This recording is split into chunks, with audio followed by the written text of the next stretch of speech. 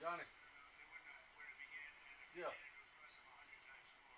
What's up? So I would say he should call the governor, Christie, and I'm sure you. Yeah, I need a half a pallet of 50-50 red. The state is a disaster, and he doesn't do this. Well, they have the original Alcatraz. Is that a half a pallet? So you guys can approve him being able to set one of these up over there. I'm sure the secretary would be happy to do that. And you said it's out for delivery now? My sense is he's probably not going to bite on that, but I don't know that they'd be able to come in at cost because they tried to do this high-speed rail. They spent like 150 billion, no tracks. We've got a privately funded rail in Florida from Miami to Orlando, cost the taxpayers Yeah, I got one from y'all not too long ago. I got a half a pallet of gold so from just y'all. a much different approach between states. Well. We're not going to let him get anywhere. Since I've been here, I moved over here in October to the new location. I've ordered oil and antifreeze since I've been here. Study this because he could learn a lot. When's the first person checking into the room, sir? No. Tomorrow? 3024 Donnelly Holloway. Doctors, they have all the professionals. There's going to be a security sweep because there have been civilians Donald here. Lee So Holloway. sweep this multiple times to make sure there's nothing can be used as weapons or any It's kind of exit 12 off 285. It's one exit north of 20. Really up to Secretary. I know we're up past the petrol. so they'll be ready to receive. Yeah, I've got antifreeze and oil delivered here from y'all. That is wrong. It's probably 62 degrees here. I've talked to a bunch of people. Alex. I got a bunch of good enough people on my phone. He wanted me. It didn't work out that way, but it was a girl. I thought it was a girl that was my saleswoman. Things, and they're both telling me that these people come in here, they want to go home, and they want to go home, so we immediately send them home. Yeah, that's when we was over in Lithonia. Look, what we inherited from this guy, this incompetent. I think it's Protect. Wherever y'all sent me last time. Radical left, lunatic, communist, whatever you want to say. No, let me go look at it. Hold on. What we inherited should never ever be done. But they've made it so. Salads. This is all because of an open border policy where 25 million people flood in. From all over the world, from prisons, from all over the world they flood in. For no reason whatsoever. When I left, we had a very powerful border. We had no problem. He opened it up. Day one, just opened the border. People couldn't believe it. They were standing there. They said, what are they doing? They said, go in. You look at the first day tapes. They opened it up and they said, go in. And that's where all of this began. But this is an amazing thing that they've done here. But listen, people don't have to come here. If they self-deport and go home, they can come back legally. We will let them come back legally. And there is a lot of self-deportation. Yes. But if you wait and we bring you to this facility, you don't ever get to come back to America. You don't get the chance to come back and be an American again and work here. They weren't with us when President and Secretary Kevin and I, we went through the intake. So right when you do the intake, they have the information about voluntary departure. They have the ability, obviously you guys are funding that. It's a lot cheaper to do it that way. So even if they get brought to the front doorstep here, they still have an opportunity to just go back voluntarily. And then this way they're not. We can put them on a plane that day and take them home. We'll buy their plane ticket, go home, and then they get the chance to come back legally. If they wait and say we're not going to do that, they can come back legally after a period. Yeah. Recently about the idea of finding some way to get farm workforce and service sector workforce, and I think you've discussed somehow a program of people leaving on a sponsorship and coming right back. Can you give us a little more detail about that and why, in the views of hardliners, it's not happening? Take care of the workers and hotel workers and various other people, and we're working on it right now, and Ron's going to be involved, and you're involved. So we have a lot of cases where ICE will go into a farm, and there's a guy's working there for 10, 15 years. The farmers know. We're going to put it's called farmer responsibility or owner responsibility, where they're going to be largely responsible for these people, and they know these people. They've worked on the farms for 15 years, and all of a sudden, so I have a great, Ron does, Christy does, we have a great feeling for the farmer and for others in the same position. And we're going to give them responsibility for people. And we're going to have a system of signing them up so they don't have to go. They can be here legally. They can pay taxes and everything else. They're not getting citizenship, but they get other things. And the farmers need them. Without those people, you're not going to be able to run your farm. President, you and the governor tangled pretty hard in the 2024 election. You stand here now. understand you're now as partners on this effort. How would you describe the relationship, and what future does Governor DeSantis have? I think it's a 10. Maybe 9-9, because there might be a couple of little wounds. So maybe it's 9-9. I think we have a 10. We get along good. Well, the thing about it is, I endorsed him immediately in January 2024. I raised one of his PACs millions and millions of dollars. And obviously, we saved him a lot of money in Florida because Florida was a deep red state. He didn't even have to do a rally in Florida, whereas 2016 and 20, this was like ground zero.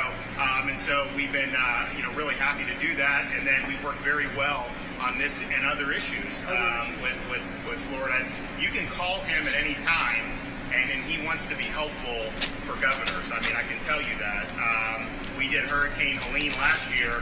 You didn't hear from the president at the time then, but with President Trump, we know immediately. You just make the phone call. Another follow-up question. I'm sorry. Like another thing you inherited. How firm are you going to be with Netanyahu about ending the war in Gaza? Very firm. But he wants it too. I will say. He's coming here next week. He wants to end it too. We had a tremendous success with Iran. They won't have me. Somebody said, "When are you going to sign?" I said, "Sign? They are so bombed out." Did you see the report issued this morning? The place was decimated. It'll be years before anybody even gets down there. So that's not a priority, but we'll have a report and we'll have whatever we want. We'll get whatever we want from Iran. And I think, and I hope they want to have a good country. They have massive sanctions right now, biting sanctions.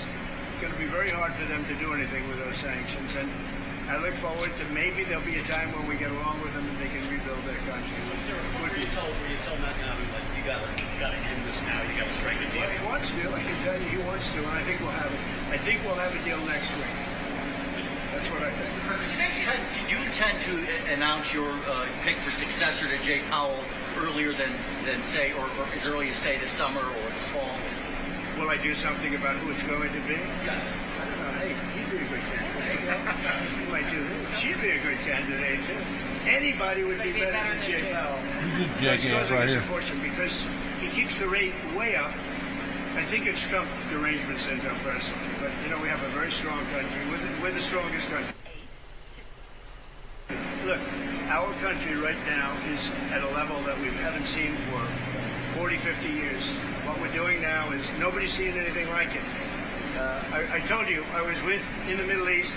The King of Saudi Arabia said to me very strongly, he said, "You know what? A year ago you had a dead country. Now you have the hottest country in the world." We do. We're the hottest country in the world. Thank you very much.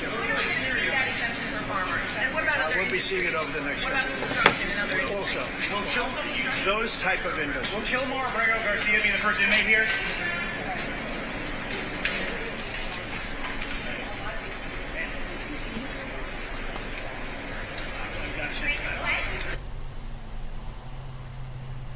All right, so we saw the president there on his way to that room right there for the roundtable discussion.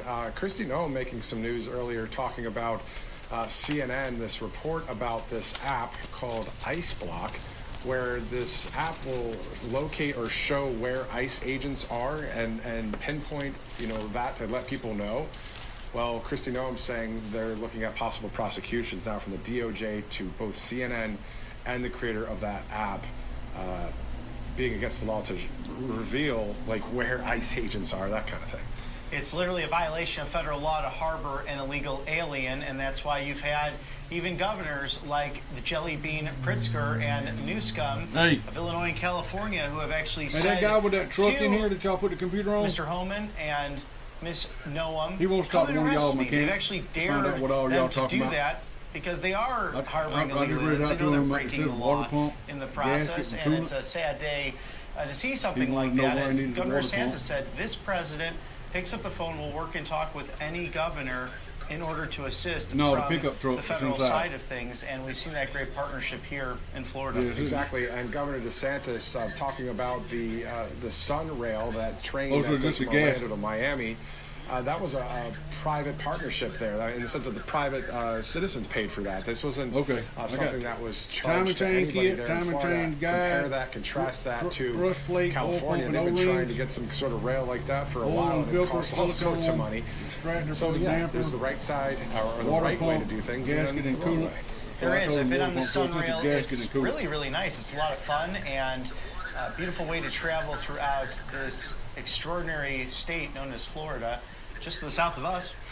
Exactly. And the Gulf of America, of course, President Trump sporting that hat today. This week is hopefully going to be kind of fun. Hopefully a lot of wins happen in our country. I got 8 hours on this, what y'all great said. things happen for our nation. Y'all told me 8 hours on what y'all give me the list on. The day before on the 3rd, we'll have coverage from Iowa. President Trump to speak there for the America 250 event. Let's go there to the Alligator Alcatraz right now.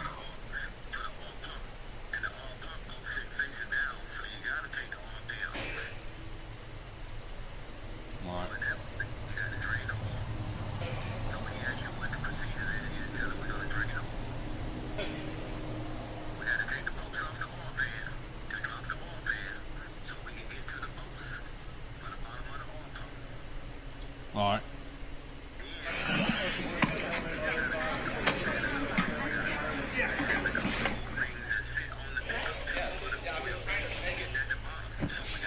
Ladies and gentlemen, please welcome the 45th and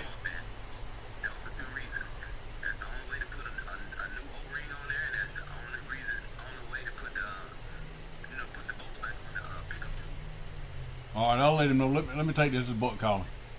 I'll call you back. All right. Hey, Buck. Hey, you get through with that yet? You get with that manager over there? Let's see, 455. That's gonna be Anisha or Danny. Annyesha, Anisha or Danny. And just, huh? All right, just let me know when you finish that, because we need to get them parts over at Whatchamacallit. And you got them 2 checks for TNT. Okay, hit me up and let me know so I can bill them out. All right, just let me know when they sign off on it. All right, bye-bye. and 47th President of the United States, Donald J. Trump.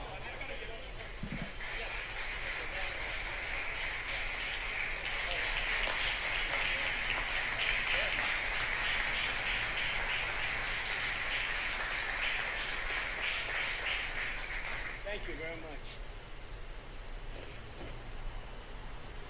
They've done a fantastic job. Even the microphone works well. That's good. Wow. Well, I'd like to just thank everybody for the incredible job they've done. I love the state. As you know, Ron and I have had a really great relationship for a long time. One side of Florida is in the Gulf of America. Off period for a couple of days, but it didn't last long. It didn't last long, and a lot of respect for each other. And it's a great honor to be deep in Florida, the Florida Everglades, to open America's newest migrant detention center. It's incredibly built, and you're seeing that yourself. That's why I said, let the press join us on our walk so they can see what's happening. It's known as Alligator Alcatraz, which is very appropriate because I looked outside and that's not a place I want to go hiking anytime soon. But very soon this facility will house some of the most menacing migrants, some of the most vicious people on the planet.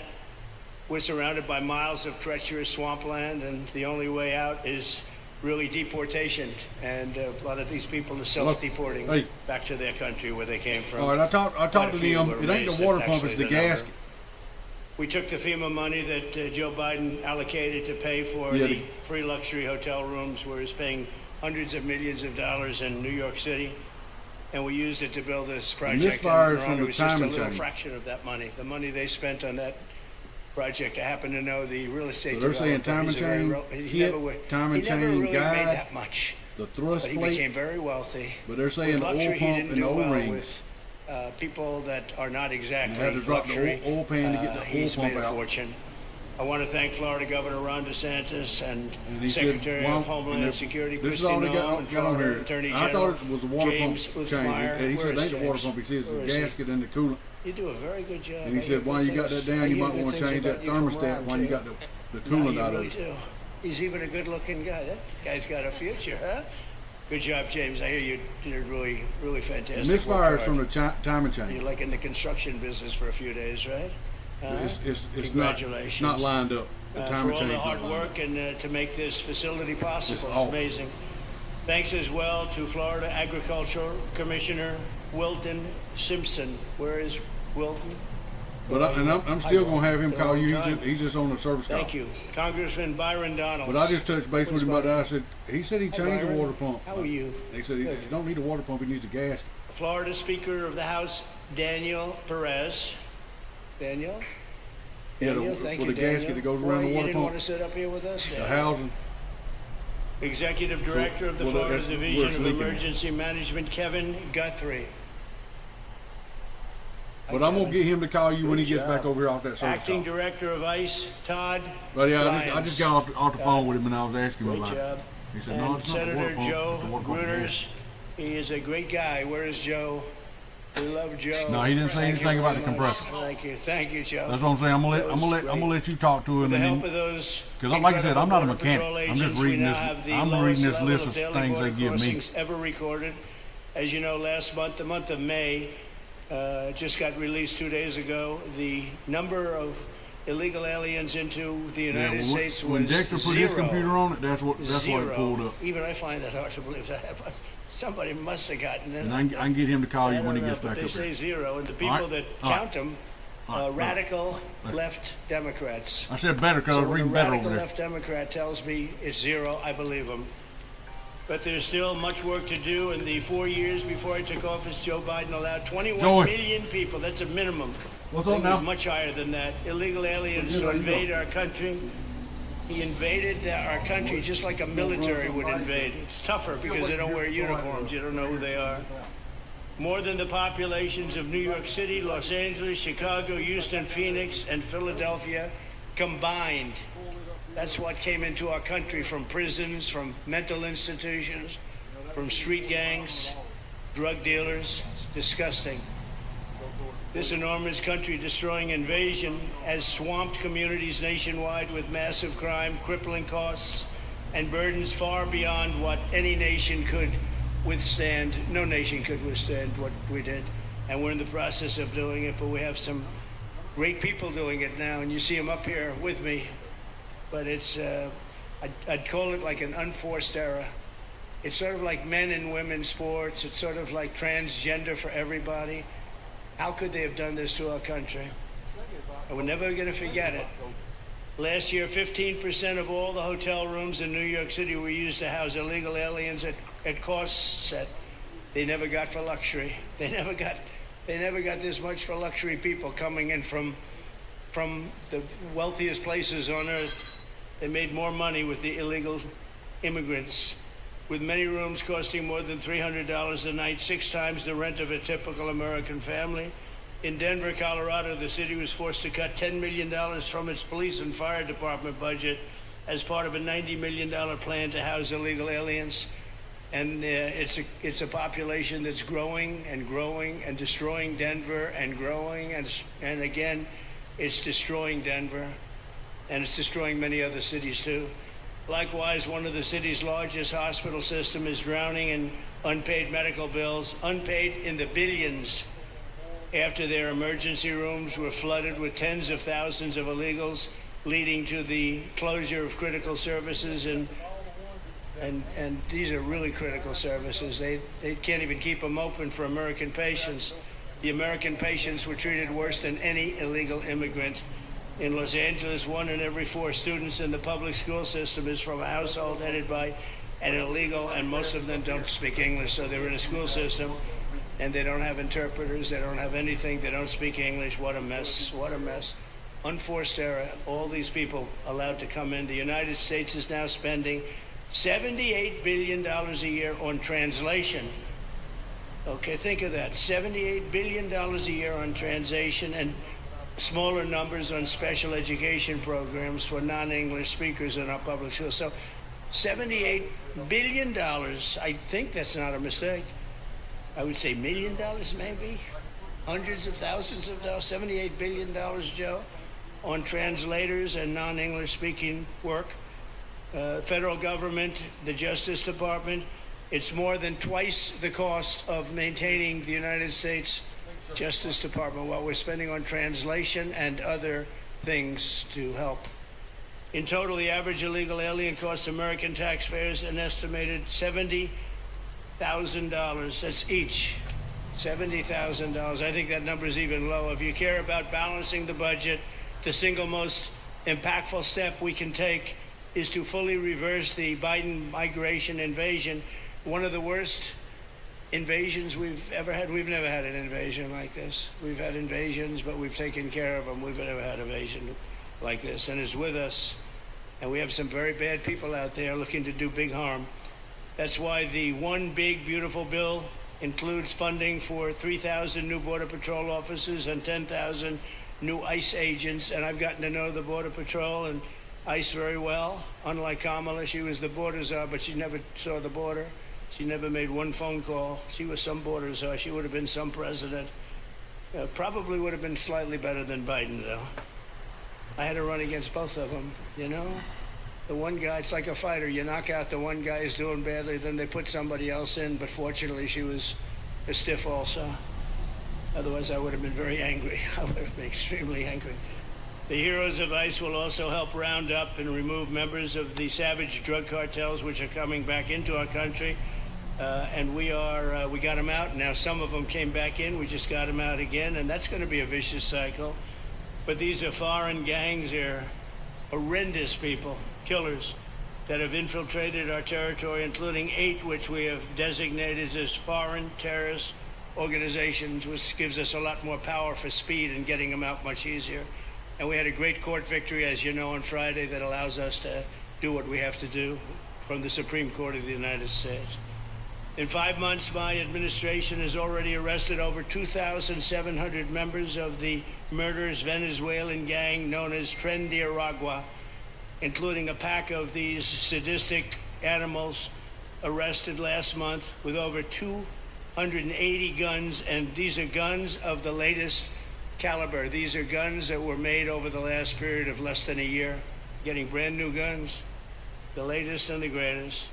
Every day, our brave law enforcement officers are hunting down and deporting migrant criminals who have committed heinous crimes, including more than 13,000 murderers, 11,888 to be exact, but I'd probably say the 13,000 is right also.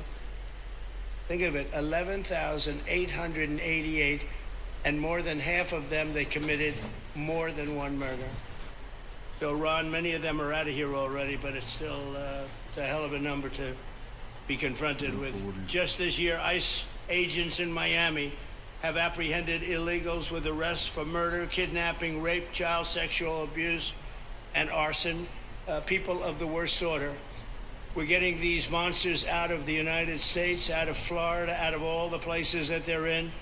And on January 20th, I signed an executive order empowering governors and state police to be deputized to enforce federal immigration laws, and Ron's already taken advantage of it. It's a tremendous advantage for the states.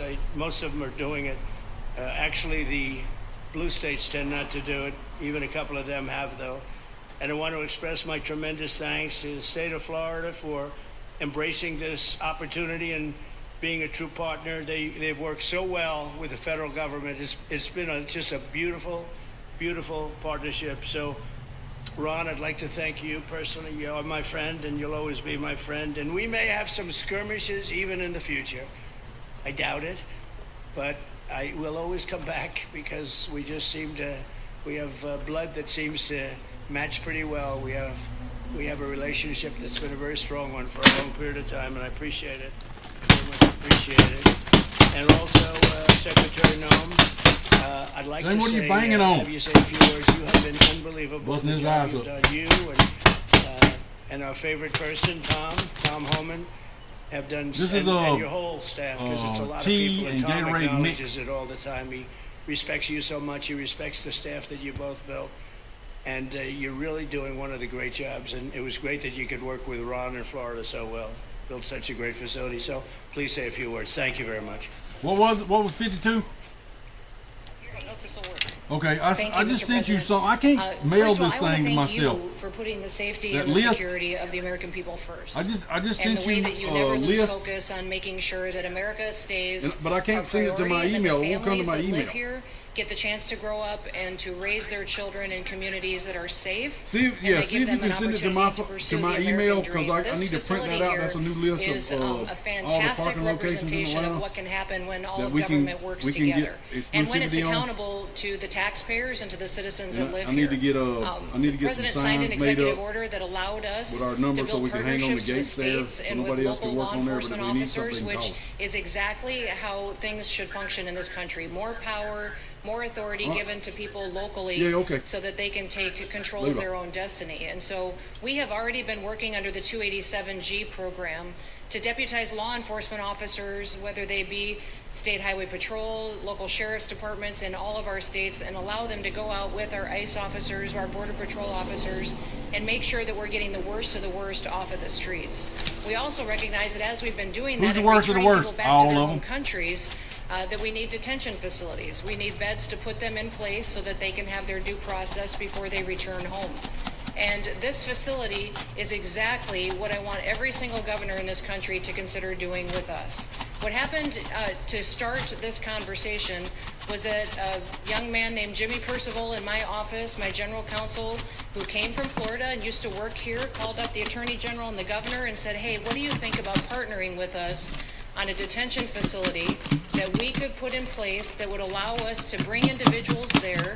There's an airstrip close by. You guys volunteered the assets that you have and the connections that you have, and worked with Kevin extensively so that we could come here, have their due process given, and return them home to their countries. And in 8 days, this facility has been stood up. And I want everybody to recognize the detention facilities that ICE adheres to is a higher standard than is required at state level, at local Department of Corrections facilities, sheriff's offices. This is a state-of-the-art facility, air-conditioned, isolated though for security purposes, which is very helpful.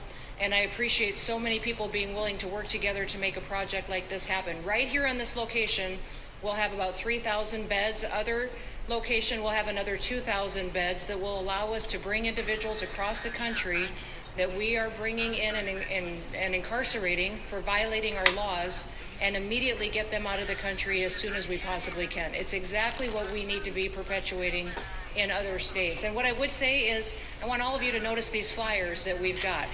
Is that everybody who sees these flyers, or anybody who sees these news clips, should know you can still go home on your own. You can self-deport. If you go on the CBP Home app and go home now, you will get the chance to come back to the United States legally. You will get the chance to come back and do it the right way. If you don't, you may end up here. And you may end up here and being processed, deported out of this country, and never get the chance to come back. That is the consequences of breaking the law in the United States of America. Listen, our job is to uphold the law. This is a country of laws. We have a border now, and because we have a president that cares and recognizes that we need to be a nation of borders and a nation that upholds the law. If you break the law, there's consequences. We will deport you, and you will never get to be a United States citizen. You'll never even get to come back here and work and to pursue the American dream. But if you decide you want to go home now, go home, and we'll help facilitate it. We'll buy your plane ticket. We'll get you there. In fact, I just got back from Panama, Costa Rica, Guatemala, Honduras. Those countries are excited to get their citizens home. They're setting up programs to loan them money to buy houses when they get there, help them with food assistance, get their children educated, scholarships. They want their citizens that are living here in the United States illegally to come home and to be a part of their economy and help their countries grow. So this is a win-win for everyone. And I just want to end, Mr. President, by thanking our law enforcement officers, by thanking our ICE officers and our Border Patrol officers for what they do every day. They are out on the streets, and violence against them has increased over 500% since Trump has gone back into the White House, because he's upholding the law and because a bunch of liberals, socialists, and Marxists are out there lying about what President Trump is doing. President Trump is upholding freedom by what he is doing. The freedom to live safely in this country and to do things legally and to have justice.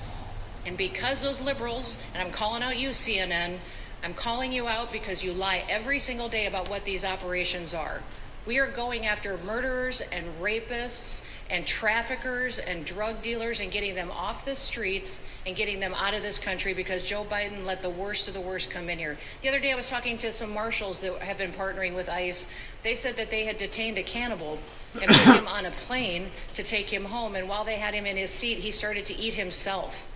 And they had to get him off and get him medical attention. These are the kind of deranged Lord of mercy, he must have been hungry. that are on our streets Y'all need to in get. America He was hangry. that we're trying to target and get out Get of that our boy some country Doritos or because something. they are so deranged they don't belong here. Like And they shouldn't be walking the streets with their crackers. children, and they shouldn't be living in the Or give him communities some with hot their sauce.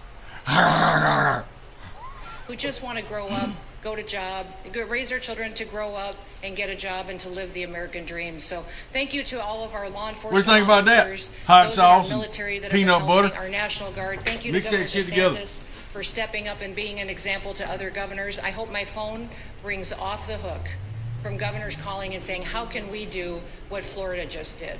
How can we do exactly what they did? Because we need this big, beautiful bill.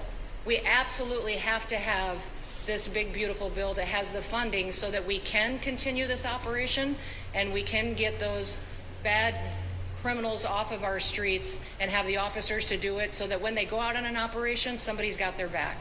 Somebody's got their back, they can do it safely, and they can go home to their families at night too. So this bill needs to pass through Congress so we have the resources at the Department of Homeland Security to make sure that our homeland truly is secure. And Mr. President, thank you for Stephen Miller. I just want to thank you for him. This guy calls me night and day and tells me all of his wise advice and wisdom, but he's a rock star because he loves this country and he's passionate about making sure that nobody is prioritized over an American citizen. We love everybody. We do. We love everybody. Not everybody. But, well, a lot of people. But we shouldn't be putting people illegally above citizens. We should be making sure that we do things right, and that's what America has always stood for, and we're an example to the rest of the world because we do it right. So, Mr. President, you surround yourself with great people, and I think that's because everybody wants to work for the greatest president that the United States has ever had, and that's President Donald J. Trump. So thank you, sir. Thank you. Thank you. Thank you very much. And I have to say that, when Christie's name was put before me by Tom Homan, by the way, because I wanted him for the border, and somehow I thought that was going to be good in that sort. But he didn't want the upper job, and I said, who do you recommend? Christie Noem. I said, oh, are you kidding? She's great, but she's such a fine, elegant person. He said, sir, she's tough as hell. I said, are you sure? You are tough as hell, I tell you, and you do it in a very nice way, but you are, if you ever saw her ride a horse, she rides a horse like she should be in the rodeo. She's like an unbelievable horse person, and you've done a fantastic job, and Steve Miller would even agree to that, and he likes nobody, by the way. I don't think he likes anybody. And another one we like is Ron. And Ron, would you say a few words, please? Sure. Well, thank you, Mr. President. Welcome back to Florida, and I think this is the first time you've been back since the events of a couple weeks. So just let me say, as somebody that was serving on active duty in Iraq back in the day, we witnessed the number of our troops that were killed or wounded by the Iranians. We know that they're a militant Islamic regime that was hell-bent on getting nuclear weapons, and under Joe Biden, they were about to get nuclear weapons. And because of your strong actions, those dreams and those ambitions have been reduced to rubble. And I thank you. I know a lot of veterans thank you, and people in Florida really thank you for stepping up and really making a strong, tough, but strong decision. I think we're much safer as a result of that. Now, on the immigration, I think President Trump's election represented the chance for us to finally solve this illegal immigration and border problem once and for all. That's red. I knew he was going to do the border, Gatorade, although he red did it very Gatorade. quickly and very thoroughly. I think that no one can say that that's red's been like my anything favorite but flavor a now. spectacular success. But then we have the issue of Biden let in found how some many of those millions of Kroger. people, and you had millions that had been in over decades They only had previous one to that. jug. You can't have One a country can.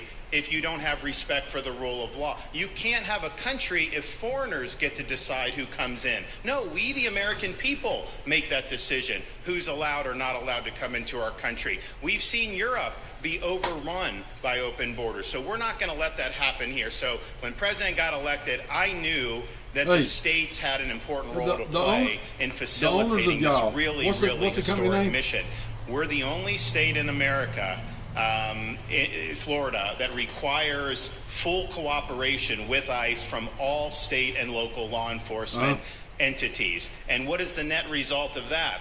We have these agreements for these 287G task force with sheriff's departments, police departments, state agencies, and it's really instrumental in rounding up a lot of really bad people who shouldn't be here. If you look at the number of those full-blown 287G agreements that have been executed around the country, the state of Florida accounts for 60% of those. If you look at the number of immigration arrests of illegal aliens on any given day, the arrests happening in Florida constitute between 15 and 20% nationwide. So we're all in on this because we understand how important it is to our citizens. It crowds schools, it crowds medical, it crowds housing. Yes, you have illegal alien crime as well, and people want the problem solved. And the only way we're going to solve it is if states like Florida step up and help the president, help Secretary Noem get the job done. Now, this facility here was really in response to us working with DHS and ICE from the time the president got sworn in, and the number one thing they kept coming back to was, Biden decimated the agency. I mean, let's just be clear. You could have illegals in Florida. Biden would just release them. Even when they had notices or they had orders to be removed, Biden wouldn't send them back. So their interior enforcement collapsed under Biden. So they're building it back up. They're like, we need detention space in order to be able to bring about more deportations. And so what we have here is can hold 3,000 now. We have 2,000 facility up at Camp Blanding that we're going to be open, which is our National Guard site. But think about what you have here. They come here, say they already or been ordered to be deported. You drive them 2,000 feet to the runway, and then they're gone. It's a one-stop shop. And this airport that's been here for a long time is the perfectly secure location. It's going to make a big difference. And let me just thank everyone who was involved. We got the call from DHS a little bit more than a week ago. And here we are 8 days later with this facility open, and as soon as Air Force One departs, it'll be swept and it'll be open for business to be able to do. But our goal here is to process them and be able to effectuate their return to their home country. This is the opposite of what they were doing in New York by just putting them up in a hotel and then just letting them stay there indefinitely. No, we want to be able to send back. And when you walk into the processing, the president and I, Secretary Noem, Kevin Guthrie, walk through that initial intake. The first thing you see is information on how to go home on your own. Why would you want to come through Alligator, Alcatraz if you can just go home on your own? I think a lot of people are going to make that decision. So you're going to have a lot of deportations that are going to be done by the administration, but I think you're going to have a lot of voluntary as well. So this is a force multiplier for the president's efforts. I would just say and echo what Secretary Noem says. There is no reason why other states can't be doing it. And I know Louisiana, Texas, a couple of them. But we've got if only the red states did this, they would be able to expand their capacity by tens of thousands, maybe 50, 100,000 on a given day. That's how you really start to make a difference. And so we're proud to be able to partner with the Trump administration on that. Mr. President, thanks for coming down. I think you highlighting this is going to move the needle in a big way throughout the country, and I think it's going to help all of us achieve the really big results that I think our voters want to see. Thank you. Great job. Thank you. Thank you, Mr. President, for the opportunity. My name is Kevin Guthrie. I'm the Executive Director of the Florida Division of Emergency Management. I'd also like to thank President Trump and the Department of Homeland Security Secretary Noem for joining us here today and for their continued support. I want to thank first by thanking the man to my right, and that's Governor Ron DeSantis, whose bold leadership and swift action made this project possible. Make no mistake, this facility would not be standing here without the President, the Secretary, and the Governor's vision and determination to uphold the rule of law. Florida is and will always be a law and order state. Even before the President took office, the Governor made it clear that illegal immigration would not be tolerated in the state of Florida. When the President and the Secretary asked Florida to help, the Governor empowered our state and private partners to work collaboratively and deliver real results on a rapid timeline. The Florida Division of Emergency Management is best known for leading the nation and hurricane response and other natural disasters. We understand how to act fast without bureaucracy in the face of any emergency. Our teams built roads in 8 hours, bridges in 3 days, base camps in 72 hours, and full causeways in 2 weeks. Getting things done quickly, efficiently, and correctly is at the core of our mission. We simply just want to be the best at what we do in the nation. When the governor called me, and we answered, and we were proud to bring our logistical expertise to the table. We know how to set up base camps for guardsmen, first responders, linemen, volunteers, and other aid sources, and distribute that in a matter of days before a storm. We're able to translate this knowledge to what we did here at Alligator Alcatraz. Florida has put the best teams together who check their individual logos and egos at the door to get this done. Not just for you, Governor, but Mr. President, for you as well. There are over 13 different vendors that came together to get this solved in 8 days. Truly a whole of private sector partnership to get that done. Behind you on these boards, in only 8 days, we have built a fully compliant detention facility with a detainee capacity of up to 3,000 people, with room for additional capacity if you asked us to do so. The detention facility includes over 158,000 square feet of housing and is a fully aluminum frame structure rated for winds of 110 miles an hour or a high-end Category 2 for those people that don't think that we're taking that into consideration. This is Florida, by the way. Power supply is fully redundant with backup generators in place. We've put a staff village here on site with a capacity of 1,000. Our services are hot meal 3 times a day, 24/7 medical facility, pharmacy, air conditioning, access to indoor and outdoor rec yards, legal and clergy support services, laundry. Our security element is over 200 security cameras throughout the facility, more than 28,000 feet of barbed wire, 400 plus security personnel to include 200 men and women, soldiers and airmen underneath Major General John Haas's command as the Adjutant General of Florida. Did you touch base with them? It's all surrounded, as you pointed out, Mr. President, by 10 miles of beautiful Florida Everglades. Metropolitan is what you just cut. Contingencies, as with all state correctional facilities, we have a hurricane plan. You're going to terror. We will not wait for a Cat 2. We will follow our normal evacuation procedures as we do for any other facility statewide in our great state of Florida. When you get down there. We have on-site fire and EMS resources so that we do not locally some tacos too, Gibson, with any type of response. All in all, sir, this has been a perfect Gibson, I need some tacos exercise for this hurricane season. Everything we did here in the last 8 days. Where's Cassie at? God forbid, if we have a hurricane, we're going to do it again. This was a dress rehearsal for us, and we are ready, willing, and able to support you, sir, the governor, secretary, and everything that you need us to do. Just a week ago, it was a taxiway and a runway, and now is a fully functioning facility. We are happy to support you, Mr. President, Governor, Secretary. Thank you.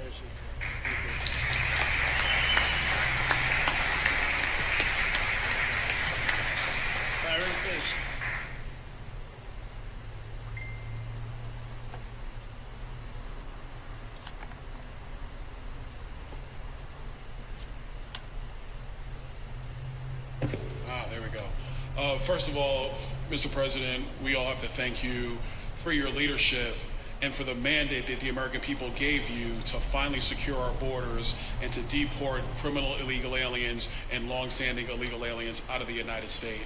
That is a mandate given to you by the American people. I know Secretary Noem, Stephen Miller, Governor DeSantis, myself, on behalf of the other members of Congress in the Senate, and of course here in Florida, we are behind you 100% in that mission. To the governor, I really appreciate you and commend you for your leadership on this, taking swift, decisive action to building this facility.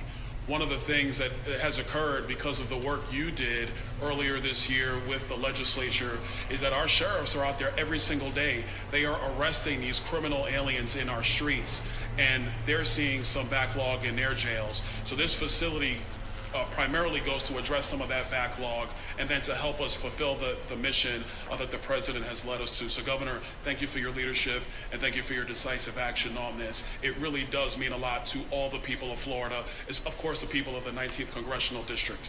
Secretary Noem, I mean, what can I say? The president's right. You're double tough. So we appreciate all your leadership. You and Tom Homan have been doing a great job. And I'm actually going back to D.C. after this because we have to vote on one big, beautiful bill in the House. We have to get that to the president's desk so we can get you the resources that you need to fulfill the mission that the American people have asked us to do. I totally agree with what Mr. Guthrie has said. This is a logistical marvel when something like this occurs. We've seen Florida Department of Emergency Management answer the bell time and time again. The governor has said we need to accomplish this. We were just talking about you, Cassie. That job done.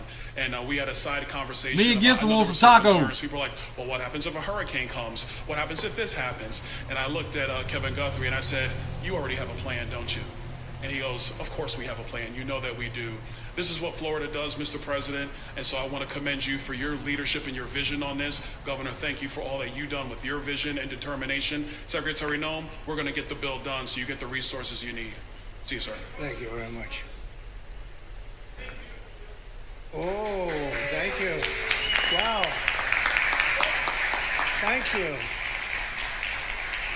I'm waiting, listening to these wonderful words, and they are music to my ears, but I was also wondering how we're doing, because I know this is prime time.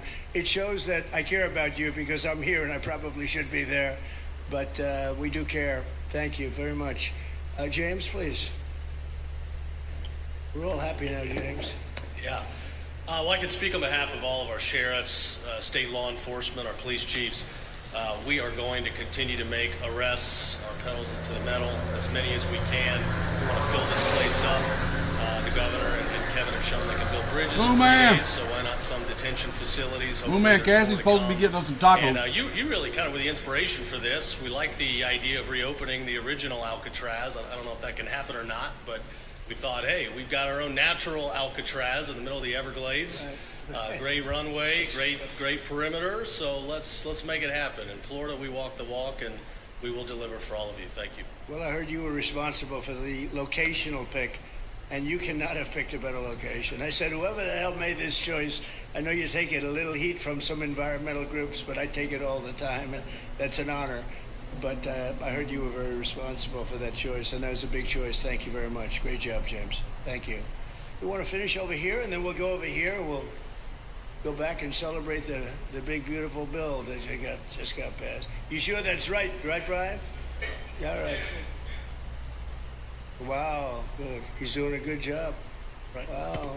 Mr. President, first of all, I just want to say how grateful we are that you're back here in your home state of Florida. You've been doing an amazing job, not only at our border, but around the world, keeping this country safe and Americans. We are grateful for your leadership. God had a plan for us, and it was Donald Trump. So thank you for that. As a member of the Immigration Board and as the Commissioner of Agriculture of this state, I've been happy to help lead with the governor and the rest of the cabinet on this issue.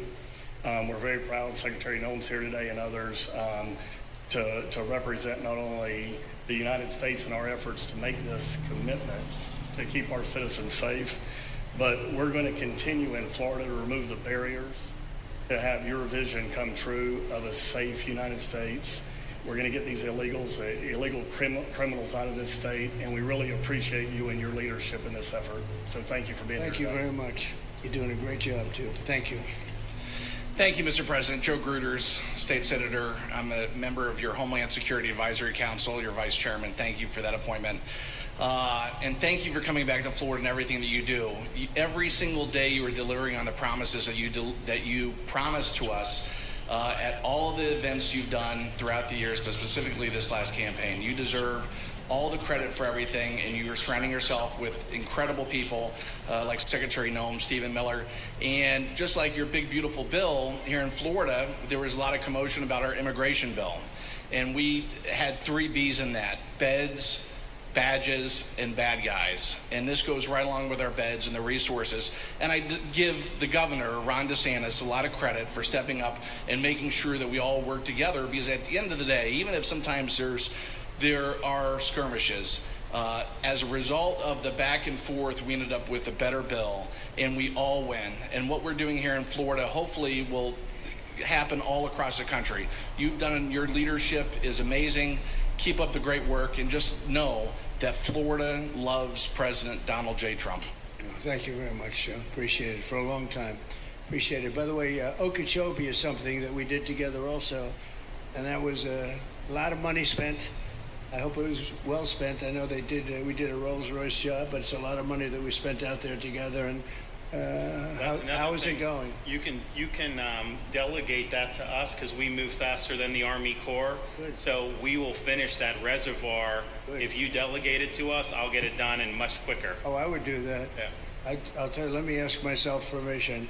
Permission granted. Go ahead, get the thing, get it complete. You want to do that? All right, we're gonna go talk to the Army Corps then after this. Good. You can move faster, actually. Please. I think it. Sir, just first on behalf of the men and women of ICE, we just want to thank you for allowing us to do our job again. You know, your vision and under Secretary Noem's leadership, this is what the American people want. And I hope that you see great results of what we're doing out there every day, getting the worst of the worst out of our communities. Because of you and Secretary Noem, I have the privilege to lead one of the most premier and the finest law enforcement agencies that we do have in the United States. And the men and women of HSI and ERO Miami do incredible work like you highlighted. And with the governor in the state of Florida, the partnership in Florida has been amazing. The 287G program is only going to help us to identify all those known gotaways and get the worst of the worst out of the neighborhoods. And through our Homeland Security Task Force, we are going to make America safe again. So thank you very much to both you and the Secretary. Thank you, Judd. Great job. Really great job you're doing. Thank you. Please. Good morning, Mr. President. Hi. Thank you so much for coming. Again, as Garrett Ripp, I'm the Field Office Director for ICRO here for the Miami Field Office. Incredible collaborative work we've been doing together, working with the state, working with our local partners. And again, just the 287G is going to open up that aperture and allow us to get those bad hombres off the street and get them into this facility. And we're looking forward to it. And again, just appreciate all your support. Thank you. Always thank you. You've always been so great. Thank you very much. Please. Good afternoon, Mr. President. On behalf of Air Marine Operations, my name is Andres Blanco. I'm the Executive Director for Southeast Region. AMO continues to execute and support your executive. He sounds like a Mexican. Air Get him out. Operations brings a unique capability both in the air and the What maritime passed? domains. Gives him And what in passed? partnership with our Border Patrol, OFO officers, and ERO, we continue to conduct effective operations both interior, along the border, and along the maritime approaches. Thank you very much. Good job. Good afternoon, Mr. President. Jose Figueroa. I am the acting special agent in charge for Homeland Security Investigations here in South Florida, and our office covers from Key West to Fort Pierce. Tremendous collaboration here with the state and our federal partners. HSI is conducting criminal investigations into TDA, MS-13s that are involved in human smuggling, sex trafficking of minors, and we will continue that effort with your support. Governor DeSantis, thank you very much for this facility. Looking forward to continue the great work. Thank you. Thank you very much. Steve, would you like to say something? Our star. Thank you, Mr. President. I just want to say on a personal note, getting to watch what you've done over the last 5 months to deliver on a 50-year hope and dream of the American people to secure the border. When President Trump came into office on January 20th, the United States had endured the largest wave of illegal immigration in human history. Not just American history, human history. And within just a few days, President Trump, through his strength, leadership, diplomacy, and vision, achieved the most secure border anyone in the world has ever seen. When we recently went overseas to the NATO summit, I had senior staff in foreign governments come up to me and ask me how he achieved the Trump miracle on his border and could that be replicated in their countries. For individuals who don't work in this space, to have 0 successful illegal entries in an entire month should be an impossible achievement. There's a 2,000-mile border with one of the poorest countries in the world. The big, beautiful bill and you just have passed. Open travel from 150 countries Cassie's libido into dead. Central America and South America. I can wake it up. 2 billion people in the world that would economically benefit from illegally coming to the United States. And through the deployment of the military, through the deployment of novel legal and diplomatic tools, through the building of physical infrastructure, through the empowering of ICE and Border Patrol and the entire federal law enforcement apparatus, President Trump achieved absolute border security. And now, once this legislation is passed, he will be able to make that with those resources permanent. Watching what you've done, sir, has been one of the honors of a lifetime. I'm proud to be able to play any role in it. And what President Trump is going to achieve next with the resources in this bill will make America safer, stronger, freer, more sovereign, and more prosperous than it has ever been before. Thank you, sir. Thank you, Steve. Thank you. And the bill is going to be great for Ron. It's going to be great for Florida too. There's a lot of set-asides for Florida. Some of the things that you wanted to do, and so it's great news to hear that it was approved. Do you want to take a few questions, Ron? We'll take a few questions from these. Yeah, please go ahead. Yeah. President. Thank you, Mr. President. Given the likelihood of the One Big Beautiful Bill passing, and we look forward to the success of this facility here, how many more facilities like this do you feel that the country needs in order to enact your agenda of mass deportations? Well, I think we'd like to see them in many states, really, many states. This one, I know Ron's doing a second one, at least a second one, and probably a couple of more. And, you know, at some point they might morph into a system where you're going to keep it for a long time. You know, it's not that far away from jails that take years to build, and money is spent and wasted. And, you know, like the railway that they have in California that costs like 40 times more than it was supposed to cost. The same things happens with prisons. You look at this in a short period of time, Ron, James, and some of the people that really worked on it along with our people, they did this in less than a week. And you look at it, it's incredible. The incredible thing is picking the site, because the site was one of the most natural sites. It might be as good as the real Alcatraz site. You know, it could be. Oh, that's a spooky one too, isn't it? Huh? That's a tough site. But so I really think it could last as long as they want to have it. I mean, you may morph this into, you know, your prison system, frankly, which I know you always need, unfortunately.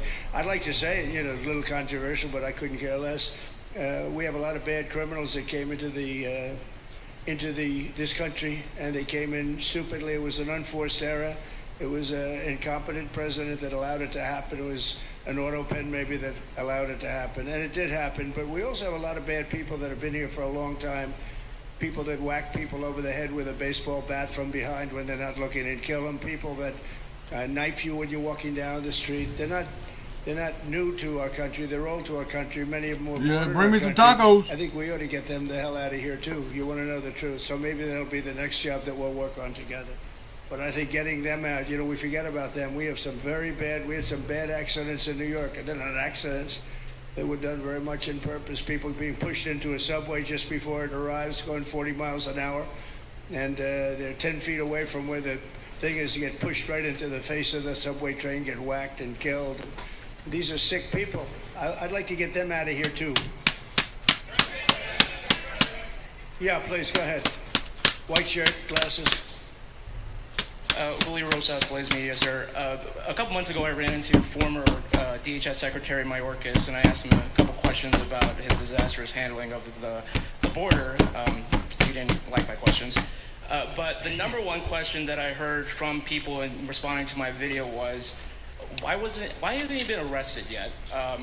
You know, obviously you guys are cleaning up the mess that was made deliberately for the past 4 years, and so people want accountability. It's great to see that the border is secured, and it's great to see the state level cooperation. But I guess I would ask you, why hasn't he been held accountable, or anybody? Well, you know, pardons were given out by to many people, and they shouldn't have been given out. Like the Unselect Committee of Political Thugs was given a pardon because they destroyed all of the information from 2 years of hearings, and they should be arrested, but they were given pardons. Was he given a pardon, Mayorkas? Was he not? I don't believe so. Well, I'd take a look at that one, because what he did is it's beyond incompetence. Something had to be done. Now, with that being said, he took orders from other people, and he was really doing the orders, and you could say he was very loyal to them, because it must have been very hard for him to stand up and sit up and, you know, talk about what he allowed to happen to this country and be serious about it. So he was given orders. If he wasn't given a pardon, I could see looking at that. In fact, why don't you take a look at it, Christian? He was impeached, but yeah, it was just a fake impeachment. It was a fake impeachment. Why don't you take a look at it? I think he was so bad. They were all so bad. Look, it was the worst president in the history of our country. We've had some bad ones. but he was the worst president. But somebody told Mayorkas to do that, and he followed orders, but that doesn't necessarily hold him harmless. So take a look at it. It's a very good question, actually. Thank you. Yeah, please. Go ahead. Yeah, where's the Epstein list at?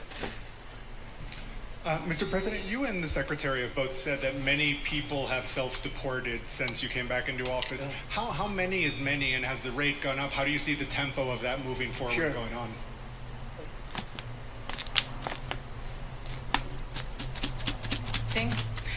We have had several 100,000, but also we have many that have self-deported, not even using the CBP Home app.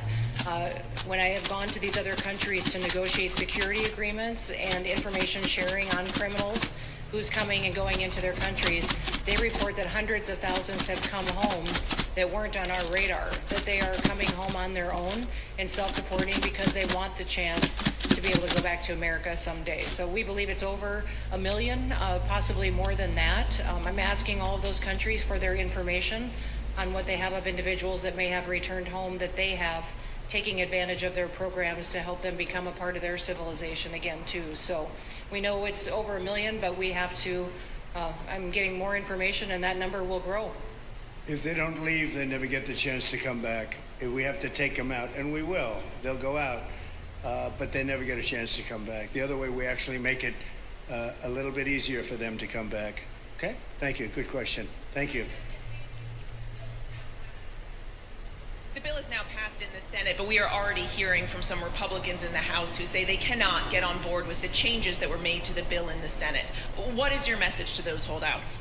Well, I just heard that about the Senate, and the bill just passed, and it tells you there's something for everyone. I mean, it's a great bill. There is something for everyone, and I think it's going to go very nicely in the House. Actually, I think it will be easier in the House than it was in the Senate. And just to be clear, on the Medicaid cuts, you've promised not to cut Medicaid, said this is all just targeting waste, fraud, and abuse. Are you saying that the estimated 11.8 million people who could lose their health coverage, that is all waste, fraud, and abuse? No, I'm not saying that. I'm saying it's going to be a very much smaller number than that, and that number will be waste, fraud, and abuse. And if you look, they took a much more liberal stance on the Medicaid situation than they could have. They had a tough stance and a weak stance. They took not a very strong stance on that to start off, and it's waste, fraud, and abuse, and everybody wants that covered. What number is that? What analysis are you seeing? Cassie, that's what I was hoping for Christmas. I know it's much less than the number you gave, and we really were very, very cognizant of three things. Social Security, we're going to take care of it beautifully. Medicare and Medicaid, and we are going to save it, whereas the Democrats are going to, you won't have it. They will destroy Medicare and Medicaid, and they have to because their numbers don't work. So it's not going to happen. Cassie, do a thumbs up over there. They have made it so bad already, they're going to make it a lot worse. Y'all on the YouTube side, do a thumbs up, please. So Thank we're going to have no problem with Medicaid or don't see no thumbs up over there. Security. Mine was the first one. Yeah. Claire Gall with Wink News in Fort Myers. What is your direction to ICE when it comes to arresting farm workers here illegally, other workers in industries that are pretty critical to Florida's economy? Yeah. Well, we're very much cognizant of that, and as you know, I won the farmers by 92%, and I'm not going to be abandoning Chapman. my farmers. We were strong on the borders, but we're also strong for the farmers Hello? and for others in the hotel industry, etc. You know, we have similar situations, and Christy and I, and we'll don't show no thumbs up over there, Moon Man. States. We're going to work something where the farmers can be responsible for some of the people that have, and they have people around for 10, 15 years that they know very well. We're going to put them responsible, and we're going to issue a form of a card or document, and the farmer's going to be responsible for these people. They're not going to have citizenship, but they'll be working, they'll be paying taxes. We need to get our farmers the people they need, otherwise our farmers aren't going to be able to do their land. You know, it was tried once before, many, many years ago, where there was a very strong guy, and he got everybody out, and every farm almost in the country, but every farm in California, every farm in Iowa, almost all the farms went bankrupt. They had nobody to work, and we don't want to have that situation. So we're going to work it. We're going to put our farmers and others in charge of the people that they have under them. They know the people, and I think it's going to work out really well. We're going to take care of our farmers, but we're going to get the criminals out. Okay? Yeah, go ahead, please. Thank you. Mr. President, how do you respond to critics who fear that a 3,000-bed detention center and the waste that could produce will pollute the surrounding federal protected land, including land that both administrations have invested billions of dollars in restoring? Well, I was one of those that invested billions of dollars and hundreds of millions of dollars right here in the Meadowlands, but in the Everglades, and the Meadowlands too in New York. If you look at what we did up there, speaking of the Meadowlands, a lot of places like this, but this is a very unique one. One thing I'll say about this land, we'll be gone 1,000,000 years and this land is still going to be here. It's not going to be much different. You'll have the water moccasins, you'll have the alligators. You may not have people, but you're going to have all those animals. They're going to be around, and you got plenty of them out here. I think it was a brilliant choice, and I think almost anybody in his or her right mind would say this was a brilliant choice. I give the governor a lot of credit for using this piece of land. And in addition to that, it's on top of something that was already developed. It's an airport. You know, you have the runways, so it's already been developed. So it's not like you're dropping dirt right into the thing. There was zero movement of that. That was done many years ago because the airport's very old. But it was an abandoned railroad, an abandoned airport, and frankly, it's like perfect. And you can do expansion on this site substantially without doing anything. So the people, I heard them complaining about the Everglades. There's no, I don't think you've done anything to the Everglades. I think you're just enhancing it. This was already here. How long has the airport been here? Decades. Many decades, yeah. And they have, Kevin, all these guys, you know, have a waste plan. Like the wastewater gets trucked out, potable water gets, literally, they have, even our DOT has put things up in case there's any seepage, which we don't. So you are literally doing this on concrete that's already here.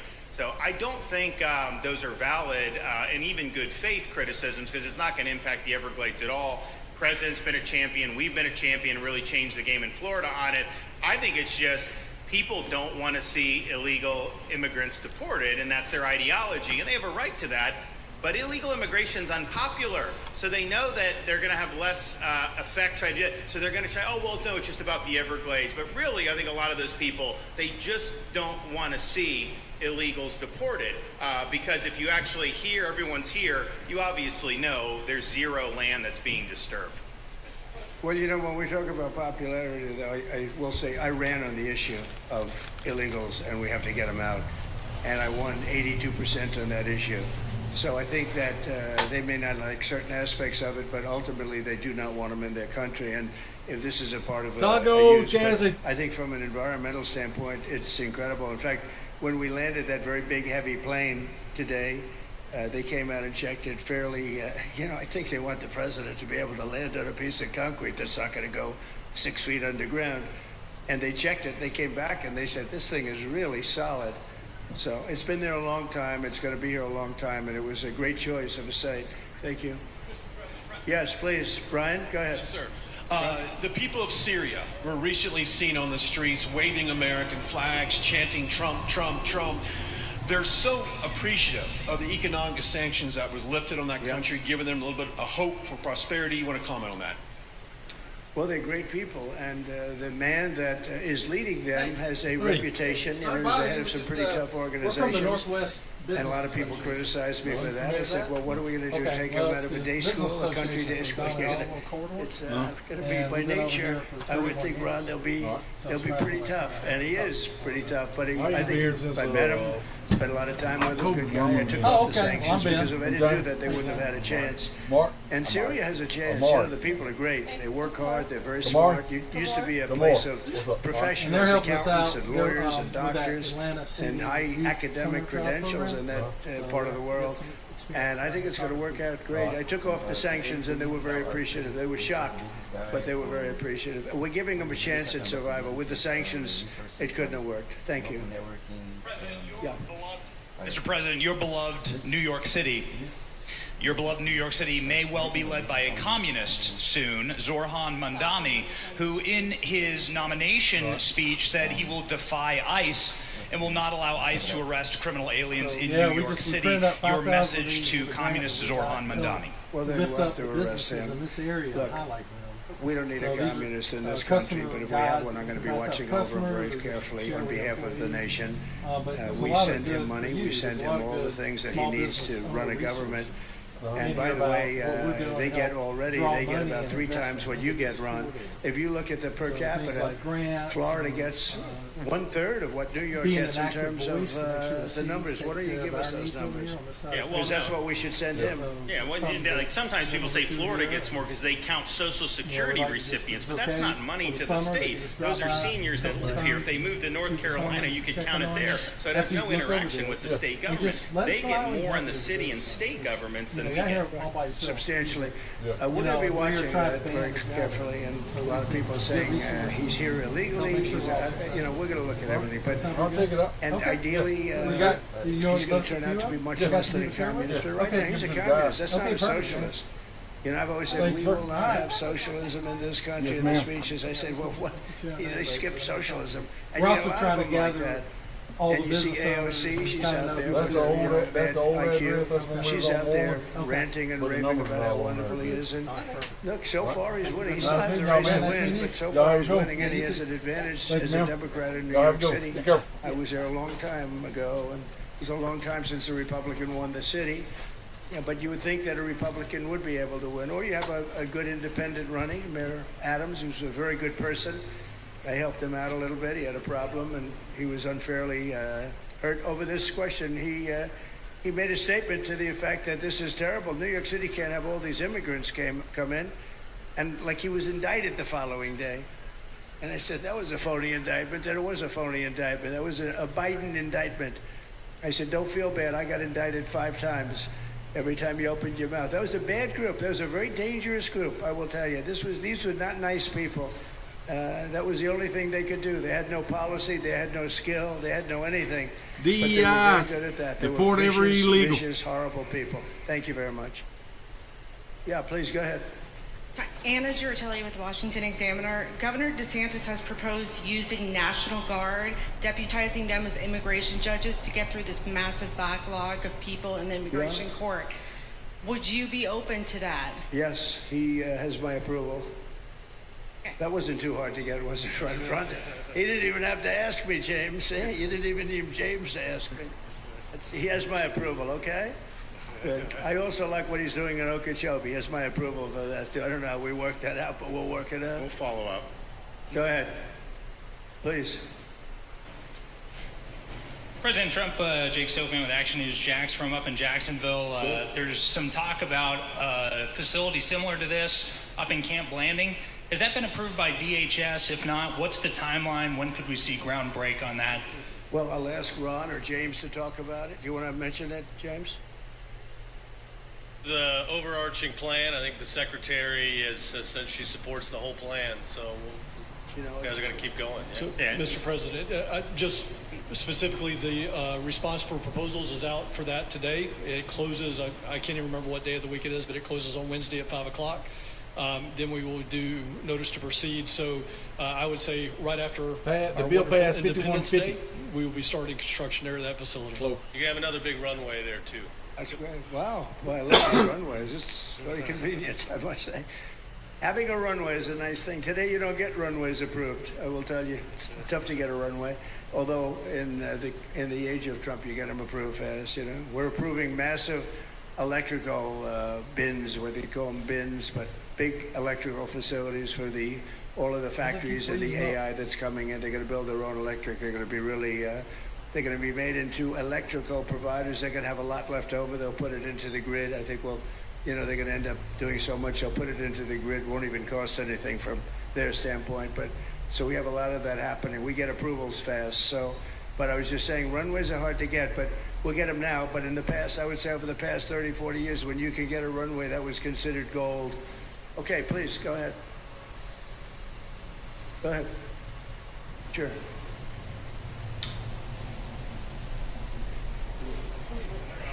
Okay, go ahead. Yes. President Trump, Laverne McGee, News 6 Orlando. You fulfilled several campaign promises along with the help of Governor Ron DeSantis. What is the next campaign promise that you plan to fulfill to the American people? So we have turned this country around in less than 6 months. And when I was away, and I was telling Ron, I was telling some others, I've said it a little publicly, I guess, but I met a lot of very important people. The King of Saudi Arabia, I was there 2 weeks ago, and Qatar, the leader of Qatar, who's great, and the leader of UAE, who's great. These are very substantial people, very smart people, and good people.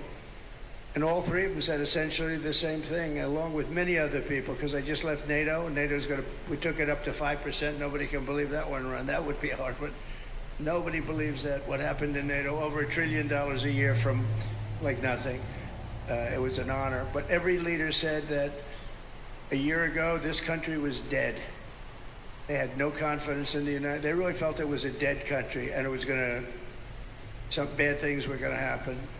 But they used the term, it was a dead country, and now they said you have the hottest country anywhere in the world. We're the hottest country in the world right now. And we turned it around fast. I thought it would take longer than this. We turned it around fast. Some of it was psychology, and we had to know how good we were.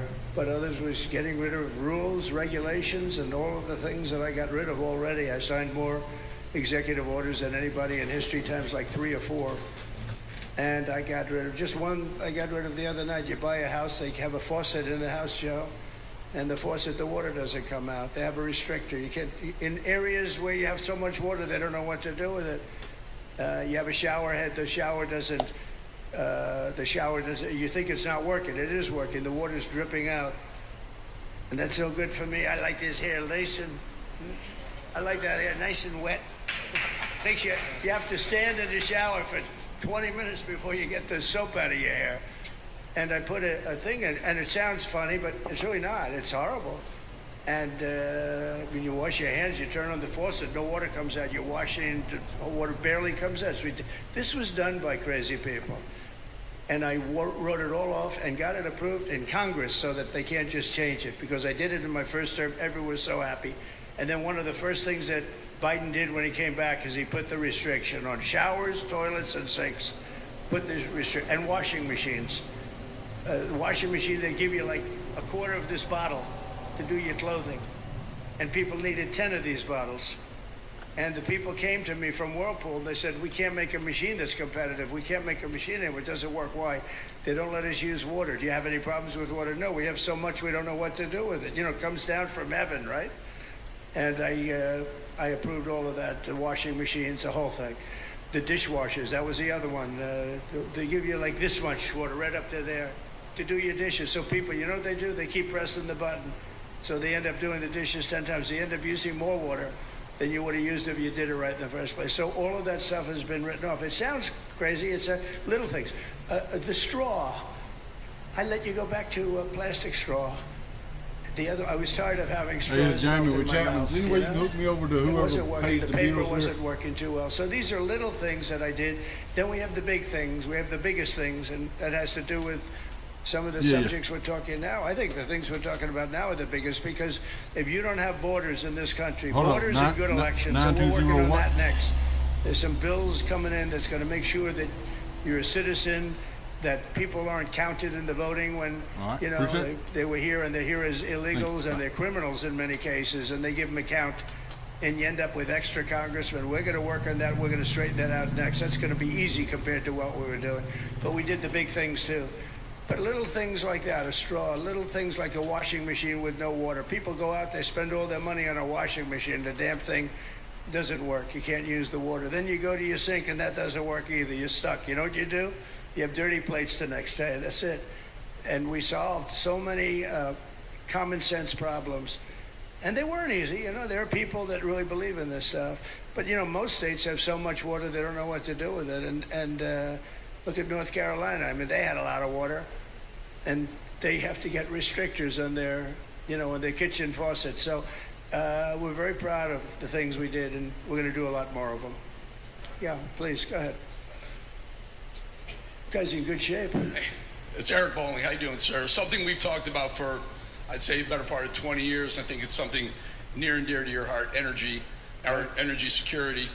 Under Joe Biden, average price of oil for the 4 years was about $79 a barrel. He drained the SPR halfway down, promised to replenish it, never did. Right. Under you, first term, $53 average price for 4 years. Biden was $78 for 8 years. It was never refilled. The question is now it's $64 or so. Yeah. What coming down rapidly. Coming down, and what a great opportunity to fix another one of Joe Biden's problems, one of the things he broke in America, giving us the energy security of an emergency SPR. Sure. Fill it to, maybe even go beyond and fill it to 1 billion barrels this time at a much cheaper price. Thoughts on the energy sector? So it holds 77 million barrels, and we had it up to the top, if you remember. And I was proud of that, and I made a deal to buy it at the lowest price of oil. It was a good deal, good instinct. And we filled it up, and when he came in, he started using it to keep oil prices down because he blew our energy policy out. Energy and his bad spending is what caused inflation. So now we have no inflation. Gasoline just hit $1.99 today in 5 states. $1.99, isn't that a nice sound? It was up to $4, and going up to 5, 6, and 7. In California, it was $7.70. But we just hit in five states $1.99, $1.98. And it's coming down to that level, so that'll be a big thing. And one of the reasons the prices are costing like that when you go to the supermarket, because I said I was going to get costs down. We're getting the costs down. Food is coming down. When I came out, my first week, if you remember, a lunatic reporter screaming at me saying, eggs are going through the roof. Man, you're getting old. Eggs. I said, I just got here. I didn't know anything about eggs. I had to call you. And I said, look, I just got here. Tell me the problem. Well, they doubled in price, and they're going to be 5 or 6 times higher. They were right, actually. I said, let me work on it. And now we have eggs down to the same number as it was when I first came in. You know, we lowered the cost of groceries. A simple word like that, groceries. It was like almost a strange word. I hadn't heard the word in so long. But what could be more beautiful than the word grocery? And we have the prices way down. We have the energy way down. Energy brought the groceries down, if you want to know the truth. So what are you doing today? So we think we're going to get it lower. Just riding around. Fill up the national strategic. It's called the Strategic National Reserves. I had it topped out. And this guy would use them every time before the election. He'd use them whenever they had an election. It was artificial. But believe it or not, as big as that are tens of hundreds of millions of barrels of oil, all filled up at low prices. But it was really meant for wars. And it wasn't meant for keeping your prices down during a holiday so that somebody could get elected. But they used it. And they didn't bring it. The only mistake you made, they didn't bring it a little down. They brought it right down to the bottom. The thing is practically empty. They never filled it up. They never spent 10 cents in filling it up. And we'll do that. When the market is right, we'll fill it up. I want to fill it up when the market's right. Thank you. How about one more question? Okay, please, in the back. Dana Marie McNichol, Fox News Channel. Mr. President, is there an expected time frame that detainees will spend here, days, weeks, months? And does that have anything to do with the immigration judges you just spoke about being trained and staffed here? When you say, what was the first part of your question? Look at the Is there a farmhouse specific thing time frame you expect the detainees to spend here? I told him to do it days, with weeks, some turkeys out there months? smoking cigarettes. Yes, here in Alligator, Alcatraz. Look, this is my home state. I love it. I love your government. I love all the people around. These are all friends of mine. They know them very well. I mean, I'm not surprised that they do so well. They're great people. Ron has been a friend of mine for a long time. I feel very comfortable in the state. I'll spend a lot of time here. I want to, for 4 years, I've got to be in Washington, and I'm okay with it because I love the White House. I even fix up the little Oval Office. I make it, it's like a diamond. It's beautiful. It's so beautiful. It wasn't maintained properly, I will tell you that. But even when it wasn't, it was still the Oval Office, so it meant a lot. But I'll spend as much time as I can here. You know, my vacation is generally here because it's convenient. I live in Palm Beach. It's my home. And I have a very nice little place, nice little cottage to stay at. Right? Sheets in there. But we have a lot of fun, and I'm a big contributor to Florida. Pay a lot of tax, and a lot of people move from New York, and I don't know what New York is going to do. A lot of people moved to Florida from New York, and it was for a lot of reasons, but one of them was taxes. The taxes are so high in New York, they're leaving. I don't know what New York's going to do about that, because some of the biggest, wealthiest people and some of the people that pay the most taxes of any people anywhere in the world, for that matter, they're moving to Florida and other places. So we're going to have to help some of these states out, I think. So it's like a cartridge. Thank you very much. I'll be here as much as I can. Very nice question. With that, I'd like to just end by saying I want to thank Ron and James and all of the people that have done such a great job, all of your staff. Really fantastic work. And it really started with site selection. You can do a great job, but if you have the wrong site in real estate, you have the wrong site, you're dead. And this was a great site selection, despite what you may read in the environmental press. Good job. And this was an honor for Christy and myself and Steve and all of our people to be here. And I also appreciate the media. They've treated us very fairly. Over the last few weeks, I've been treated very nicely. And it's so unusual. I'm not used to it, but we've gotten great accolades. Brian, I want to thank you for calling out, because I was waiting here because I knew the vote was taking place and I'm answering questions, right? So I want to thank you very much and say hello to our friends. And I will see a lot of you. Thank you very much. We're going to make America great again. Thank you very much. Thank you. Thank you.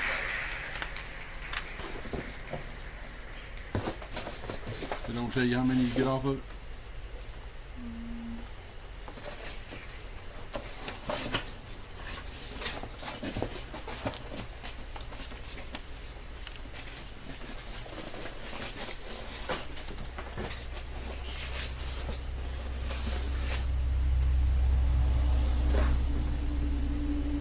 Should tell you on the box, like 2,500 prints or something.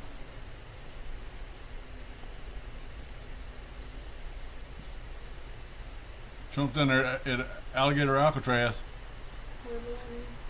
down in Florida, fixing it up for them illegals.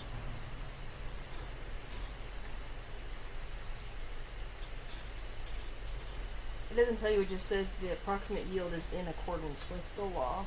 Oh, 1,200 page. 1,200? Mm-hmm. That ain't many. That's what I said. This is the smaller one. You didn't want the 760, that's $80. How many prints you get off the 760? Double that. 2,500? That's crazy. Is your mustache sweaty? Yeah. It certainly is. Here's your receipt. All right, you got that thing right? I sent you the thing. Yeah. You needed your receipt though, didn't you? No, this will pop up on the cash app. What else you got going on? Knee hurts so bad. It should hurt looking like that. That looks bad. You put like some Neosporin on it. Neosporin? Yeah. You're so funny, oh my god. That just come to me right there. Oh my god. You got mom's eggs? Right there. Where? There.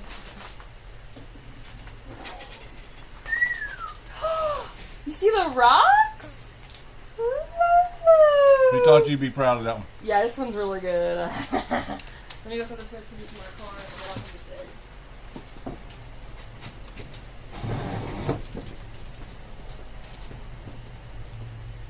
Shot with charged with a knife in the cemetery. Hey, stop. Hey, you're just being detained, bro. He's in the cemetery. Hey, don't fucking reach. Hey, don't fucking reach.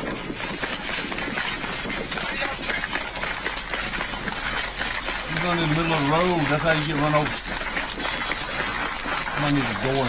Boom. Hey, don't fucking reach for anything.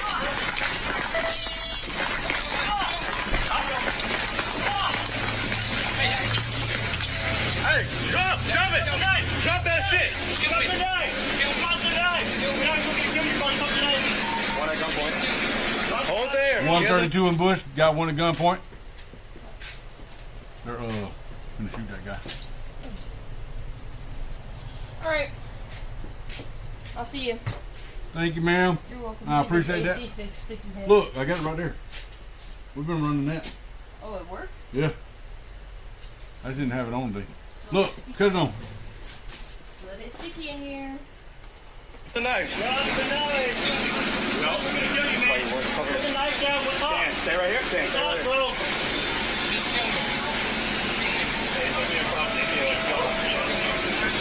Put it down. Drop it right now. Turn around. Walk back towards us. Come on, man. Be cool.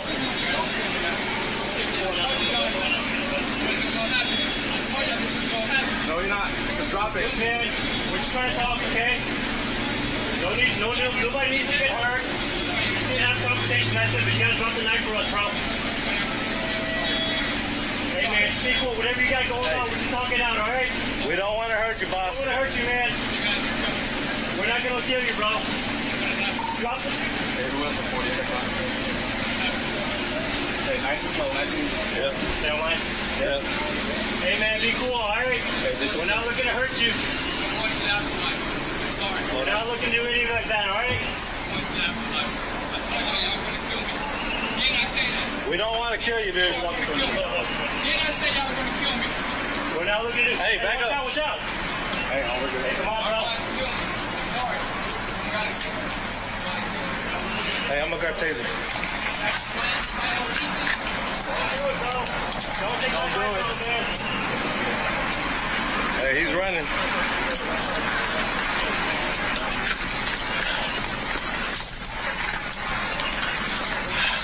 Hey, let's get our shot. You got me? Hey, come on, stay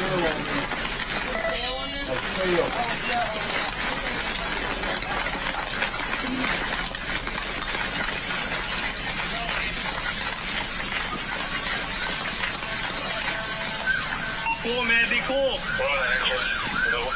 Cemetery. Hey, there's people over there. Be advised, we got some people out here in the cemetery. Be cool, man. We're not gonna shoot, dude. No, don't go towards them. Do not go towards them. Don't go towards them. Do not run towards them. Hey, yo, go away. What's up, man? Yeah, we're good. I brought the that old dude back over again. Oh, no, ain't no. Yeah, I was gonna try to see posts keep popping up on the screen. It's out now, but I was gonna see if we can do check the totals on the game. And then check the tag and rating and everything. Watch the cross. Do not go towards them, bro. Do not go. Drop the knife. You're good. Drop the knife, brother. What's the gun name? Mileforce. M-I-L-E. Cool, man. S-O-U-R-C. That's it. No, you don't want to talk. You want to arrest me over that, man. No, we don't. Put the knife down. 442079271. Hey, look, we put the knife down, we put the guns down, we just have a conversation, all right? Hey, I'm coming over. Yeah, it was 100 something down here the other day. Hey, just do me a favor, drop the knife. I'm not lying to you, bro. You put the knife down, we'll have a cordial, civilized, normal conversation, bro to bro, all right? We'll just have a conversation. We'll talk about what you got going on. We'll help you fix your problems, all right? One of the seals on the passenger side. I thought we did the seal before. We can do All right, we can do that. That's okay with me, bro. We can do that. But you gotta drop that. We don't want to hurt you, bro. You give him to that? You don't want to hurt us, right? Down there what you want him to look at? Okay. And then he'll let me Be know cool, and then I'll man. give you a call. All right, I appreciate it. Don't do it. Hey, don't do it. Don't do it, man. Don't do it, man. We're trying to help you. Pull the knife upstairs left below right now. Come on, He's man. cutting himself. He's cutting himself. Hey, I'm gonna go non-lethal. You know, got like beanbags? Come on, no, don't rush us. Don't rush us with that knife, man. Come back a little bit. Yeah. Right here is good. Hey, everybody. We are trying to help, man. Swing right a little bit. So the minivan's out of foot. Whoa. Don't do that, man. Don't do that, man. Hey, man, we have to protect ourselves, You're okay? retarded if you run at somebody, a cop with We're a not looking gun. to kill you, bro. But he's got his gun out and you got a knife in your hand. You're retarded. Don't do it, bro. Don't do it, man. Don't do it. Do it, man. Do it. Stop talking all that bullshit and do it. We just want to have a conversation, bro. That looks like a starfish back there, sort of. That cloud back in the background.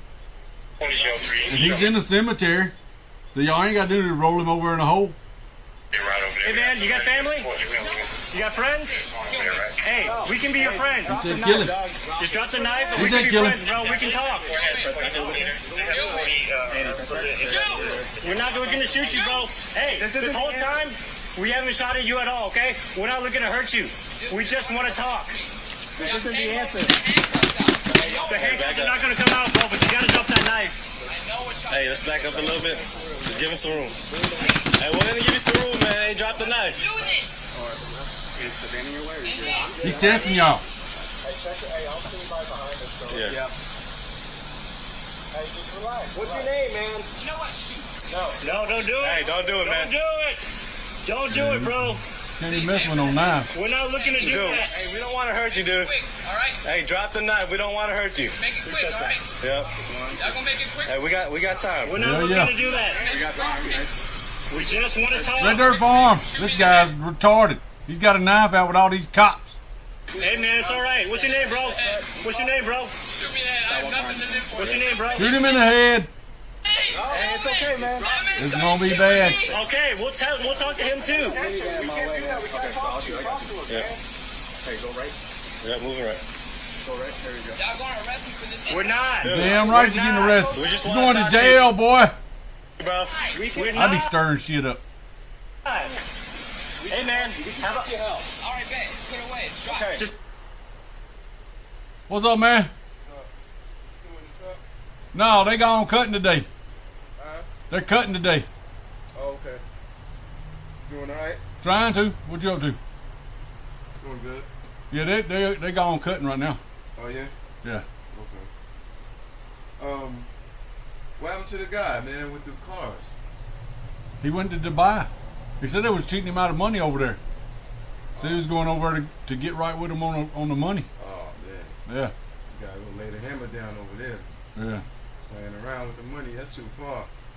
So he left, said he'd be back. I don't know. That shit hard. Yeah. Like you doing business with somebody and then you can't see him and you can't get It's there. supposed to be his family too. He said it was his family. That's the worst part. Yeah. Family do you that. Yeah. They get you every time. Yeah. Alright. You ain't got a what's the name cutter. Somebody took mine, a branch cutter. You got one of them? I got one of them things on the end of the weed eater that cuts, for like branches and shit. Yeah. Like Yep. a bar? Well, when they get back, yeah. Okay, alright. You don't know what time they coming back. No, they on the third yard down there now. Oof. They got two more after that. That's a lot of work, yeah. Alright. All right. Just put it in the ground. Put it in the ground. Can you throw it away for us, please? Just throw it away. Throw it away. Hey, just throw it away. Still have that knife on. We're not gonna move. Hispanic male, short, black hair, long hair, blue shirt, gray shorts. Hey, just Cemetery. Go to the side. Hey, we just need you to drop the knife. Cemetery, they did this shit. It should be at nighttime. Come on. And it should be like dark, cloudy, We'll talk to you when you with the moon in the background in the wintertime, and the trees ain't got no leaves on them. And it looks spooky. drop the knife. Come on, man. Be cool. Be cool. We're not looking to They do gonna that. shoot you, dumbass. Drop it, bro. They gonna Drop shoot you. it, bro. Shoot me in the fucking head. They gonna shoot you. We don't want to do that, man. They're gonna shoot you. Just drop the knife, man. Like Why ain't they got beanbag guns, man? Pepper his ass up with that. He'll drop it. We don't need that bullshit in society. Kill him. Relax. Hey, get in the van and go. Kill me. Y'all gonna Hey, get in that. I'm sorry. No, just relax. Oh, all right, then. No. Oh yeah. No. Get out of the way. No. Hey, we're good. Hey, you got one person behind us, so. Did you shoot that taser? There ain't no taser. That's a pistol. Hey, just chill. Relax. Throw it away. Don't do it. Don't do it. We're not looking to do that, bro. Just come talk to us. Hey, there's a family behind. Hey, we have to push up. We have to push up. They got a family back there. Hey, swing, wide left. Hey, don't let him. Hey, get out the way! Get out the way! Get out the way! Move!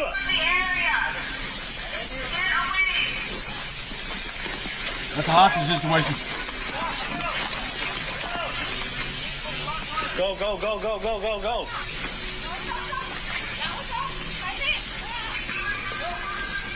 Go, go, go, go, go.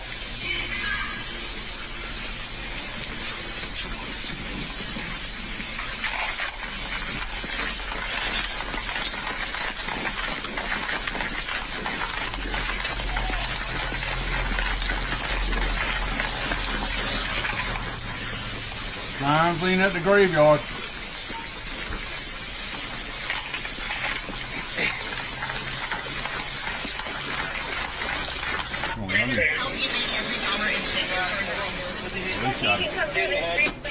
They shot him. Hey, you have to be careful. He's gonna charge at you and stop. Bro, chill. Hey, Chill. relax. Relax. Chill. Hey, stop. Chill. On the ground. Drop the knife. Hey, chill.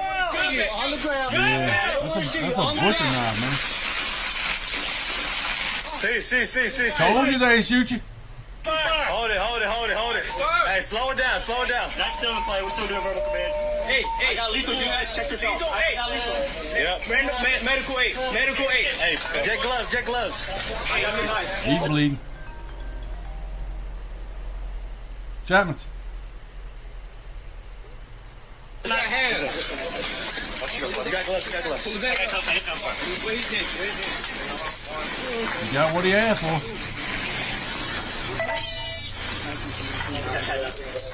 Alright, we got an arm. Hey, try to get on arm. Cuffs are on.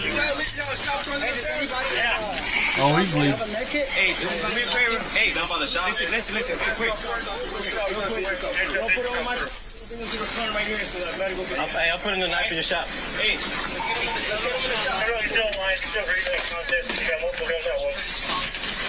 Multiple gunshot wounds.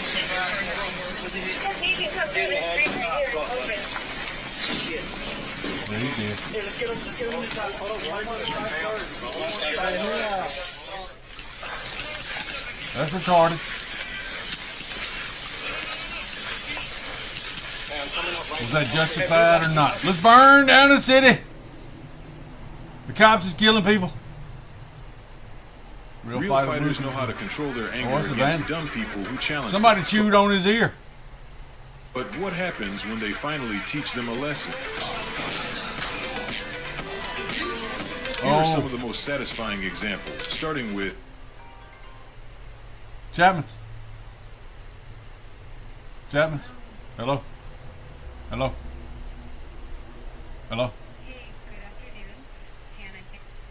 this Twitter troll who spent the whole day calling out former boxing champ Sonny Edwards, then actually showed up at his gym, not knowing he would be a laughingstock for us to watch. I never wear boxing gloves. I know that I'm a strong man, and I think he is the coward.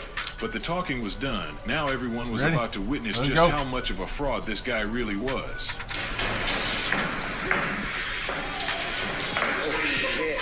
Oh.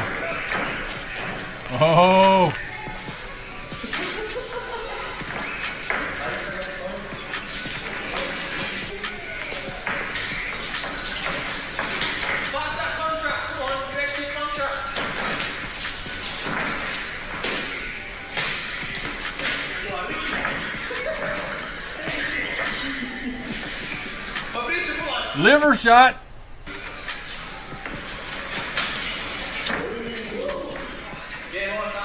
That was a 3-punch combo. It didn't land.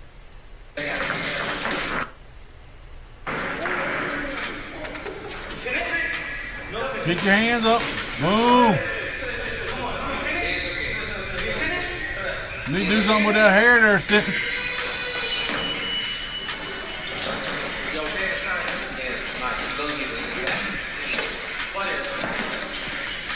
He was taking a brutal beating, and by the end, it looked like he was on the verge of collapsing. Looked like he's going to throw up.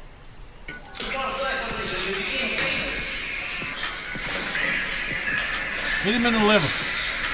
That shit hurts.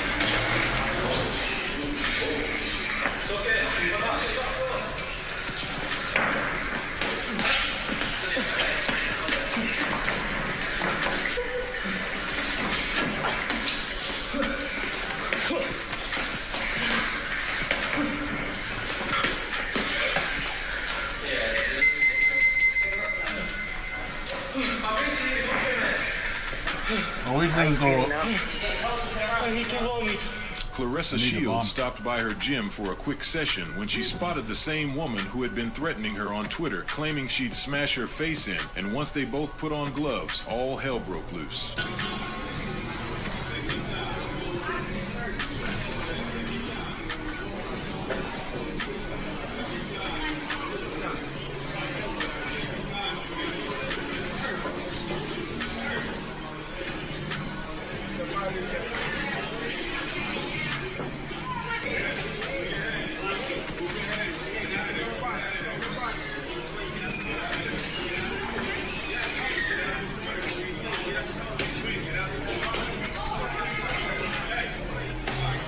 Liver shot. She was seconds from doing serious damage in that ring. All right, that's enough of that bullshit.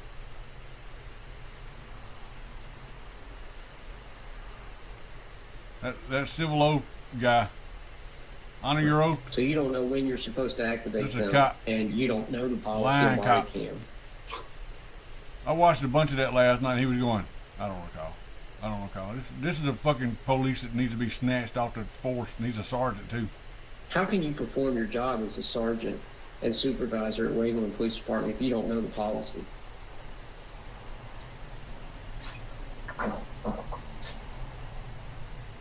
At the conclusion of the video, he said, I'm giving you a lawful order not to come back. And I think we've established that you can't cite to me any law or statute or ordinance that authorize you to provide that unlawful order. You can't cite to me any authority that lets you, as a sergeant for the Waveland Police Department, give a lawful order not to come back to public property.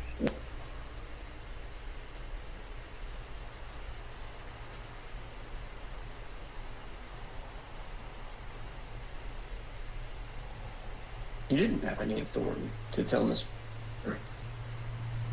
They made churros for the first time, and although they looked delicious, they didn't expect what happened after they bit into them at all. So just watch. Oh, churro. Tiempo probar los churros.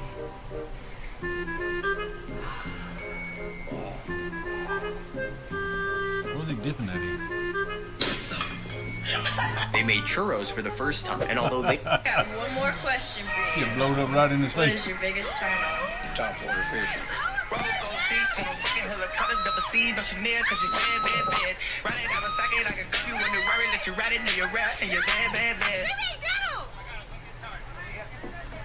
Can you eat that fish? Question. You want to know if you have real friends. Tell him you got to bail some hay. You need a little help. See who shows up.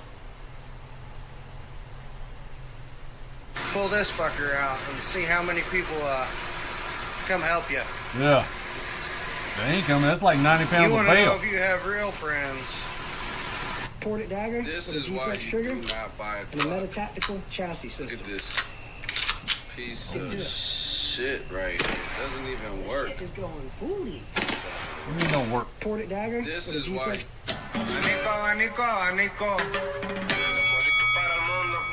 Soy el mero, mero, mero, mero. Tengo lo que quiero. A mí no me cambia el dinero. Vengo de familia de cirqueros. Son los primeros. Mi gente en el cora yo la llevo. Nunca le tuve. Anico. The top 3 features that were on 70s trucks that auto manufacturers need to bring back are winged windows, high beam, low beam switch on the floor, and manual transmissions. Yeah, yeah. The top 3 features that were... I'm not the guy you want to see in the gulag. Oh, it's so cold, I think I'm done with ice. Birds, if I leave her, she gon' die. Well, bitch, you done with life. Okay, better not pull up with no knife, cause I bring guns to fight. Say you got that sack, I got that sack, but ain't no ones of mine. Dude, there's no way. I don't need like dubs in my... I had no clue, guys. Did you all know that? I didn't realize the importance that it had in providing, or if you're here, it's probably because you want to learn about carburetor adjustment. I didn't understand the importance of the low jet adjustment for the overall performance of the saw in a cut. Let me explain. That's too much work there, Red Dirt Farm. I had no clue, guys. Hey, is this... My man, I'm gonna give you this ID back. Watch a crooked cop push an illegal search until the driver reveals he's the new sheriff in town. Violation of the 4th Amendment. Career ending. This takedown will leave you speechless. Go ahead and take that, but do me a favor. I don't... Yeah, of course. I got that information, but I don't know what's going on in the back of this car. You ain't gonna know. These Copper. Kawasaki's are keeping me in business. Got another 2024 here that I need to pull the engine from. Yeah, that's what's left of your main bearing there, bud. Somebody also asked what I do to organize parts. So as I'm taking stuff off here, I'll show you guys. Anything that can just go back on the bike, we're gonna put over here. And then anything that I remove from the engine that I can't really put back on the bike, we're gonna put over here on these storage shelves.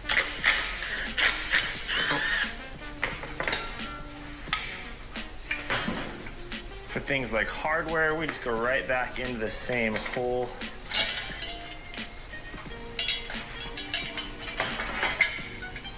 Loose enough chain for you, bud?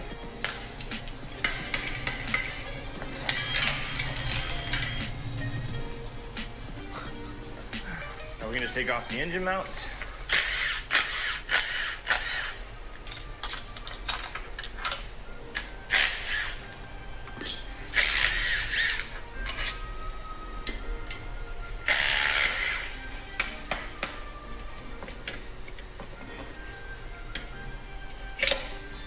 There we go. Pretty dry.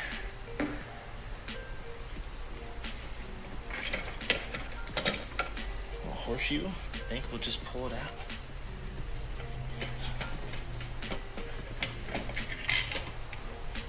Here we go. On the bench. Something for organization.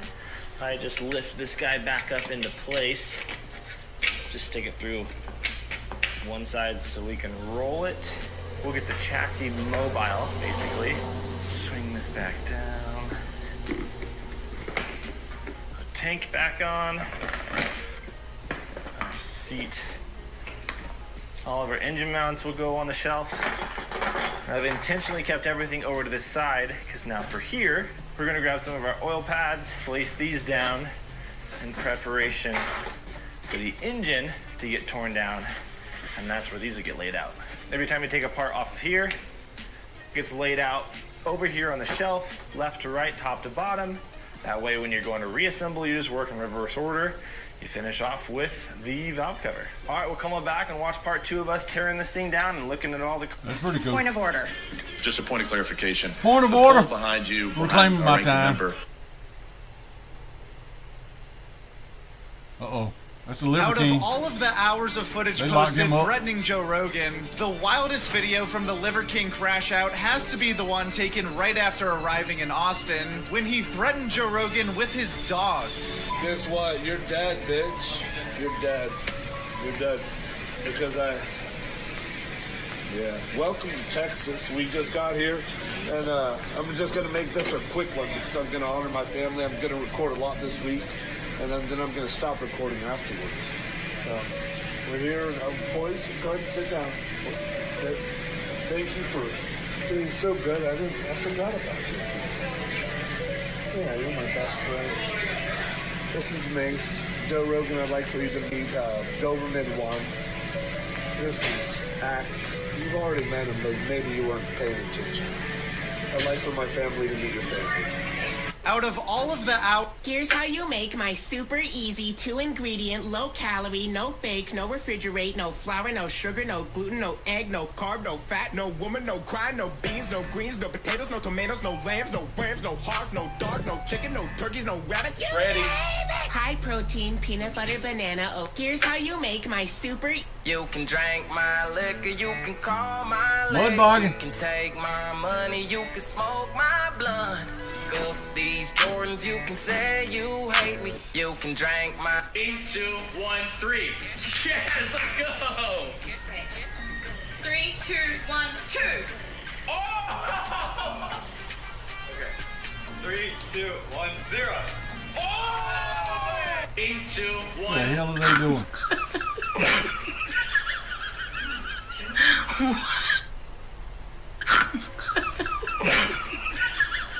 Miedo al ruedo, me decían payaso, quitarme la risa no pudieron, de los mejores en el mundo entero, también hubo fracasos, pero yo abajo no me quedo,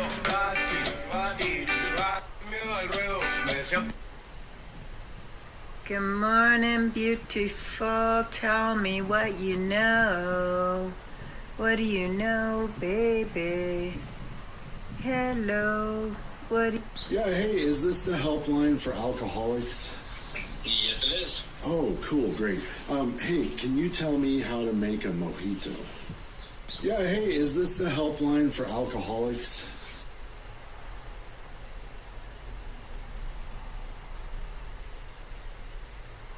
Now, in this program, any resemblance between the people you see on the screen real living people is purely intentional. Because in fact, they are real Why does that stop? Hey guys, Rogue Nation here with you today. Got a video coming to us, body cam footage from Odd Man Audits. Gentleman only has 465 subscribers. Go on by, give him a sub, a like, share, let him know the Major sent you. He's doing some pretty good work. This video is coming to us from Salem. Kawasaki. I used to have a Kawasaki 250. We've got some juicy footage here from you. Body camera caught the phone call between the investigator and I got in trouble because I was riding too many people on it. She said, I done told you not to be putting 3 people on that motorcycle. We was getting across that cornfield next door to the house.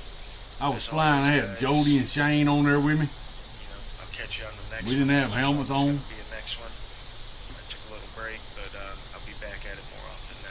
Park it. Come on, man. Park it. I had to park it.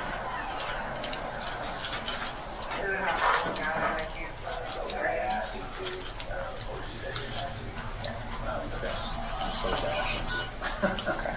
SOS police are on the way. Yeah, he's in town here. He's over in the program. He's right there. Oh, what are we doing? Okay. Well, should we wait for SOS police to get here? Yeah. Can we wait till later? See where he's at? Here he is, right here. That'll work.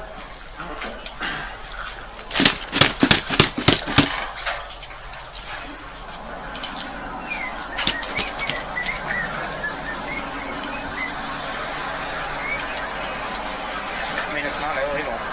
Well, they got it posted. Is it? Yeah. Oh. It is posted. They don't want him doing it. Yeah. It don't matter what they don't want. I don't want to pay tax. What's going on? Read that on your way in, man? Respectfully, I'm not going to answer any questions. How we doing? Doing good. How are you? What if I get your name? Okay. Yeah, my name's Investigator Ryan Mother would be Illinois Secretary of State Police. Yes, sir.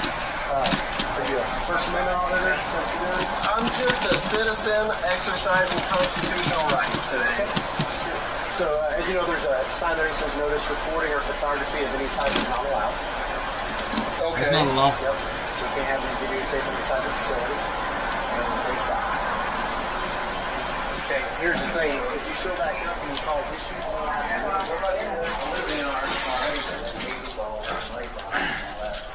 are you wanting him trespassed or anything, or you just want him asked to leave? As long as he leaves, I don't think we need to trespass him or anything. Okay. All right. Well, he can come in. I mean, they've never trespassed one. I mean, he wasn't causing any problems or anything like that. Yeah. If you want, I'll just call my boss to see what he says. Okay. Yeah, call your boss. I don't think that's the case, so. Most likely. He said most likely, yes, it was. Ago, and they spoke with you, and I'm just wondering is You can't trespass somebody. $1 million secret behind that door. Step out, dude. All this started when the police drove by the hotel and ran the plates of a car, which was registered to Marina Perez, who had warrants for robbery. While Mrs. Perez was arrested willfully, what unfolded was anything but peaceful. What they got going on? Hey, Master Coronado, I need you to step out right now. Step on out there, girl. She ain't got nothing. She got a bra on. It's no bra Tuesday. I bet you have a felony warrant. Okay. Y'all might want to let her put a shirt on. Right now you're being detained, okay? We'll get you a shirt, cover you up. At this moment, the officer sees something suspicious. Uh-oh. I'll just confirm the warrant. If it confirms, you're going to get booked for it. If it doesn't, I'll release you and you can sit back. I mean, I have paraphernalia. Yeah, I know. But with the way he's acting, we're going to... Should we please, I stepped out. No, I got you. It's just, at this point, we see the paraphernalia, so he has PID as well. Okay, right now you're being detained. The reason you're being detained is about paraphernalia. Right? So you have to do yourself. It's not like you yourself. You're going to be placed under arrest. I just want to See the gun. Step out, dude. There's a gun. I do not feel safe with you in there. You're not free to leave. He's running. She really doesn't want the police in the room, and he took off running. You'll see soon what they were hiding, but first they need to catch him. They can't catch him. What the He police dove used to over locate to the suspect. That's the second floor. Do you agree with what the suspect says at the end? Is he right? He's running. Sitting on his back? What charges do we have? Oh, we have possession. A bunch of drugs. We have. I got a rifle. Albuquerque police! I got commands. Face away from me, bro! Stop! Grab the top of your shirt! Spin in a circle! Do it now! Grab the top of your shirt, bro. Pull up. I want to see your waist. Spin. You don't have to do that. You have to identify you first properly. If you have a gripe with the original officers. Okay, sorry about that, you're right. But I don't want to ask no questions since I'm being detained. Okay, so listen. For what? Resisting and invading. Resisting and invading? I never did anything wrong. Xavier, to be detained. Okay, listen to me. If you don't give us your name, we either take you to get fingerprinted. If you've been to NBC before, we'll find out that way. But you could do it that way. you're gonna get extra charges, bro, because we add an extra charge. For what? Concealing identity. I'm not concealing no identity. Right here, right now. At first, I was not doing a single thing for you guys to question me for anything that's going on. You guys stepped into my room. I asked if he stepped out. This guy stepped his foot in my way. He was in my way. I was in his way. He was in my way. He's harassing me, bro. So here's the thing in question. After getting a warrant and searching the room, the officers found $47,000 cash and $1 million worth of various drugs. What kind of drugs? Hello, police department. I don't believe that. That's This boy bullshit. literally broke his opponent's ankles with his impressive football skills, which left the defender on the ground, and the goal was even better.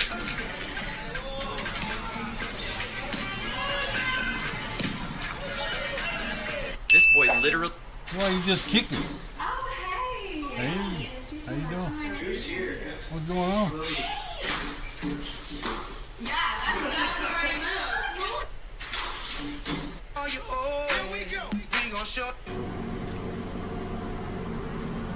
When a woman has a darker nipple area, talking about the areola.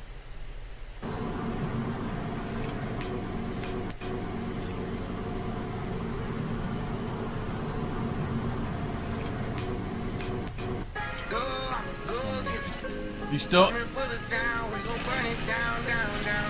He stuck? I did that before. Had to pull it out with the bobcat.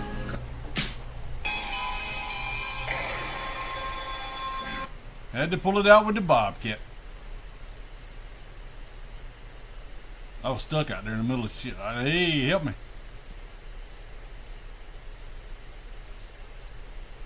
Alright, let's see what we got. Oh, gotta shoot an arm man.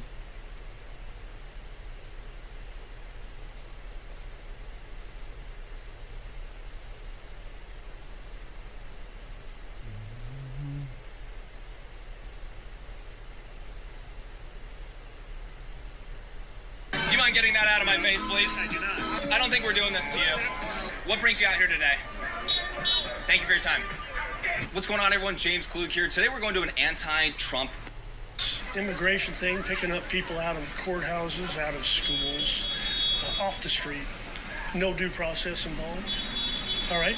What's wrong with picking up people that are in the country illegally for the audience? Because they take them somewhere and they don't tell them why, and they know why. Doesn't know where they are. It's against the law. It's illegal. You just can't pick somebody off the street and take them away in an unmarked car with your face covered. No badges, no paperwork, nothing. That's what ICE's job is to do, though, is to pick up people that are violating immigration law. Should they not do that? How do they know they are? How do they know they're illegal? There's various ways of figuring out people are illegal. How important is picking up a 14-year-old kid from high school? Is that going to solve the problem? Yep. You're talking about, did they go into a school? Huh? How you doing? Hi, who are you with? I'm James Klug on YouTube. Yeah, who are you? Oh, here we got Karen over here. I'm not with the group. I'm James Klug on YouTube, ma'am. Okay, are you just a dude? Do you feel comfortable talking to him? Yeah, we're having a respectful conversation. That's what I do. Yeah, she just wants to make sure we don't want any she's a fascist. confrontations that turn... What, violence? Violence. Oh, jeez. Not here. Not here. Not with me. Okay, well, here's another thing. You know, the Proud Boys to answer your work question, Tesla, do you mind if I answer your question, though? I mean, you figure out somebody's illegal when, one, either they have a criminal record, makes it easy to find them, especially if they're going to immigration court, but two, if they're unable to provide any information, they're not in the database, they're in the country illegally. Okay, well, I can see where you're coming from. So, I don't want to really continue this much longer.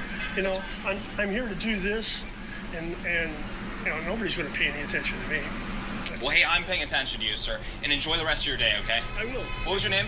Tom. Tom. That's a strong name. James. Pleasure to meet you, Tom. Hey. Fist bump? Oh. I was waiting for a left cross. Well, come on. Hi, who did you vote for? I voted for Donald Trump. You're not really. Yeah, all right, never Yeah. mind. He's civil. He's being civil. Wait, is that okay? It is okay. It's okay. I'm being transparent with you, I'm not being transparent with you. Yeah, you're allowed to be here. First Amendment. Well, so are you guys. This is wonderful, right? Yeah, we have respectful conversations on YouTube. Would you like to, oh, I'm so sorry. Would you like to chat? No, I'm busy getting the speaker ready. Okay, thank you. So there's a speaker. Tell me about your signs. What brought you out here today?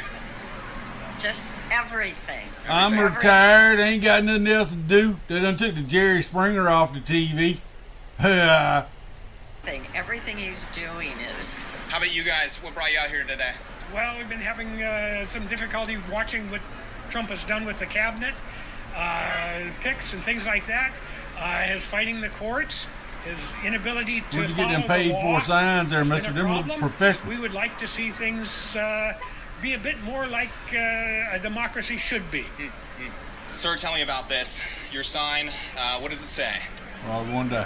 It just says what Senator Joni Ernst said a few days ago at her town hall meeting, that's all. What are your thoughts about the Medicaid proposed reform? I mean, the proposals have been getting rid of people that are abusing the system, able-bodied people that are on Medicaid, people that are illegal immigrants on Medicaid, that are using, socials. What are your thoughts about getting them off? My understanding is that people that aren't here legally don't have access to it anyway. As far as your description of able-bodied people, Yeah, they'll purchase, sorry to cut you off, they'll purchase like social security numbers and stuff so they can get on.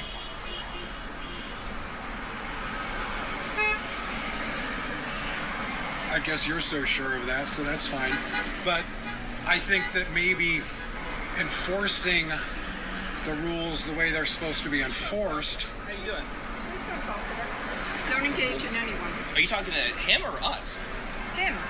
Oh, why should he not be allowed to talk to Because us? this is a peaceful protest. We don't need any That's kind wonderful. And I'm a peaceful interviewer. of.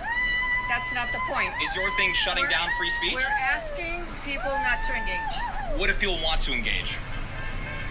Then they can go down the block and engage with you. Well, question for you guys. Have you ever Googled yourself and found how much personal into, but they make it extremely hard? That's kind of neat.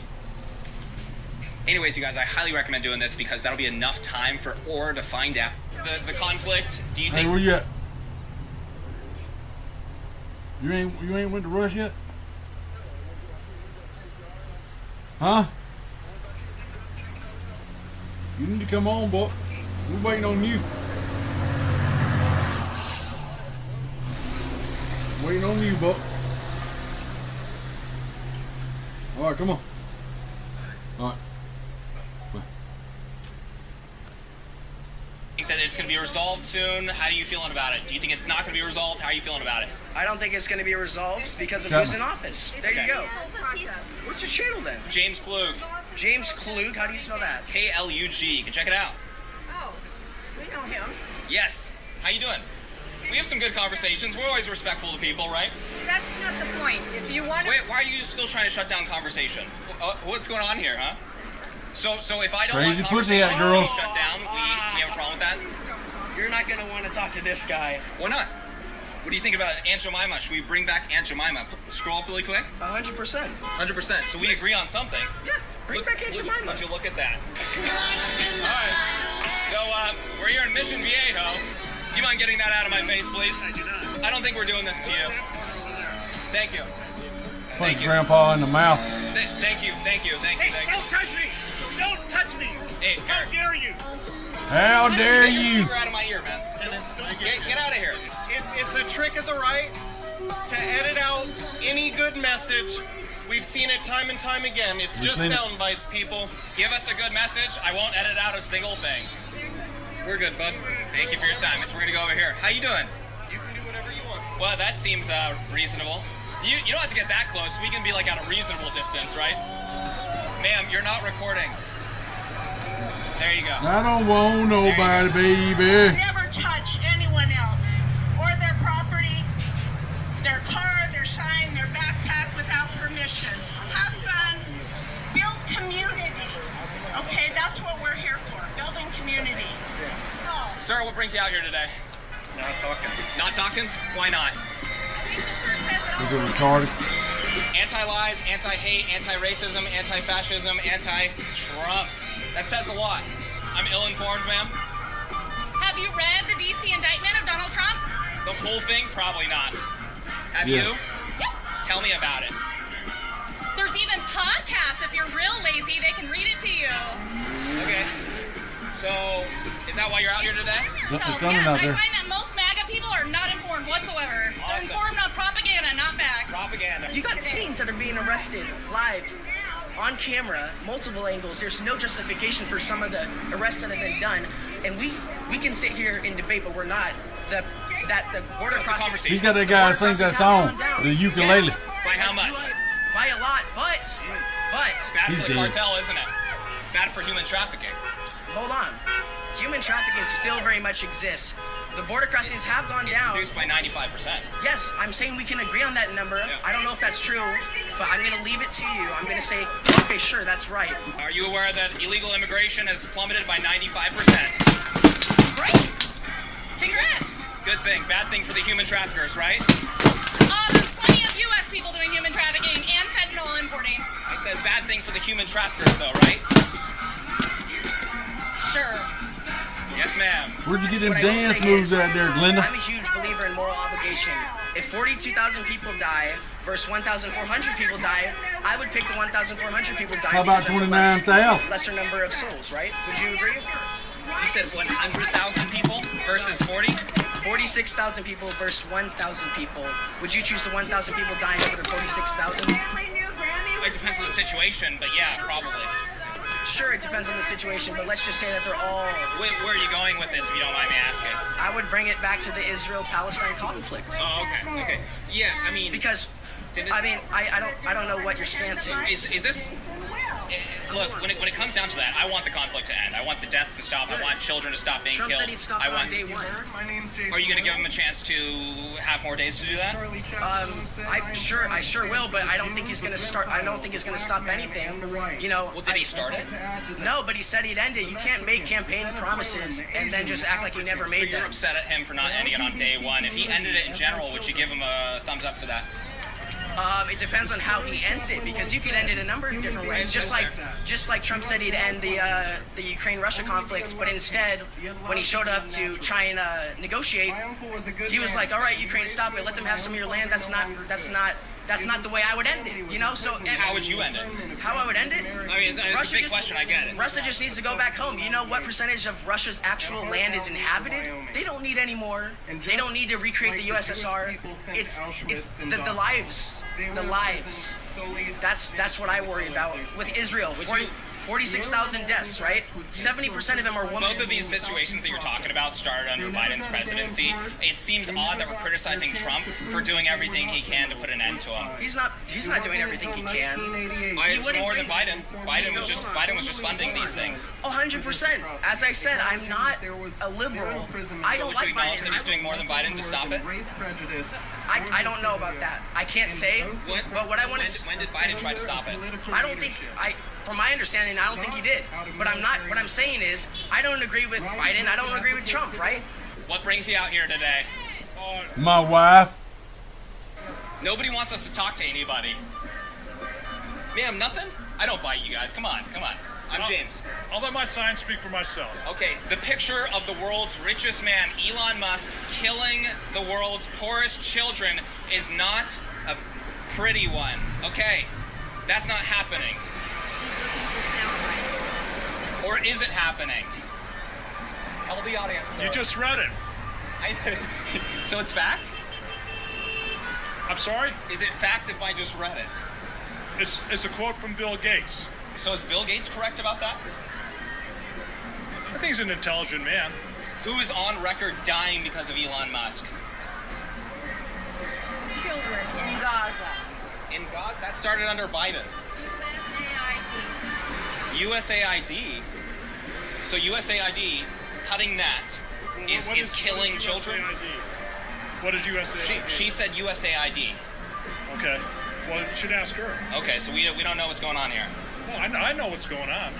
That ribbon of highway, I looked above me. Oh, here we go that singing. endless skyway. Anything on X, there might be something on there. Voice. I saw below me that golden valley. This Land is made for you and me. Thank you for your time, sir. Thank you for your time. She's still trying to shut down conversation. I'm just singing with her. Would you like to talk more, or are you done? I think I'm done. Oh, white Are you guys dumbass. following me, or is it just me? Don't Oh, talk they to are him. following me. Don't engage with him. We're trying to do interviews, and they won't let me. They won't let Do y'all you mind talk. if I ask why Y'all you're listen to shutting down the them women. conversations, ma'am? She said you guys can't engage. She didn't say the dog. Excuse me, dog. Quick conversation. Are you the guy that was having the speaker in my ear? I didn't Yeah. appreciate that. I don't like you at all. Why not? Don't talk to him. All right. Rally for democracy. Excuse me, guys. Excuse me, guys. Yeah. What brings you out here today? Thank you for your time. Geritol. We don't know the educational level of every person. We don't know the stances they're going to take. I heard some stances. There's a bunch of Fruit Loops.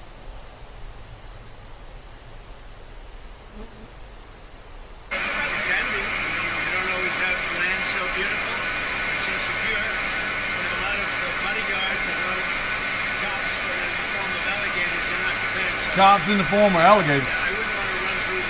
They don't cost no money.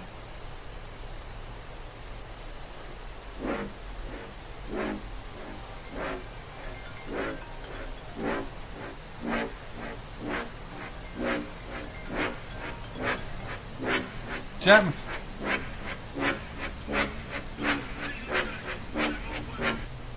Hey, what's up?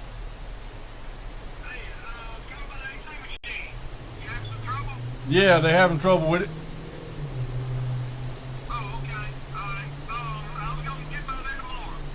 All right, you know where we at? 3024 Donnelly Hollowell. All right, we'll see you tomorrow. All right, thank you. Thank you.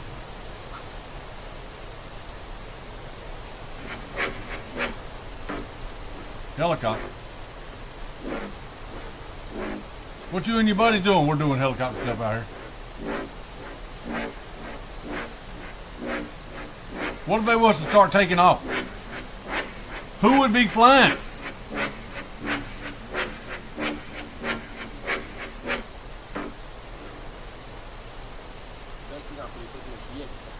Faculty of engineer, the generator failed, not a single professor knew how to fix it. I was in this faculty some time ago when the faculty generator.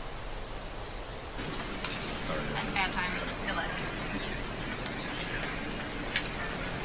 Alright, we're gonna need a 7. It is a lucky number, so. Is it? Oh yeah, lucky 7s, yeah. 777. Oh, this is Ben killing me. It needs another 5. Oh my gosh. 71, so. Alright, flip. Can we see the flop, please? No. Yeah. Oh. No, that's too many. What the hell's going on here, man? No. What are you doing, dealer? No. What is going on? That, yeah. Where's this dealer come from? 7 on the flop. There we go. Wow. Oh my gosh, okay. Yeah. Redeal.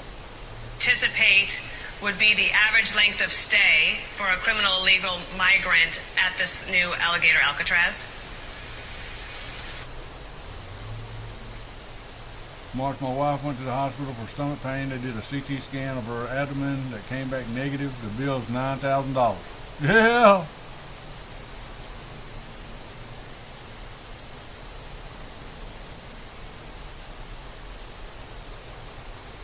Remember when what they took from you and what they kept from you. Yeah, we usually could buy this shit off the internet or mail order. Chapman. Hey, Autumn.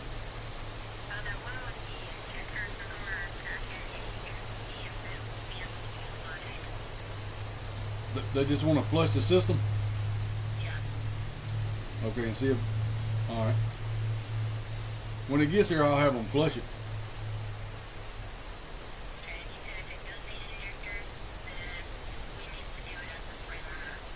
Okay. Is the wrecker bringing it over here? Okay, Ace wrecker. And you just want us to do a flush on it. Okay. Thank you, ma'am. Bye bye. He needs an injector. But we'll do what you ask us to.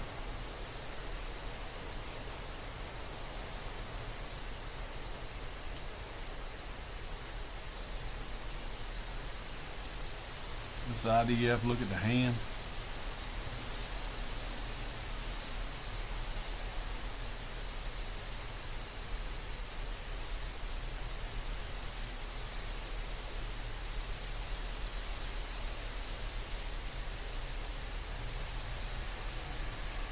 Yep, this is the USA I grew up in, right here. And this is where she's at now, dancing with night. She's working that down at Benihana. She's doing Benihana shit. Yeah, give me I want the shrimp, lobster, and the chicken. The steak. And then chop it up and toss me a piece over here and let me catch it in my mouth.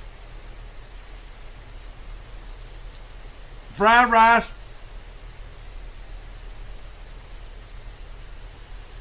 And wow, look at her now, folks, rocking that niqab like an absolute queen.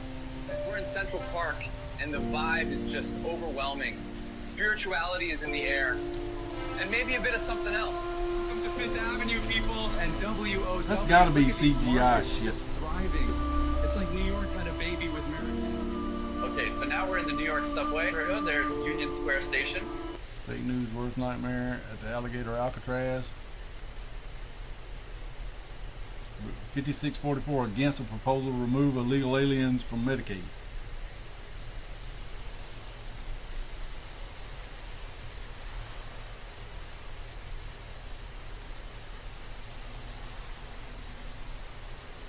Fast Food and Furious.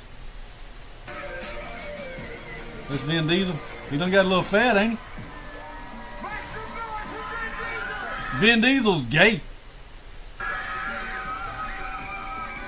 I ate my family, Fat and Furious, Vin Diesel full tank. It's not Vin Diesel's, that's Vin. Fill it up regular. Big Back and Furious.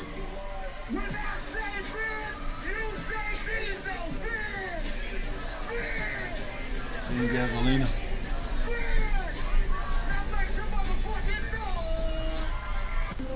Ben Richards, 35. Running man. Married, one child, in medical crisis. We need money for a doctor now. Ben, watch yourself. Ben Richards, 35. Married, one child, in medical crisis. We need money for a doctor now. Ben, watch yourself. Oh, he's got a black wife.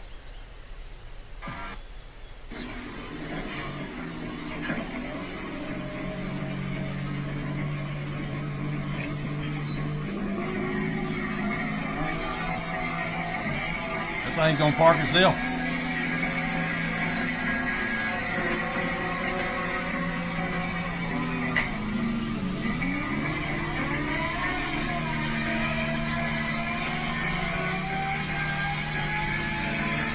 Where's he going? He's going down to Walmart.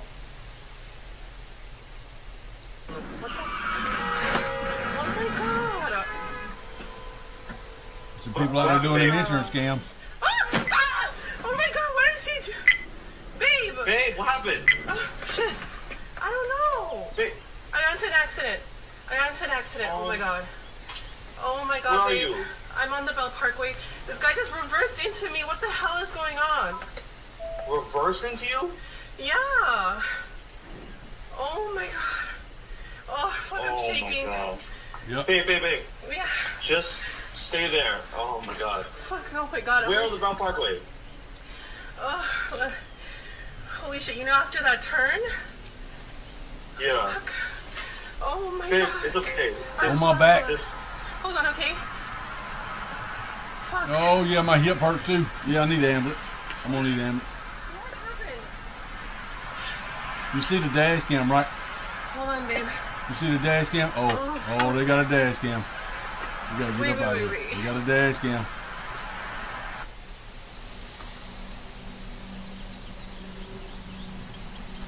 Worship politics went woke, broke, and believed in the myth of equality. Then I discovered Thomas Sowell. Changed my life. Thomas Sowell, smart as hell. How much do you love me?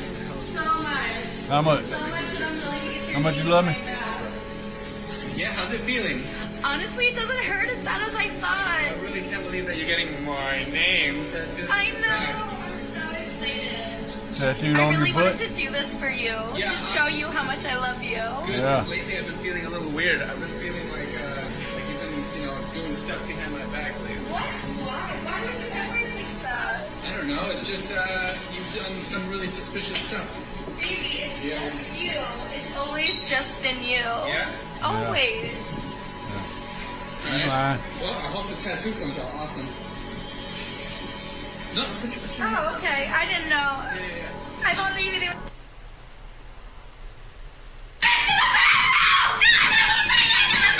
Wait, hang on. There's a what? What? A rapist in the bathroom? Well, just wait for me in the kitchen. I already tell you, I don't have a woman over. I have my daughter over. Tommy, your daughter is a woman. You want to get hit again? Can you stand up? You want a heart pill or something? Yeah, I shouldn't talk to her. There's chewables in here if you want some. Is she fine? How long is she staying? A couple of days. Explain to her. The locks on the bathroom doors, please. I'll do it. Thank you. That would be very nice of you, sir. Yeah, I said I'll do it. Goddammit. You want me to help you up? No, I'll be fine. I just want to see it by myself a minute. Honey, this is Nathan. He's an oil and gas attorney. My other roommate is Dale. He's what they call a petroleum engineer. He's the one upstairs right now with a ruptured cornea and what doctors call a myocardial infarction. Regular folks call that a heart attack, which is what you gave him when you poked his fucking eye out. So I tell you what, just to prevent further confusion. Chapman. Hey, y'all.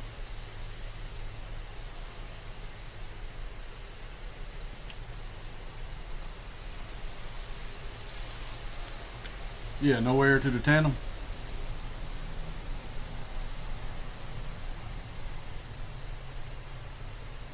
What's your driver's name? Gary. Phone number?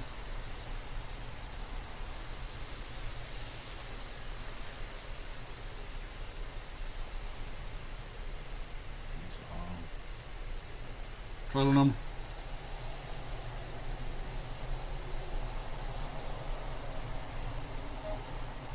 All right, location, address.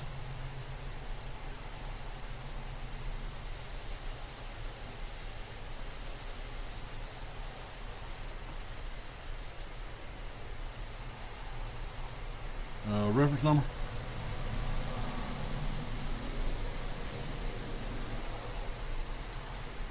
All righty, let me get somebody on. Thank you, ma'am. Bye-bye.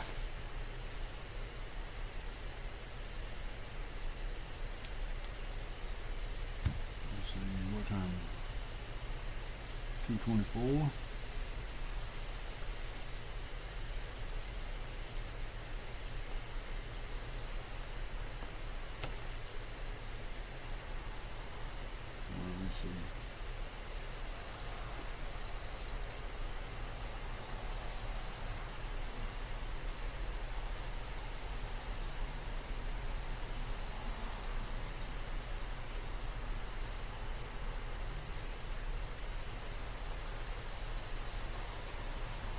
All right, I'm going to have to put y'all something on for a second. Y'all watch that for a minute. I'll be right has back. Been very critical of the big beautiful bill. He too is saying it's going to increase the debt. It's a mess. This and he's defending Massey, promising to donate all this money to Massey. Thomas Massey has responded to Musk's saying it helped. That's helped him, all the support. So he seems to be thankful and happy with Musk, whatever. He said that he's extremely thankful for Musk's financial assistance as he stands as an independent voice in Congress, Thomas Massey said. So Elon Musk is saying he wants to launch a third political party with the news of this mega bill, right? As you know, he was not too happy. He came in working with Trump in his administration under DOGE, the Department of Government Efficiency, these promises to cut all this fat out and make the government efficient. And for someone like Elon Musk, we're talking about transformation. When you make something like the government efficient, you're making progress, you're making changes, you're making big things, right? That's how he saw it. So he comes in, he works with Trump, and it doesn't quite work out so well. He leaves in a kind of a intense fashion, criticizing the bill, criticizing Trump, coming out and making these terrible things, saying these terrible things about Epstein, and Trump was on the Epstein, right? Connected to Epstein. So with the news of this bill and all that, he's saying he's going to launch a third party. Third party, right? We'll do it right. We'll do it for real. A third party, because these two parties are messed, right? I can agree with some of that. Here's the thing with Musk, Doge, Massey, and actually defending America. Because Doge was a failure. Essentially, it was a failure. It was proposed, they proposed and promised $2 trillion of savings. It ended up being $180 billion, and independent reports say it was a lot less. And it's a failure in the sense because of what Musk really wanted, which I think many can agree with. A true transformation. It didn't quite work out that way. And I think his relationship, I think Trump allowed that relationship as best as he could and saw where it was useful and needed, etc. But there was no promise or any real decision to really truly let Musk take out trillions of dollars, because what would that entail? That would mean actually going after what the government really spends on. The military, the social welfare programs, and all that kind of stuff. And part of what Trump is trying to do requires increasing spending in some of those things. I mean, he's got a vision. He's not here saying it's a small government. He wants to make it work for the people, maybe even shrink it, but not like how Musk was thinking. And you know what? It wasn't supposed to be. Trump is in the king chair right now, and you know what? I'm glad for that. Consider the kind of person Elon Musk is, at least from what we can see. Remember the H-1B fiasco. Remember that he wasn't too happy when the real, like the people, the grassroots base of Trump's base, his supporters online, they're not billionaires, they're not influencers, they were just people online. When this talk of stapling green cards and bringing in skilled workers, foreign workers, etc. They made a big statement. Here you go, I'll print you one new map. We're not cool with this. And this was right before Trump's I'll election. print you that work order out. This was like a very big point of contention. Elon Musk identifies strongly with the immigrant, with the foreigner. He's like, I came through H-1B. I came from South Africa. I made myself all these things. And you know what? I believe his third party would be a success. I'm sure it would be in some ways. Unlike Doge, because he'd be able to do what he wants to do. But the question is, it would be a success for what end? And for who? All right, it's coming out. He told white America to F yourself in the face when the H-1B stuff came up. And then he goes around riding around with Thomas Massey and the badge guy, and the bad guy loves it. And so when the bad guy has to defend white America, and he's being paid by the only guy supporting the independent voice in Congress, like this is what I'm getting at. Let me take a picture of it, and I'll type it on there. Preserving this Chapman. America, Jesse's America, he grew up in, etc. To some degree, any degree, it requires, I think, a strong individual. I just don't get that impression from Rand Paul, Thomas Massey. Shout out to them; they're doing their thing. What else did I want to say about this? Huh? Yeah. That's pretty much what I was thinking about. Plum and peach seeds. Them plum, you didn't get on them plums and peaches? So nice. I'm glad Trump is in the chair. I brought like a bag up here. Yeah, increase the debt. What else about this? All right. Got a picture of that? Hey, you want to staple that to that? These two segments off real quick, Or you want to just transfer everything to it? The bill and all that. I got some interesting things for you. I want to get to my calls and super chats, and then I got a totally different thing for you. I think you guys are gonna love it, or at least find it interesting. But what else Good here? afternoon Look, from the southeast. interesting things still happening with the administration and all that. Miss Fox. There was this vote concerning kicking illegals off of Medicaid. And it was controversial right online. People were not too happy. They saw this news. U.S. Senate rejects measure to kick illegal aliens off Medicaid, 56 to 44. It was going to only need 50 plus 1 votes. A mere majority. But the Democrat parliamentarian decided it needed 60 votes while scrutinizing the big beautiful bill. Fire her. And this has 6.7 million views, and I'm seeing this everywhere. And I just need to clear this up because, yeah, this is propaganda or just misinformation. It's just wrong. It's just wrong. And it's Republican fantasies, I have to say. Just kind of made up things. Was made deliberately for the past 4 years, and so people want accountability. It's great to see that the border is secured, and it's great to see the state level cooperation. We watched that where he's talking about locking up Mayorkas. We need to see somebody locked up. Now pitch on the way to Ben Davis. A chopper to second. Got to hurry up with it. No play. A base hit. Infield hit on the bunt for Ben Davis. How do you like that? I'll tell you what. From a macho standpoint, a lot of guys won't like that. Nope. No, macho guys Ready don't to like go now. bunts. Pitch on the way to. What we were doing every day, teasing a couple Haji's, give me a fucking break. You know, what's the big deal about making a Haji walk around like a dog and bark? Did anyone... Off taxpayers, woman says she goes to community college in California just for the I tax paid refund. $40 for 6 units, and I got a refund of $2,700 for going to school. Last year it was $400. I don't know why it was so different. Maybe think 2,000. No, I don't like that name. Marry me plate. Nah. Marry me plate. This is basic shit. Marry over no basic shit. Let me see. Bitch, I'll take your man. I don't know. That ain't gonna work. I'm No, trying you to too think. ghetto. Ain't nobody gonna marry your ass. The coast of Anna Maria Island near the coast of Florida. Not only is there sonoluminescence happening, but check this out. There are literally waves in the patterns of squares. This is a person right there, and I've never seen anything like this. It is quite bizarre, and I don't think I agree with what the mainstream is saying, because the mainstream simply says that square waves, also known as cross seas, are caused by the meeting of two sets of ocean waves from different weather systems.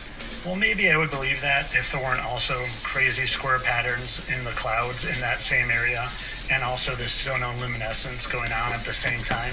But when you take a closer look, you realize that simple sound frequency can change the patterns of water, even to patterns that seem to have 90-degree square angles. And certain frequencies just happen to look exactly like those clouds and waves. And when you see that certain frequencies... They're messing with us. We know it. Russian Federation has now launched a large-scale crackdown on illegal migrants across the country, targeting Azeri, drug mafia members, suspicious NGOs, affiliates, and illegal immigrants.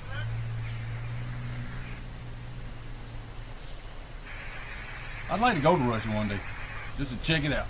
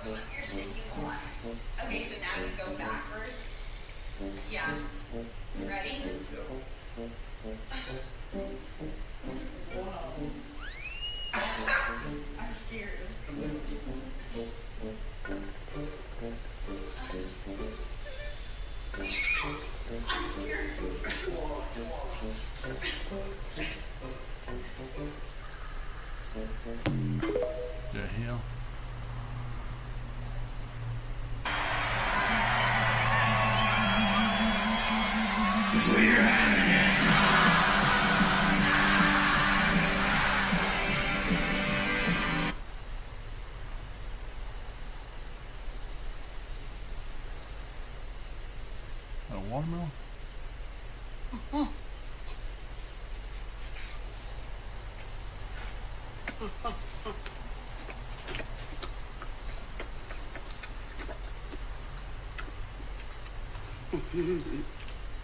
I overall support the bill.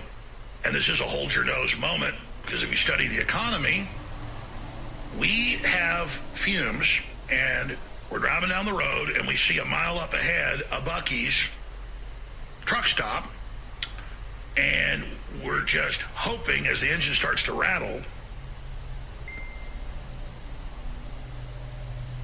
that we can get off the exit and pull in before we run out of gas. And yeah, this spending down the road very quickly, if it doesn't get fixed, could blow the engine. But right now, if you don't get the tax cuts on working class, and if you don't get the funding for the deportations and all the rest of it, the Democrats will have their new voting bloc. So I don't pick an issue off of who I want to support, who I like the best. I go off deep research. If we do not get this bill, the economy will crash. The border will not be secured. The illegal aliens will not be deported. The Democrats will have their permanent voting bloc. And it's not going to really matter because the bill is going to get passed. But I still could not support it out of conscience because of the total AI dictatorship provision. And that should be a whole nother discussion of how the hell did that get sponsored bipartisanly and put in there, and how it survived multiple rounds in the House and Senate. 10-year AI moratorium on states is dead in the Senate version of the big, beautiful bill. Federalism is preserved and humans are safe for now. Thank you, Marsha Blackman, for killing that insanity with a 99-1 vote. So, yeah, that's today, MTG speaking. So, I mean, it was so crazy, and it's gone. And I think everybody, once they learned about it, I mean, 99-1. Who voted for it? Satan? Tom Tillis, the same one that blocked Ed Martin. Good God. The one vote in favor of keeping the AI moratorium in the U.S. Senate was Senator Tom Tillis of North Carolina. Holy Toledo.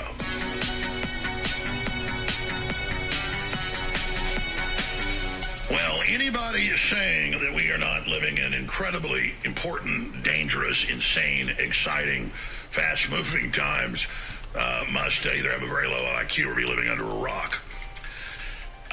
There is so much good stuff happening. It is just amazing. There is so much horrible, horrible, dangerous stuff happening. It is just insane. Chapman's. It's just total information overload. But I promise you this today. I'm going to hit all of this and everything else that's brought in that's important in my view. I mean, this is absolutely insane. The Elon Musk-Trump feud exploding worse than ever, and all the ramifications of that, and who's right and who's wrong. I can see the perspectives of both men. This is so destructive. And you've got Musk calling the Republican Party the Porky Pig Party. Ron Paul's analyzed what we've got of this giant 1,100-page bill, and he says it's bad. There's a lot of good in it, and I had said the deal breaker for me was total liability protection from state, local, individual for AI for 10 years. Just an AI dictatorship. That's been pulled. That's been pulled. And we need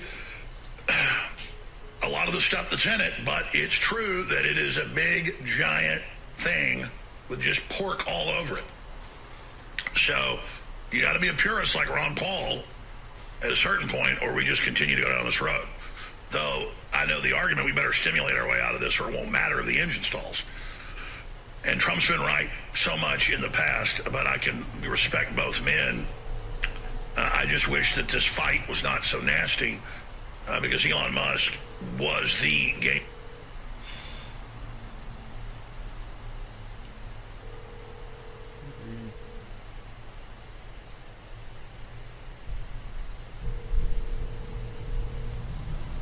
thundering out there again. A second there. Are you sure you tightened all the appropriate nuts? Yep. No more leak. If you ever need anything fixed, give me a call. Mel Boyd. Can I get you a beer? Sure. Mom! Oh no. Oh. Boys! We're starving.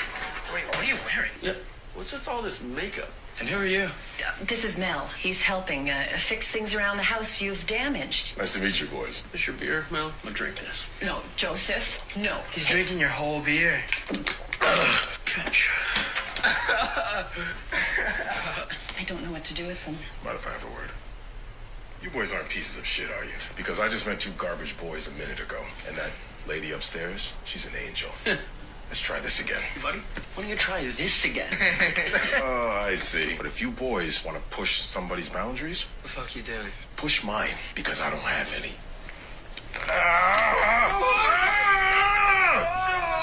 God. Oh, my God. What? Yeah. See this? Oh. This is you 2. And if you boys don't get back in place, there's going to be a lot of pain. Sorry, Mom. Yeah, sorry. Now say it like you mean it. Sorry. Sorry for what? Pissing in your garden. Disrespecting you. Thank you, boys. Go, go, go, go. How did you... It's nothing. Some people just need a little persuading. Oh, my, your thumb. It's just an old hockey injury. Let's see. Do it all the time. Mom's a shark. And that's the reason I think Estrada should end this quickly. That just reluctant to come out of her corner. 8 and left of 1, 2, 3, 4. It was Lamb versus Lion. It is over. One of the quickest knockouts in women's boxing. Their record. Somebody just let her get her ass That's the whooped. reason I think Estrada. Here we go. That's all the engineers and the doctors and the astronauts and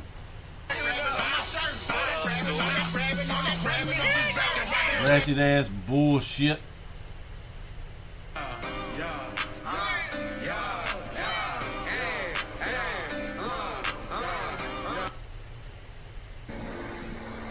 A 19-year-old pilot who was flying around the world to raise money for cancer research arrested after landing in Antarctica. Ethan Go was trying to fly to all 7 continents to raise $1 million for cancer research. They arrested him.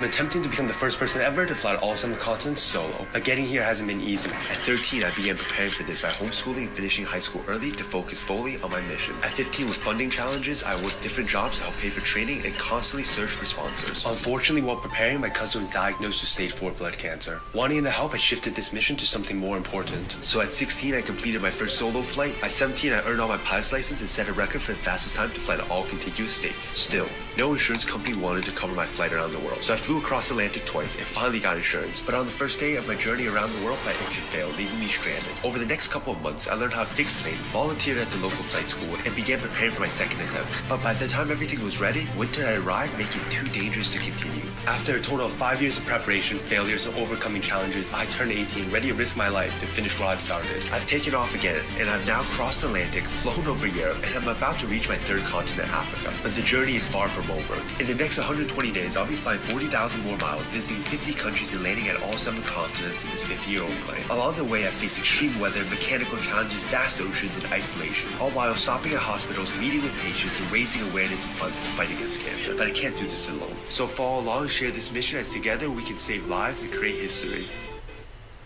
You're arrested him. He's just trying to do something for his cousin. For your information, isn't it already against the law for illegal migrants? Yeah.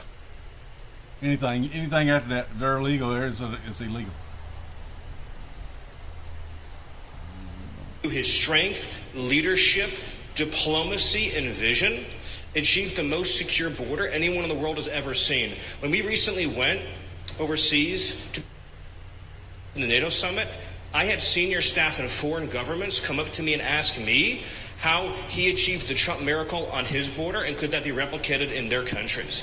For individuals who don't work in this space, To have 0 successful illegal entries in an entire month should be an impossible achievement.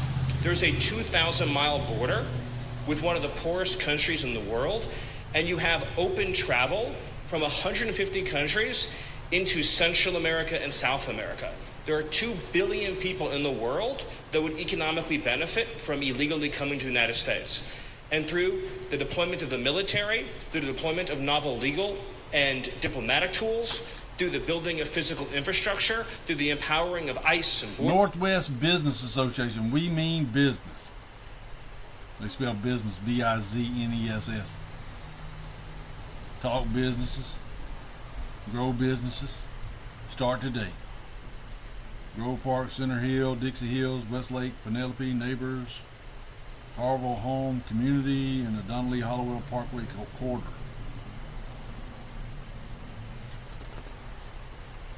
Founded in 1994, the Bankhead Business Association by small business owners. Said they got some kind of a grant for this shit.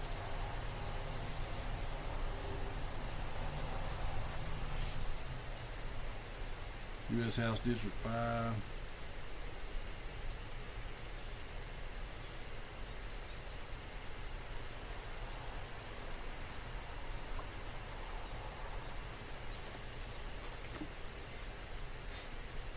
Patrol and the entire federal law enforcement apparatus, President Trump achieved absolute border security. And now, once this legislation is passed, he will be able to make that with those resources permanent. Watching what you've done, sir, has been one of the honors of a lifetime. I'm proud to be able to play any role in it.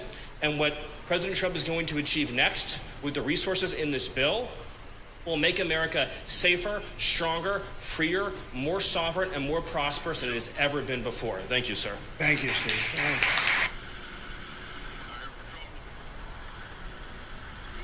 I caught the shop rooster out here yesterday. I fed him some pretzels.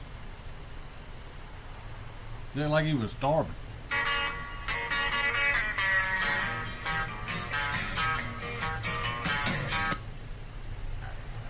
Well, yeah.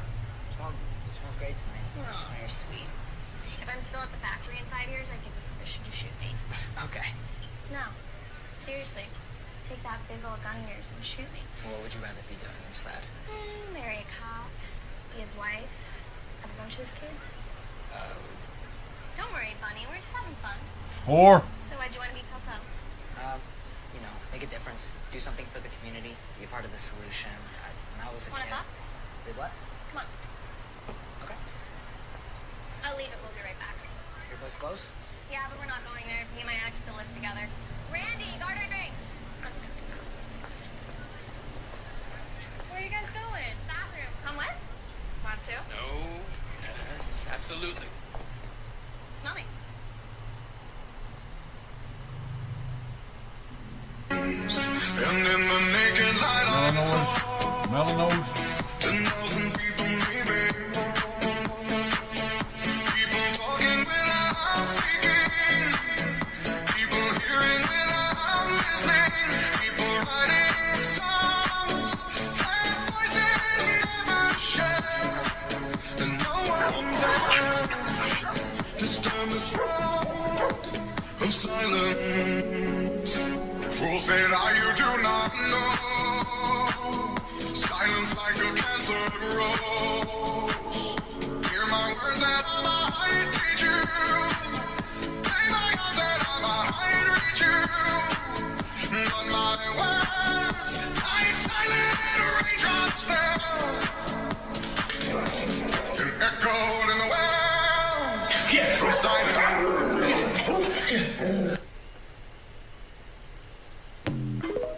Yeah, I need to get me one of them. For research and educational purposes, I am recording. Okay. Okay, because I do have a few questions. Okay. Just a few favors to ask you before I... I just sent out the papers. Who's got speaker statistics? Yeah, okay, no worries. I didn't know who's who. That's Okay, you're all good. What you're going to do is just fill out the highlighter parts up here Yeah. and down here. Yeah, I'll be getting them tests. This is why I love the internet. Check me out. I went to the store to get some meat because I'm about to grill up right now at the crib. But if you got a knot like this and you don't want to rip the bag, all you got to do is twist it until you get a tight twist like that. And then do the other side as well. And then get a nice little tight like that. And then all you got to do is push them in together. Look. Push them in together, and then it'll loosen up. Look at that. Bam, baby, look at that. Son. I bet you ain't know that trick gonna be dead. Just save the world. Show it to your friends again, Mom. You see that, Lisa? If you get meat in a bag like that, where the hell you buying meat? Mine comes in like a styrofoam thing with wrapping on it. Not in a bag. That's a Walmart bag. Fuck, look at that. Easy. Oh, yeah, Don't worry about my titties either, ho. You got some nice titties there, buddy. Especially with the hair on them. Finally, July. Good riddance. Get that pride bullshit out of here. I don't know the last time I've seen a four-man infield on the right side. 3, yes. 0-1 to Seth. 1 out, remember. Ground ball. The play at the plate is on a bounce for 1. Back to first. Not in time. So D. Gordon there. Rojas and Gordon and Gonzalez and Ethier. And Shaquille O'Neal would talk about this a lot, that Kobe didn't really have his own personality. So Shaq would make fun of him and behind his back and say, hey, look at baby Mike out there. Because Kobe Bryant was aping Michael Jordan. On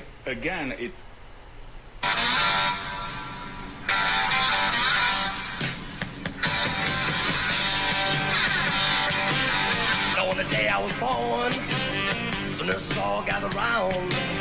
They gazed in wide wonder at the joy they had found. The head nurse spoke up.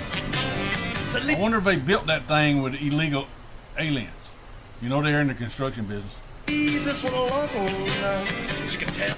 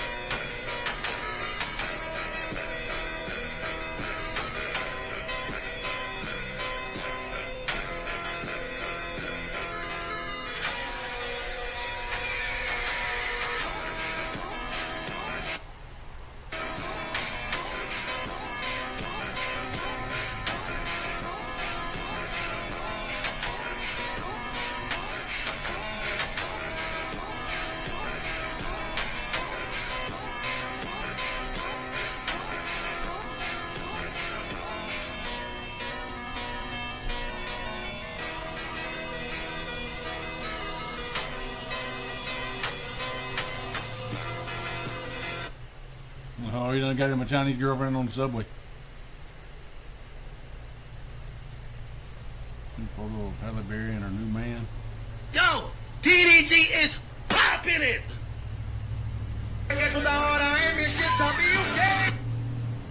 At work, a human right, Janet? How much more does an 8-ball cost with inflation?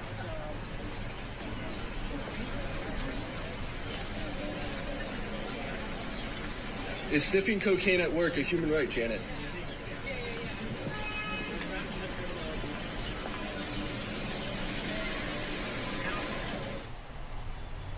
Is sniffing cocaine at work a human right, Janet?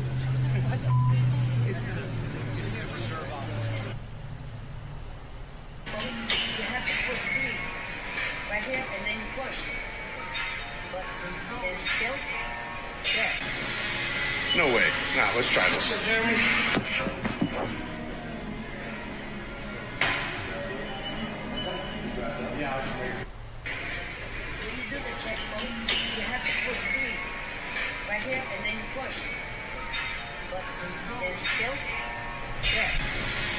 No way. Nah, let's try this. Has just about had enough of the bullshit. Now throwing some combinations and some haymakers. My God, he's serving it up with a side of Hawaiian punch, and it looks like it is all over. CJ said no more. Now crying tears of soy, trying to act like a victim, and Carl's like, I'll give you something to cry about. You better get the hell on. And it looks like CJ is stuffed from the knuckle sandwich buffet, and Carl's like, I can do this all night, bitch. Looks like CJ's about to pack up all his shit in his Hello Kitty Smurfs backpack, whatever the hell that is, and he is off into the night. And Carl's like, no pictures, please. Man, Carl, you're a hero. I know you're probably going to lose your job, but who cares? You didn't want to be there anyways. You got bigger and better things in your future. Taking this heroic step of taking out crackhead, thieves, zombies like... Playing with... This that guy stole them glasses and jumped off the second floor, third floor, onto an ice rink, broke both his legs. It was nasty. A few moments later.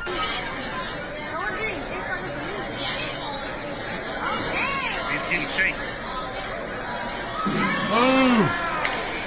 Oh! Oh, that hurt.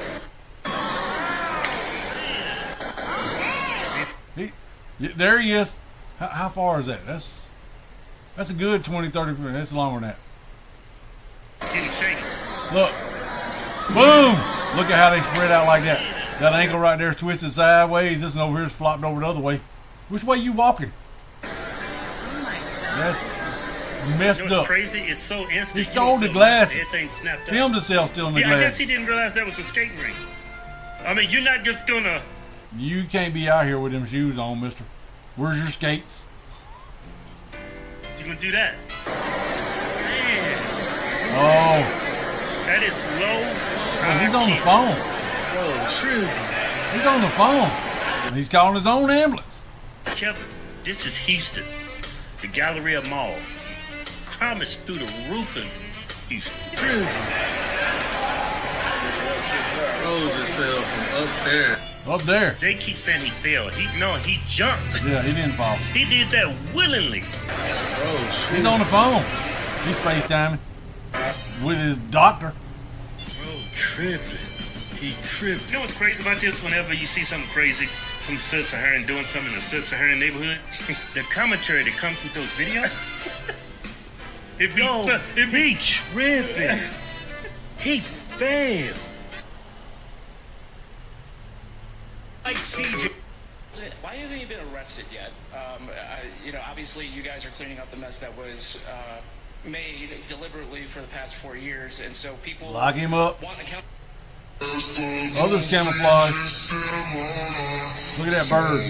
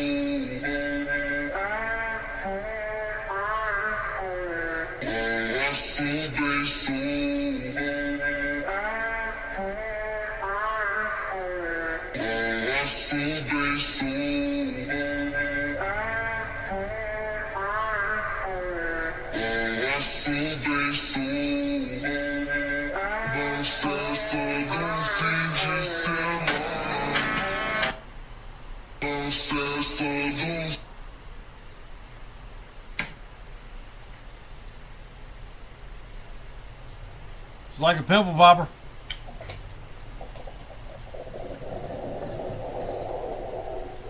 Now you got to pick all them up.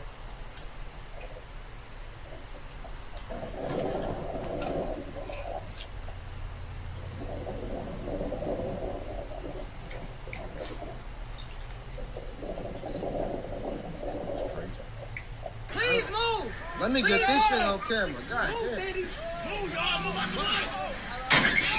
Damn. Damn. Move, baby. Move, please. He like baby Scott. Y'all better watch out the way. Bitch, your shit fucked up, no. What is going on right now, bro? Yeah. Back that bitch up, bro. Go. Yo, watch out, watch out. Back that bitch up. Watch out, hurry up. Ah, what the fuck? What the hell is wrong with people, man? Oh! She caught his ass again. Oh my god. Oh shit, he's damn. Oh my gosh, hold on. We gotta catch that action. You trying to get going. Damn, we gotta jump in the coop out of that. Oh my god.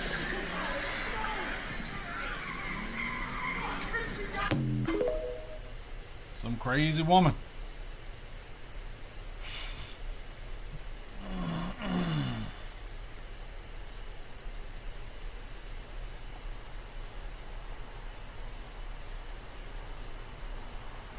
and your consciousness in a different way. Your reaction to what we've been seeing over the past few days and these newly surfaced clips that just came out. I have a different kind of view of this. I go like I'm a history guy. I did well in history. He's sitting Not at so home good in and math, his but pretty good girly in ass history bullshit. Look at coming that. up through high school. So imagine the imagery of the Statue of Liberty.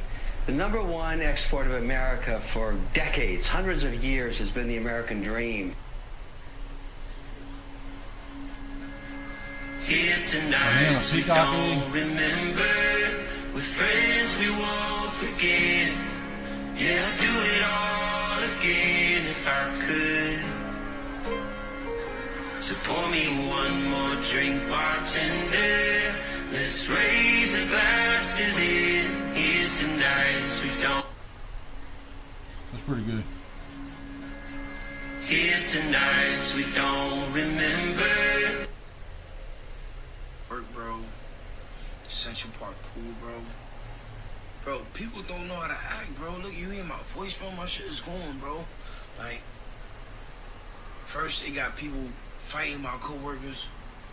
Mind you, I'm a security guard. Fighting my coworkers, it's crazy.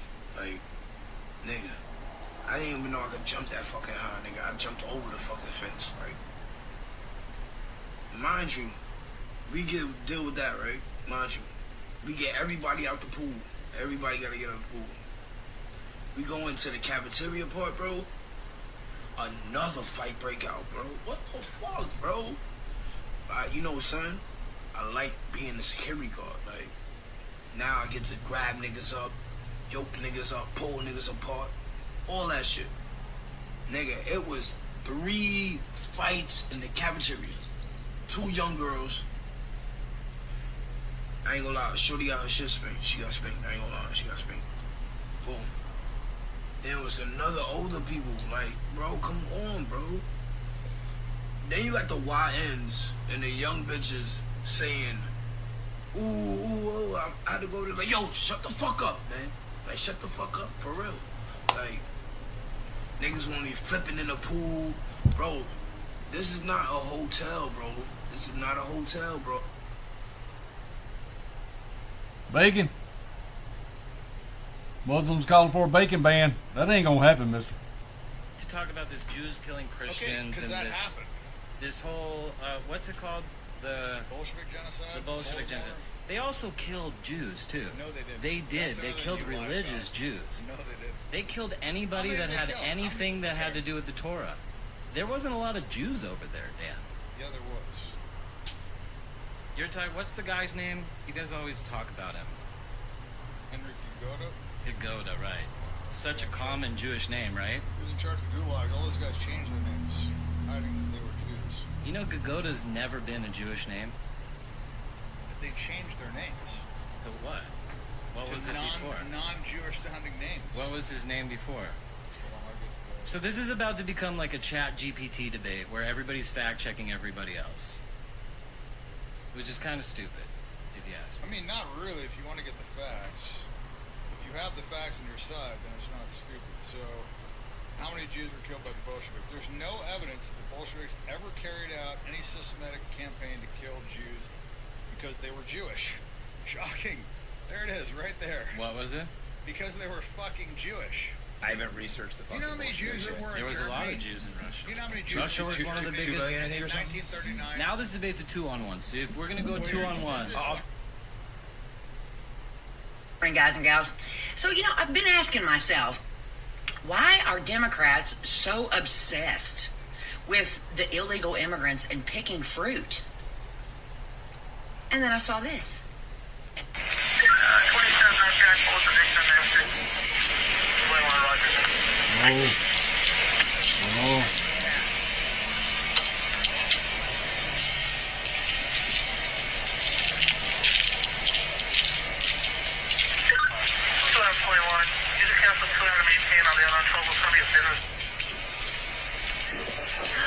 Not even the tomatoes, man.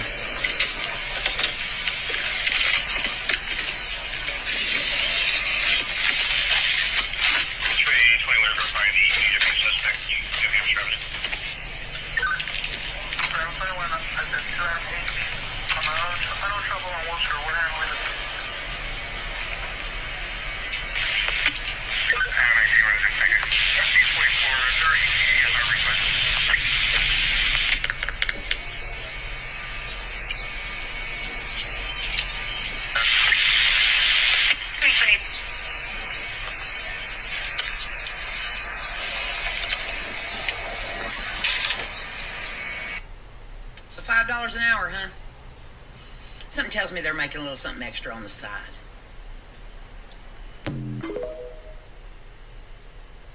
What's up? What's up, man? Yeah. So, how are you? How are you doing? I am good. Hey, William, right? Yes. Lebanon Garden. Hi, guys. Hi, guys. Today and this year. Today and this year. Seems like English. I must learn English. I must participate. You need to stop bugging out like that. What the hell are you on, man? I must participate. I must participate. Participate. Participate.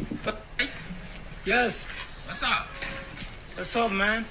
That motherfucker's black right there. Only to reunite the pieces stronger and in our favor. He'll saw the woman in half, then be patient.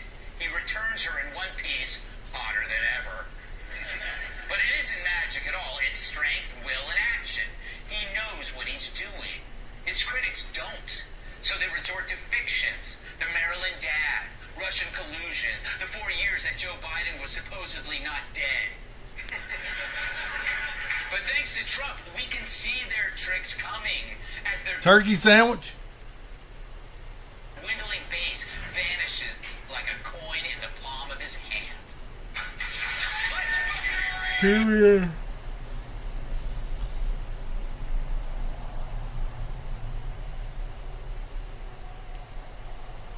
Senator Paul said that this was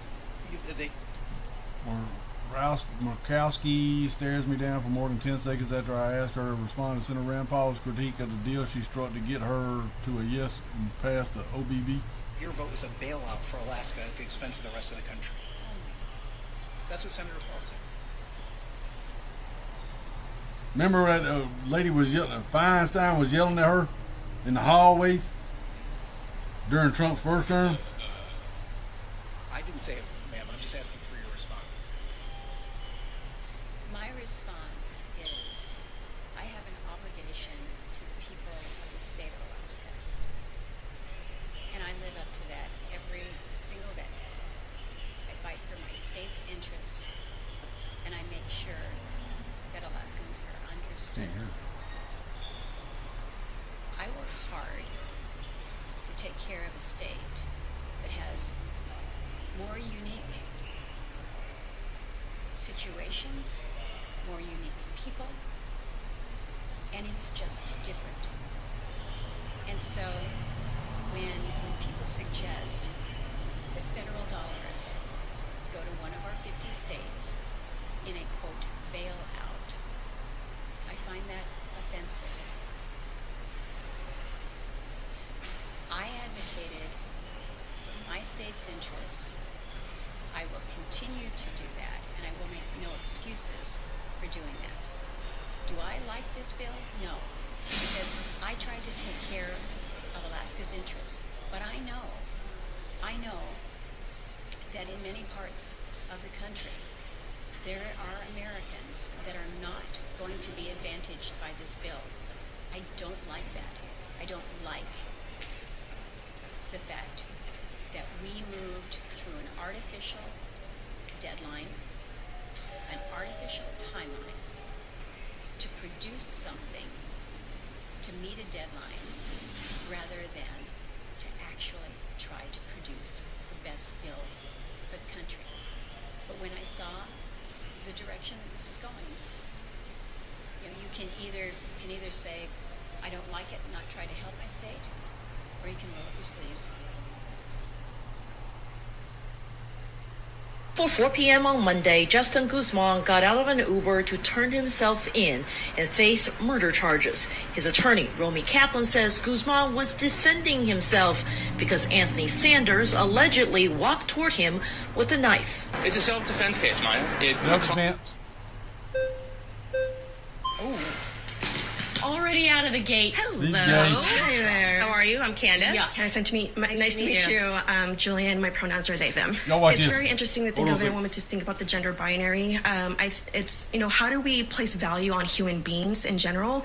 And so when we think about, placing value, that comes from a place of power, right?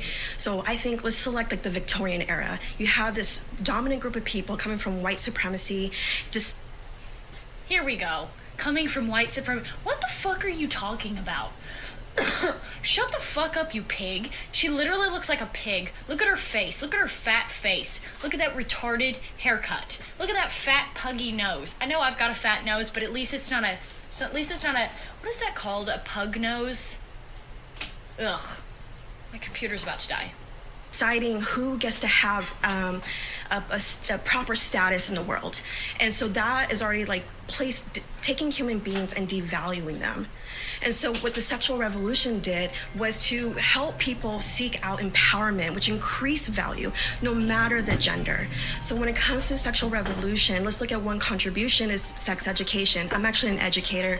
I teach sociology and LGBTQ studies. You don't say. And I have She absolutely teaches seen the sociology. positive Great. outcome This with the is sexual who's revolution teaching and your sex children. education. Hey. Don't you and love seeing to people see that? empower themselves. And with that comes safety when it comes to decreasing STIs, abuse, sexual assault. Again, people get to empower themselves of all genders. And I know earlier you mentioned about violence amongst lesbians and sapphic community, which I do identify within. All genders can be subjected to violence. That was the point I was making. So I wasn't sure how her claim was relating to what we were talking about, whether or not it makes people happy or unhappy. Relationships are obviously a ground where there can be violence. I guess I could just wrap it up by saying, like, if we all have access to like sex education through the incredible work of feminists through the sexual revolution, we are able to gain access to information and gain. Let's remember that Candace's claim at the beginning of this was women are happier and more fulfilled. Rather than being in the workforce, they are more happy and fulfilled at home with kids. That's her claim. All of this is hogwash, okay? This is what these people do. They don't even know what they're saying. They just go and they learn lib speak, It's like a language. It's like Christian speak. You know what I mean? Not to sound like a heretic, but we all know how to talk really Christian if we wanted to. You know what I mean? You can all turn that on. You can be I'm a Christian, but I know how to like sound like a Christian if I wanted to. There's all these languages to portray certain things. This language of the left is like fucking retarded, dude. And they invent these terms and these words and these expressions, and they talk about these communities and whatever. They don't even know what it means. It means nothing. It's just word salad. Skills to create an equitable society, egalitarian within our relationships, whether it be platonic or romantic. I'm so grateful for those feminists who have fought for us. You can even tell since so Candace we can is like, gain those what are you spaces talking and about? create a healthier society. Okay, are you a believer in the government doing everything that it can to make people happy? So when it comes, as someone that teaches in the public sector, I understand the concern when it comes to what is a teacher, what kind of information they're providing to the students. You're providing absolute jack shit to the students. That's what you're providing. And this is why you should not go to college, because this is literally a college professor. This retard is a college professor, and what is she gonna teach you? You're gonna sit in class for an hour and a half and learn jack shit. You're gonna learn bullshit. You're going to learn a lot of word salad, hear a lot of yapping, hear a lot of victim complaining, and you're not going to hear anything that even makes sense. She can't even articulate her point, and she teaches on this bullshit. I do believe that as a teacher, I should be able to give that sort of information. Again, I teach college students. One of my claims is I believe that we should mandate sex education amongst college students. So yes, I do want this. So you know what that means? That means you and I have to take an extra course, All these prereqs, there's all those prerequisite classes that you have to get before you can move on. That means you got another one of those. And that just means more money for them, because now you're going to have to pay for that class. It's mandated, and you're going to have to pay for that. You know what? I actually think people are good on that. I think people are good. But she wants to be a law that it's mandated that college students have to take a sex ed course, because nobody's ever figured that out, right? No, we haven't figured it out because we're just dumb apes. I would like the government to give us those resources so we can implement that curriculum. Okay. Would you? Are you? God, she's such a pig. Look at this side profile. She's so ugly. God, imagine like what's going on, you know? And then they wonder why people want Hitler to come back. I wonder why. Yourself a feminist, I'm assuming. Queer feminist. There's variations, right? What is a queer feminist as opposed to a feminist, just so I understand? Well, like, so I heavily believe in queer theory. So, you know. What is a queer feminist? I believe in queer theory. What? That's not a definition, asshole. The gender binary that we understand, it comes from colonization. So someone who is mixed race, family from Mexico, you know. Mexico. I'm surprised she didn't say Mexico. Mexico. Someone coming from Mexico? Yeah, you really look mixed race. We have the Moches of Mexico, which is an indigenous tribe. They believed in gender fluidity. And then you have European colonizers who dismantle that. And now everything that we understand when it comes to gender. Oh boy, they really sound like pretty good guys. They dismantled that bullshit. Yeah, they did. Yeah. We're a small company, but I just wanted to share kind of how even our small little company has been affected by ICE being in town. We all see all of these things online, and it feels almost unreal. Collar and escort him to the guillotine. To everyone's surprise.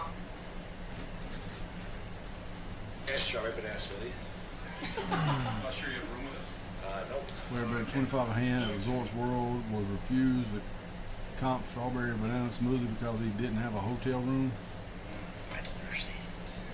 We would have to comp it. I mean, we're playing 25K hands. Yes, please. Okay, all right, buddy.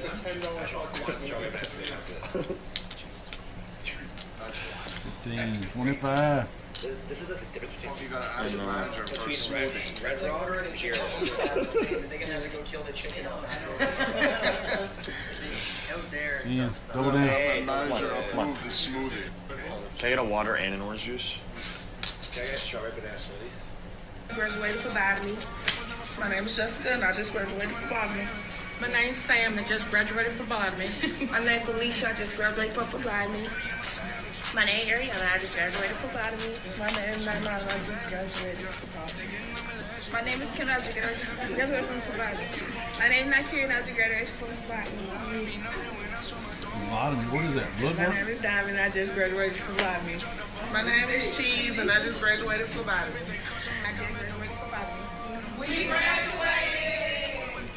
Oh, Lord. So my wife is about to explain to you her collection of just foods.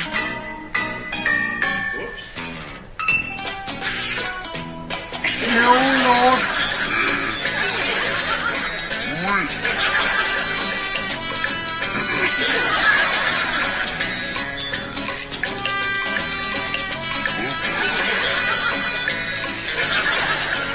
She does got some nice boobies, but this is a family show, Jamie. Killer be killed. Oh, that's where the thing's got him. He's looking for it. He's in a big truck too. Did he have the jab? I bet he did.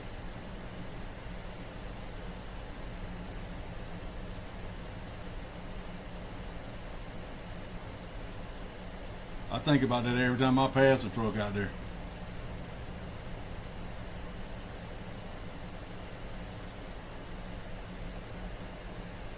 He's dead.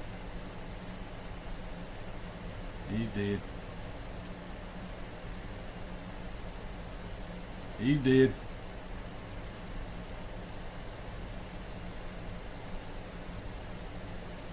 And I think they're looking at the angel of death.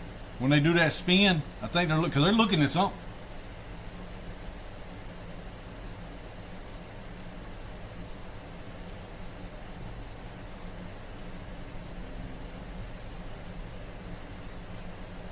Oh, that's Alligator.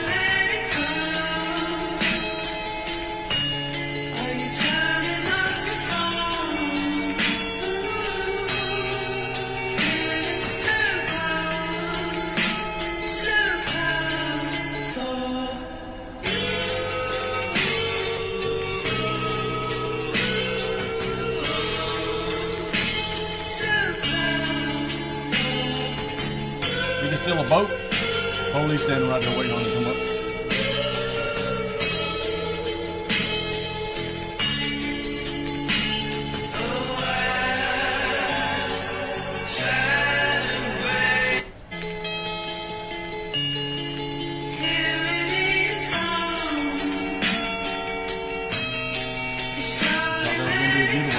What the hell? Hell no.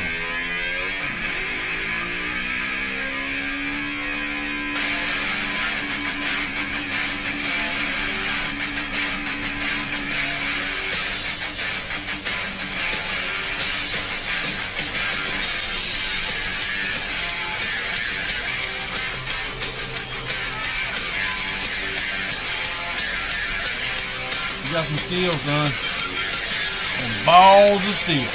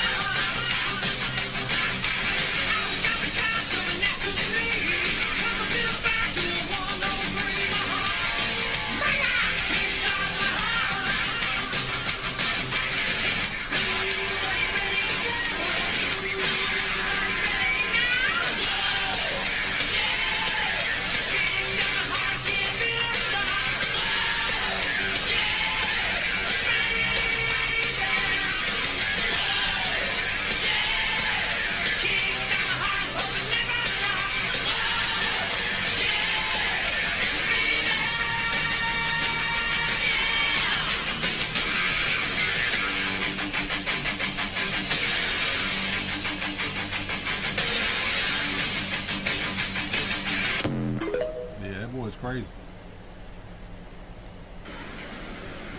Okay, I got you. Oh, it's like an alien. It's gonna get on my face. Woo. Now let's get you down by the water. You can do that part, I think. No. Oh. You can't? You can't make it to the water by itself? It's a horseshoe trick.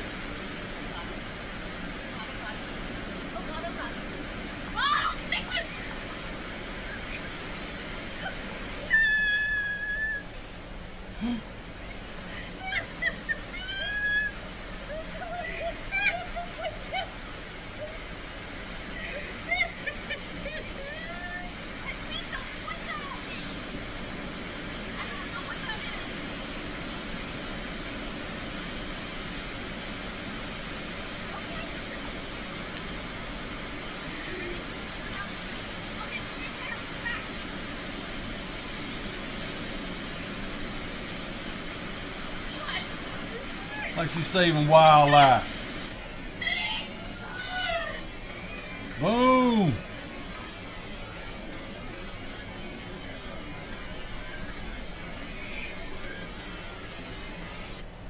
Little bit of an argument going on between Discount P. Diddy and Corn-Fed Fred, and it looks like P. Diddy comes up short, and Corn-Fed Fred literally kicks P. Diddy's ass. Now looking like P. Shitty after that ass beating. Let's take a look at the replay while they discuss the rules of engagement. It's a street fight, a subway fight, sidewalk fight. There are no rules. If there's sand, I'm going to be throwing sand in your eyes. If you fall on the ground and you come up short like Discount P. Diddy did right here, guess what? You're going to take a couple of shots to your hot pocket and quite possibly the egg roll if the foot slips through. Congratulations. Discuss the fight rules before you fight. But usually there's never time to do that because at that point you're already bashing each other's brains out.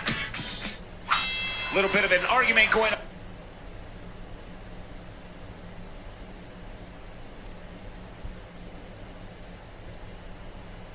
Now, the social... How do you tickle a fish?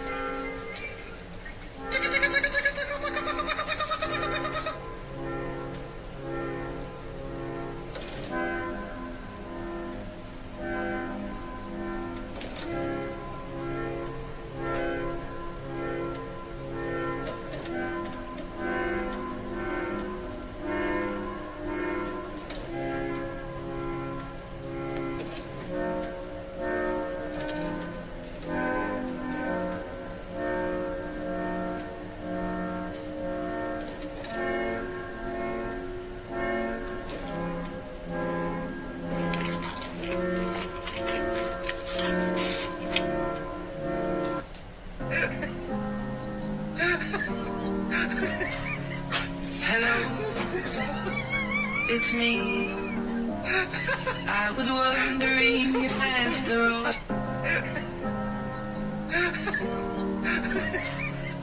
Hello, it's me. I was wondering if after all. Time you like me to go over everything. You understand? Like, she gets to say what she wants to say because people like us signed up and defended this country so you can say and do whatever you want. She has the right to do it. I'm not a huge fan of it because nobody's dying for Israel. I signed up to fight at any cost and protect any cause the United States of America. What percentage of people you think joined the military to fight wars for Israel? What percentage of Americans joined the military to fight for Israel? What would you say? 0%. No, I mean, hold on. If this percentage of Jewish people in the military that signed up to do that, I don't know if I met a single Jew in the military. I literally don't know if I've met a single Jew in the military. That's a very good point. I don't think I ever. Did you ever meet a Jew in the military? No. I don't know if Jews join the military. I'm going to be honest. They don't. They do. Great. I've never even. No. No, I've never met. They just got all shit to go off all over the world. One American soldier.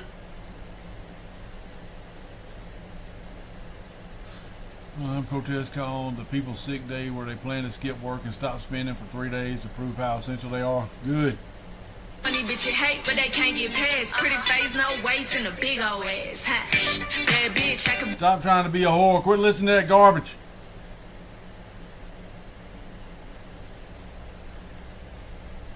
Today, it's this. Treat the word impossible as nothing more than motivation.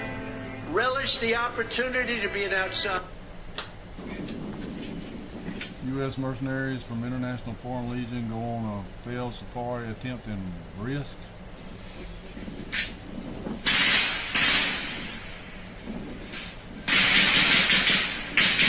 Stay posted up. Stay posted up. Look it up.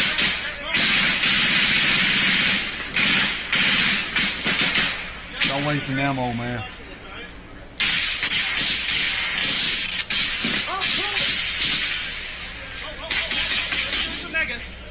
Boy, crawl,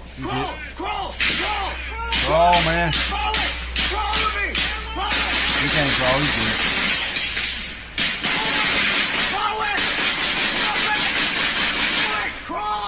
Crawl, drag yourself. What are you gonna do? I'm gonna stick a stick out there.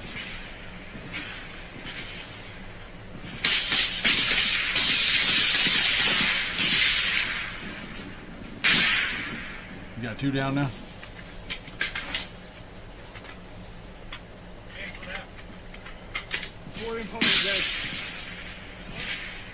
Hey, we need to withdraw from this position right now. We're at the left fucking vehicle bay. John, you're fucked up. You go first, okay? Where are we going? The vehicle bay for left. Somebody please cover our withdrawal. Stay alive. Let's go. No, keep running. Go here. Come here.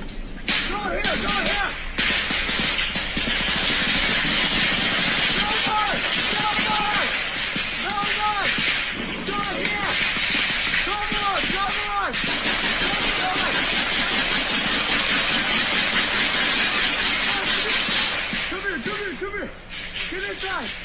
Corey and Poet are dead. Corey and Poet are dead.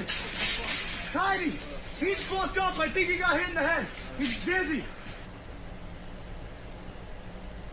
Bro, time for y'all boys. Reptile hero of MAGA. Have all fomented fear into the mainstream narrative. I think if this technology goes wrong, it can go quite wrong. Regulations are really only put into effect after something terrible has happened. That's correct. If that's the case for AI, and we're only putting regulations after something terrible has happened, it may be too late to actually put the regulations in place. The AI may be in control at that point. You think that's real? It is conceivable that AI could take control and reach a point where you couldn't turn it off and it would be making the decisions for people. Yeah, absolutely. Absolutely. No, that's definitely the way things are headed, for sure. Former Google CEO Eric Schmidt says that every government is now engaged in a race to build robotic AI military systems. For thousands of years, we've had the notion of stereotypically a man and a gun fighting another man and a gun, or with a horse or what have you.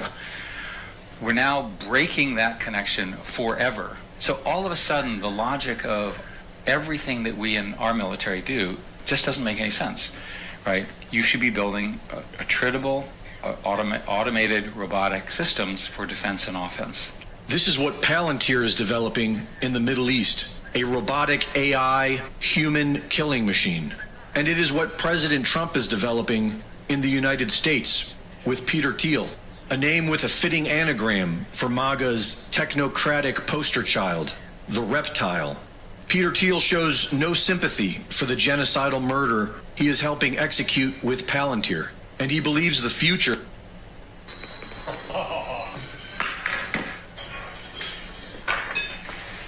It's our chance. Slime my little heart.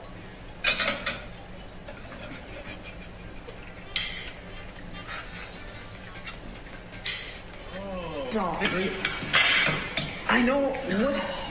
Did you not have a good day?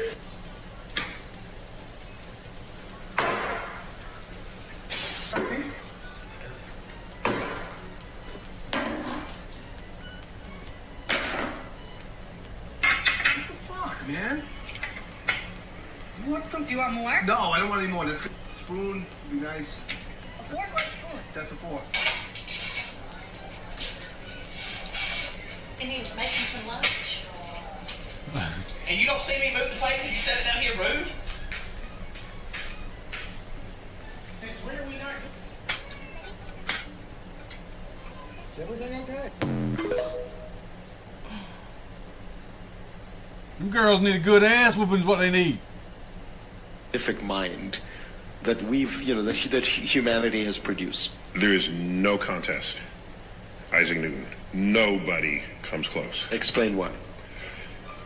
Sir Isaac Newton was a smart-ass nigga. Do you know why coins have ridges on them?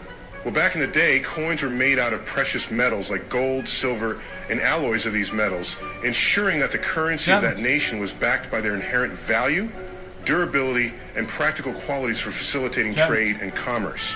The Jews at the time started doing this thing called coin clipping, which is the act of shaving off small pieces of metal from the edge of a coin, which could then be melted down and sold as bullion or used to create new coins. This resulted in the reducing of the coin's intrinsic value and leading to a general devaluation of the currency in circulation, which caused economic instability through inflation, a loss of public trust in the currency, and necessitated costly government actions like reminting. 109 countries. This is when the legend himself, Isaac Newton, who was working as warden of the Royal Mint in England in the late 17th century, implemented the idea of ridges on coins to prevent counterfeiting by discouraging the Jews' coin clipping. And it worked. And that is why Sir Isaac Newton is one of the greatest men the world has ever seen. He was owning the Jews long before Papa H was even around.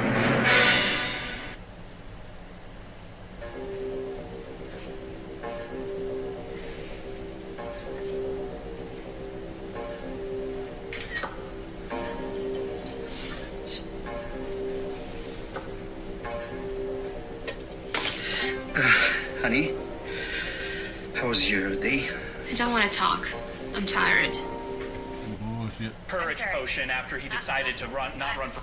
Lieutenant Bill Clinton specifically opposed work requirements for Medicaid. He vetoed a bill that had work requirements for Medicaid. So get your facts straight. You cannot hang this monstrosity on any Democrat. I have to say, I have to correct multiple things that were just wrong in what you said. Number one, Bill Clinton specifically opposed work requirements for Medicaid and health care. Correct. He supported for welfare. They said that bitch was he doing vetoed the a bill that had auto work pen? requirements in Medicaid. Correct. So just get your facts straight right there. You cannot hang this monstrosity on any Democrat. And second of all, in every state that has used work requirements, 40% of people have lost their health care. That's children have lost their health care, parents have lost their health care. It is outrageous to say that no one will lose their health care when you know Republicans like Tillis are saying that. And the fact is that we can all talk about waste, fraud, and abuse, but like, you're talking about in this third, fourth, fifth year of this, it's going to be 20% of the Medicaid program. 1 out of $5 in Medicaid. And that is why, again, it's not liberals who are talking about it. It's the Louisiana Hospital Association. Yes. It's the Iowa Hospital Association. It's the Maine Hospital Association. It's doctors. It's nurses. Well, they're it's primarily people upset in about the healthcare. provider tax portion of it. No, the they're provider upset tax about portion of both. this, which is a I'm way for sorry. blue They're states to upset pad about both their of it Medicaid because they enrollment in know order Medicaid to dollars. double federal I'm dollars. sorry, Medicaid dollars pay for nursing homes. Particularly- Medicaid dollars pay for hospitals, children's hospitals, Yes, the entire healthcare particularly system. in rural areas.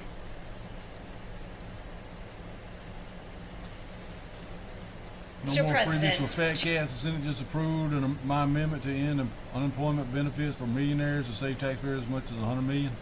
Too many of the idle rich are living. Looking across the room, does your child look at it? Oh my God! Yes. You ever wondered if your child might be deaf? Dean, flip off your mother. No. Does your child play pretend or make believe? Dean, are you tired? Go to sleep. Go to sleep. There you go. That's a yes. Does your child like climbing on things? That's a yes. Does your child make unusual finger movements near his eye or nose? Dean, hey. Pick your nose? Pick your nose. Can you pick your ear? Pick your nose. No, pick your nose. Unusual? No. Does your child point with one finger to ask for something? Dean, where's mom? That's one finger. Yep. John Fetterman of Pennsylvania said about the possibility of Democrats forcing a lengthier voter-rama for this bill. I don't think it's really helpful. I think if you have an argument to make, He got mad do 'cause that in the next messed 5 up or his 7 vacation or 8 time. amendments to make that powerful statement. And that barely, I don't understand. I don't think people are going to really be paying attention if you're doing 20, 30 or more kinds of amendment. I don't really think there's a lot of dignity in it. What do you think about that? Does he have a point, or do you disagree with him? I disagree with you. With the wrong woman. Johnny, she doesn't want to leave because this it's not about me wanting to. I'm not going to leave. Let's just make that clear. I'm not going to leave. It's not about me not wanting to. It's that I have a 14.6 billion is the single biggest healthcare fraud bust in Department of Justice history. Trump's administration is actually fighting back against the criminals who loot our system and steal your tax dollars. And you won't believe who the DOJ says is behind it all. They locked up like 300 people yesterday involved in some shit.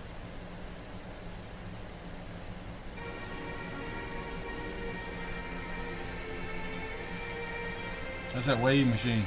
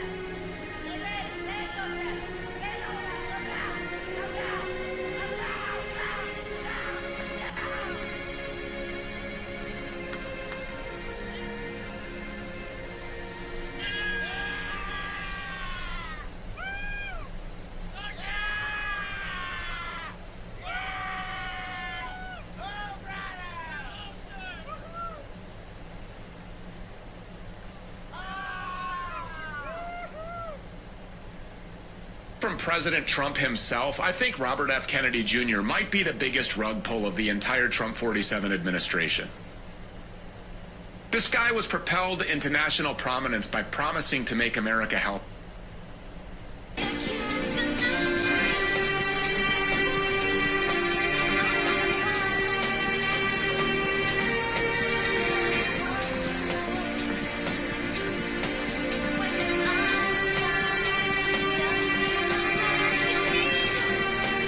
Playing the video surveillance showing him breaking in.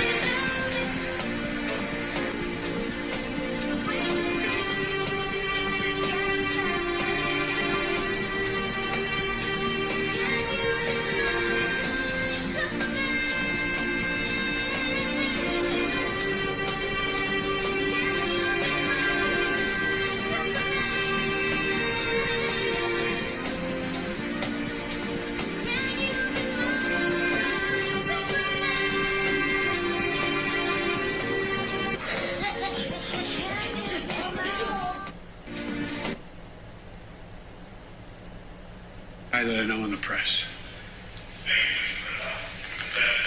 That's you. Mr. President, there had not been a U.S. service member killed in combat in Afghanistan since February of 2020. You set a deadline, you pulled troops out, you sent troops back in, and now 12 Marines are dead. You said the buck stops with you. Do you bear any responsibility for the way that things have unfolded in the last 2 weeks? I bear responsibility for fundamentally all that's happened of late. But here's the deal. Here's the deal. You know, I wish you'd one day say these things. You know as well as I do that the former president made a deal with the Taliban that he would get all American forces out of Afghanistan by May 1. In return, the commitment was made, and that was a year before. In return, he was given a commitment that the Taliban would continue to attack others, but would not attack any American forces. Remember that? I'm being serious. No, I'm asking you a question. Because before... No, wait a minute. I'm asking you a question. Is that accurate, the best of your knowledge? What? Do you think that people have an issue with pulling out of Afghanistan or just a way to finish the attack? I think they have an issue that people are likely to get hurt. Some, as we've seen, have gotten killed, and that it is messy. The reason why, whether my friend will acknowledge it or has reported it, the reason why there were no attacks on Americans, as you said, from the date until I came into office, was because the commitment was made by President Trump, I will be out by May 1st. In the meantime, you agree not to attack any Americans. That was the deal. That's why no American was attacked. A few days ago, you said you squarely stand by your decision to pull out. Yes, I do, because look at it this way, folks. And I have another meeting for real. But imagine where we'd be if I had indicated on May the 1st I was not going to renegotiate a evacuation date. We were going to stay there. I'd have only one alternative: pour thousands of more troops back into Afghanistan to fight a war that we had already won relative to why the reason we went in the first place. I have never been of the view that we should be sacrificing American lives to try to establish a democratic government in Afghanistan, a country that has never once in its entire history been a united country and is made up, I don't mean this in a derogatory, made up of different tribes who have never, ever, ever gotten along with one another. And so, as I said before, and this is the last comment I'll make, we'll have more chance to talk about this, unfortunately, beyond, because we're not out yet. If Osama bin Laden, as well as Al-Qaeda, had chosen to launch an attack when they left Saudi Arabia out of Yemen, would we have ever gone to. Thank God he's gone. Ron DeSantis is still governor of Florida. He took the Comfy Couch hosts on a tour of the concentration camp that he's building in Florida in order to round up people, brown people, and throw them in a camp. Yeah, you just want to say brown people. City was in a synagogue in Manhattan. Welcome to CBS 2's all-gender restroom, which is the first all-gender bathroom in New York City. I'm Rabbi Marisa James. I'm the Director of Social Justice Programming at She's a rabbi. Right now, all I have is I have to weigh that weed because it looks like it might be right at an ounce. If it's under an ounce, it's a misdemeanor. If it's over an ounce, it's a felony. Well, ain't over no ounce, so. Okay. I'm saying though, what about what the gun you say you found? Like, what y'all gonna do? Like, I need. So the gun's gonna be logged in as evidence. I'm charging you with possession under 21, okay, which is a misdemeanor, and then I'm charging you with the speeding, which is a probable cause for a stop. I mean, look, dude. If that gun comes back hot, it's not looking good right now for you. It's not hot right now, but it doesn't mean it's not. Does that make sense? Just I do my little checks in the system with the serial number, stuff like that. Just because it comes up in there doesn't mean it's not hot. We get all the times reports like, oh man, my gun was stolen out of my car, but I don't remember the serial number. Well, I can't enter it if I don't know the serial number. You know what I mean? Listen. So listen, I get what you're saying. I get what you're saying. I understand you trying to do your job. I understand that. Yeah. Well, I'm trying to get you to understand. I just got out of jail. I know. You know what I'm saying? I'm not. And the bond violation, by the way, is not an arrestable offense. It's just a bond violation. I notify the DA's office, and if they revoke your bond, they revoke your bond. But I can't control that. I just need to make my notifications. Like I say, I understand you trying to do your job. That's understandable. Like I say, I did not know there was a firearm in there. If it was a firearm in there, trust me, if it was me and you, I'm speaking from me personally, I would have got rid of it if I knew it was a gun in there. Okay. But I didn't know it was a gun in there. Okay. So therefore, that's you were dumb nervous. So. I was dumb nervous because I'm tired of going to jail. I'm tired of going to jail. I'm tired of getting pulled over. I'm tired of doing. You know what I'm saying? But at the end of the day, I know that's on me.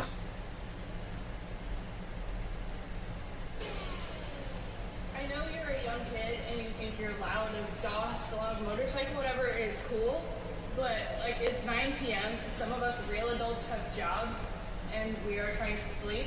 If you could have some respect and leave, it would be greatly appreciated. How do you want me to leave if you took my key? Okay, well, you've been sitting out. I've been listening to this for like 10 minutes. You've had plenty of time to leave. I don't know, why are you still here? I'm letting my bike warm up. Why do you need to let it warm up for 10 minutes? It's like 90 degrees out here. It's plenty warm, I promise. It's not been 10 minutes. I've been sitting out here for maybe 5 minutes. Okay, and that's plenty of time for your stupid little bike to warm up? I don't know why you're so... Why are you being like this? I'm trying to sleep. Some of us have... Then go to sleep. I can't listening to so you're standing in a parking garage. Go back to your apartment. I've been up there listening to this for the past 20 minutes. I can't sleep while I'm listening to your stupid crotch or whatever it is. I can't. Okay, give me my key back. No, I'm gonna have to call the police. I'm sorry. Okay, call them then. Okay, I'm gonna call them. Bitch, you better give me my key. Or no, you want to call the cops? Go ahead, call her. She stole my key, officer. Could you lock her up? Happy White History Month. As of July 1, 2018. That's today, baby. Happy White History Month. Congratulations, all y'all white folks out there. We will be celebrating the entire whole month of July, White History Month. And the reason I picked July, put it there, James. The reason I picked July is because white Christian males and female conservative straight men and women of God are very patriotic, and July just fit with white people. 4th of July, vacations, a quiet moment to appreciate the freedom that this great country going on here. Chef, back to you. The gas tax in California goes up tomorrow. It's July 1st. The governor of this state says, the quoting here, there is no 65-cent gas tax starting this week. The gas tax is increasing by 1.6 cents, which was approved by the legislature.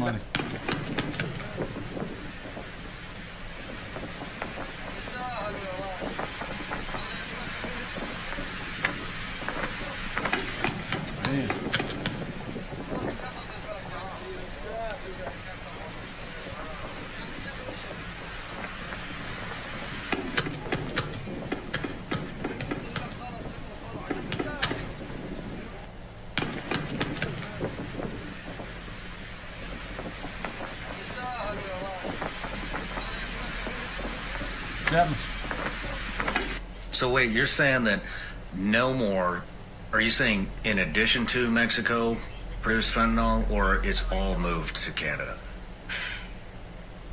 I think the majority is moved to Canada. The majority of it's moved to Canada? Yes. I am 99% sure about that, because you can never be 100% sure, but I am so sure about that. Last summer, I wanted to crack down on this story because I had an individual reach out to me who was an operative for the Sinaloa cartel working in Canada, running these labs. Mm-hmm. And he showed me the labs that the Sinaloa cartel is operating with. Physically? Yeah. Where are they putting them? They're putting them in suburban sort of, so they're particularly in the West Coast, in BC and in Alberta, which is like a prairie province. And so there's a lot of farmland and it's residential. And prior to this, it was meth labs that they had running out there. And there would always be like a random meth lab explosion in Abbotsford or, this is like a smaller city. And then these turned into fentanyl labs that were completely under the radar because we also didn't have Canadian law enforcement like patrolling these areas to an extent that they would patrol like a large city like Vancouver or Toronto.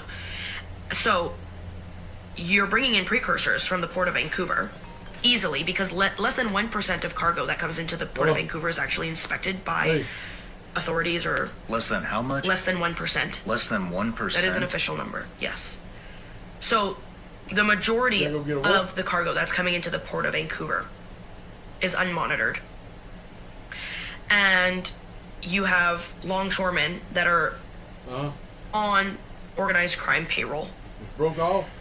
Or turning a blind eye. These precursors are being brought to labs throughout the lower mainland.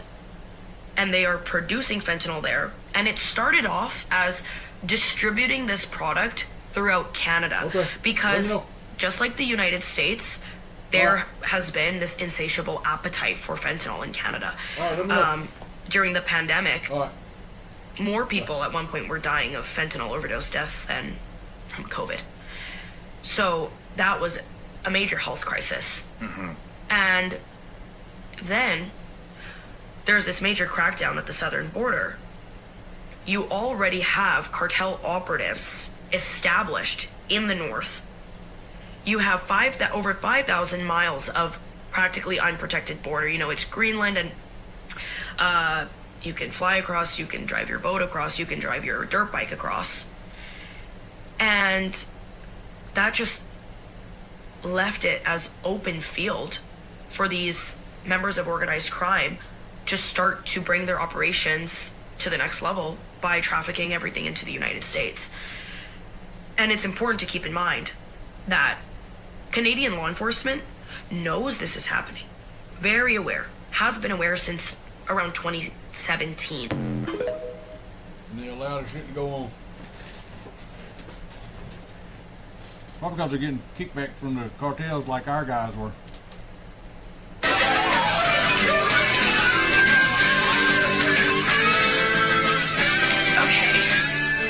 Well, now that you've seen the plan, I'm gonna go and show the plan to someone else. Okay.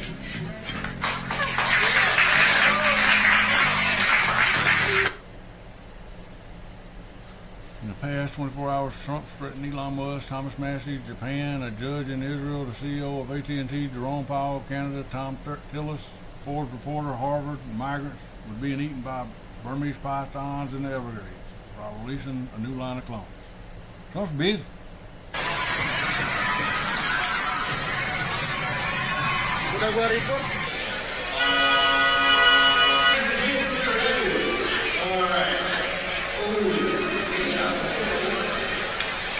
Excuse me.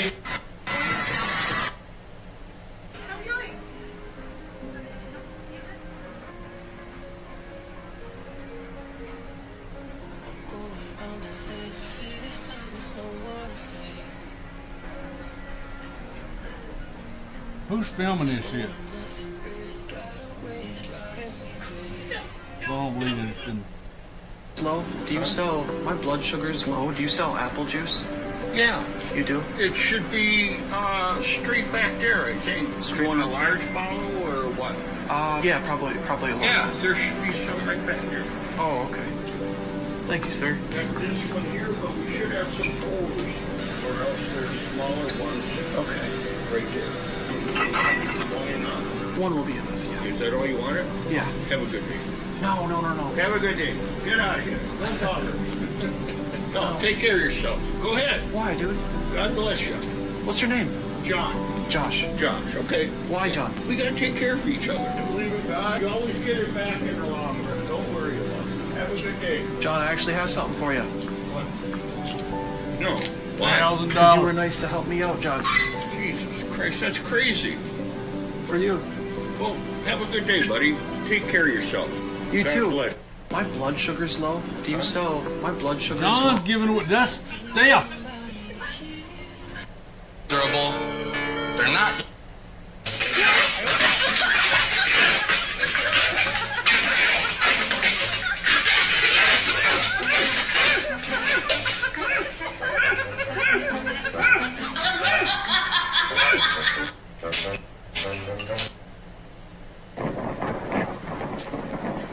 Secretary Rubio announces USAID has officially ceased operations. This is a huge win for the American people.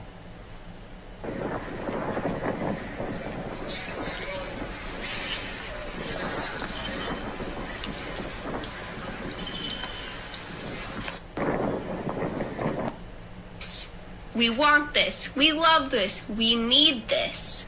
But this, yeah, we don't need this.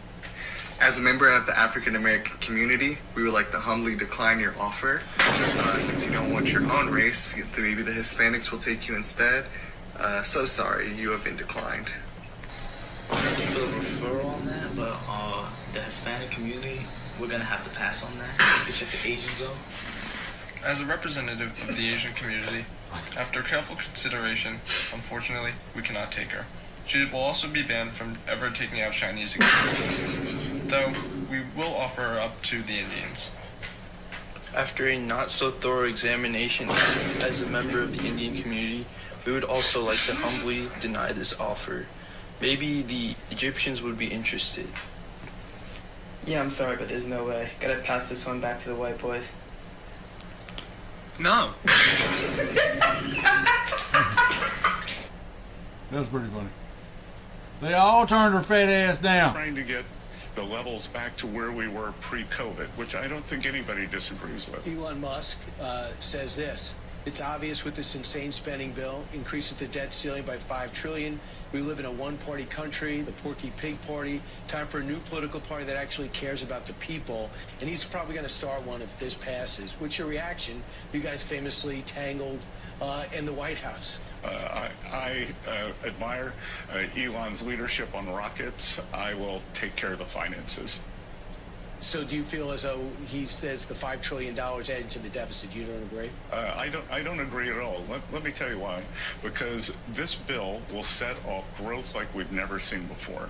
The CBO projections only project 1.8% per year growth, which is substantially below what we saw in President Trump's first term. And I think we are going to see big acceleration here.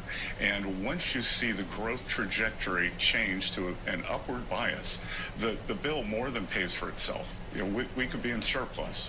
So let's talk about the trade.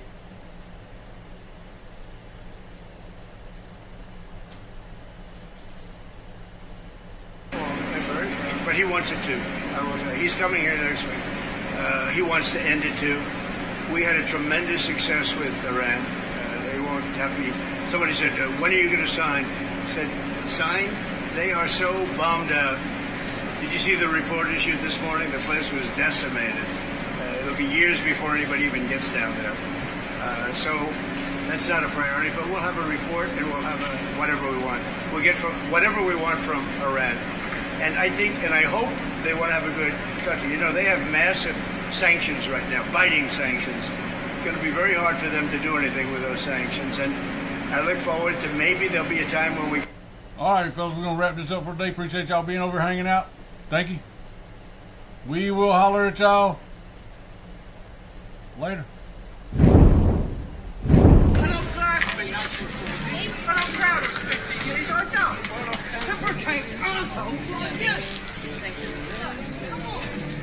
Fixing up his big old ride.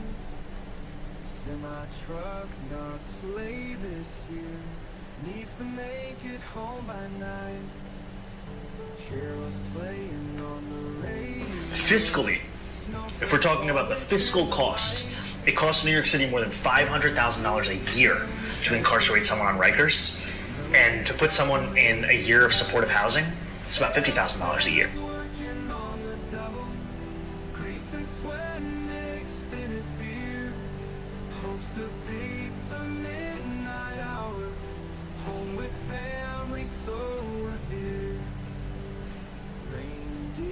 Love free food. They have the homeless shelter acting like we homeless. It's pork in a mac.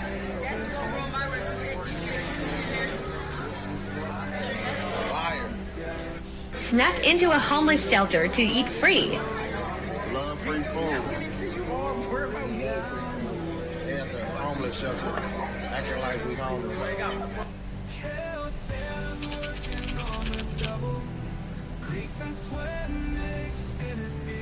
They are deeply connected to the human mind. They manipulate it. We only see what they allow us to see. Our history, our culture, and even our technology are not... Let her in. I gave them all 1 hour. She's right there if you just... Why should I make an exception for her? What's different about this employee from the others?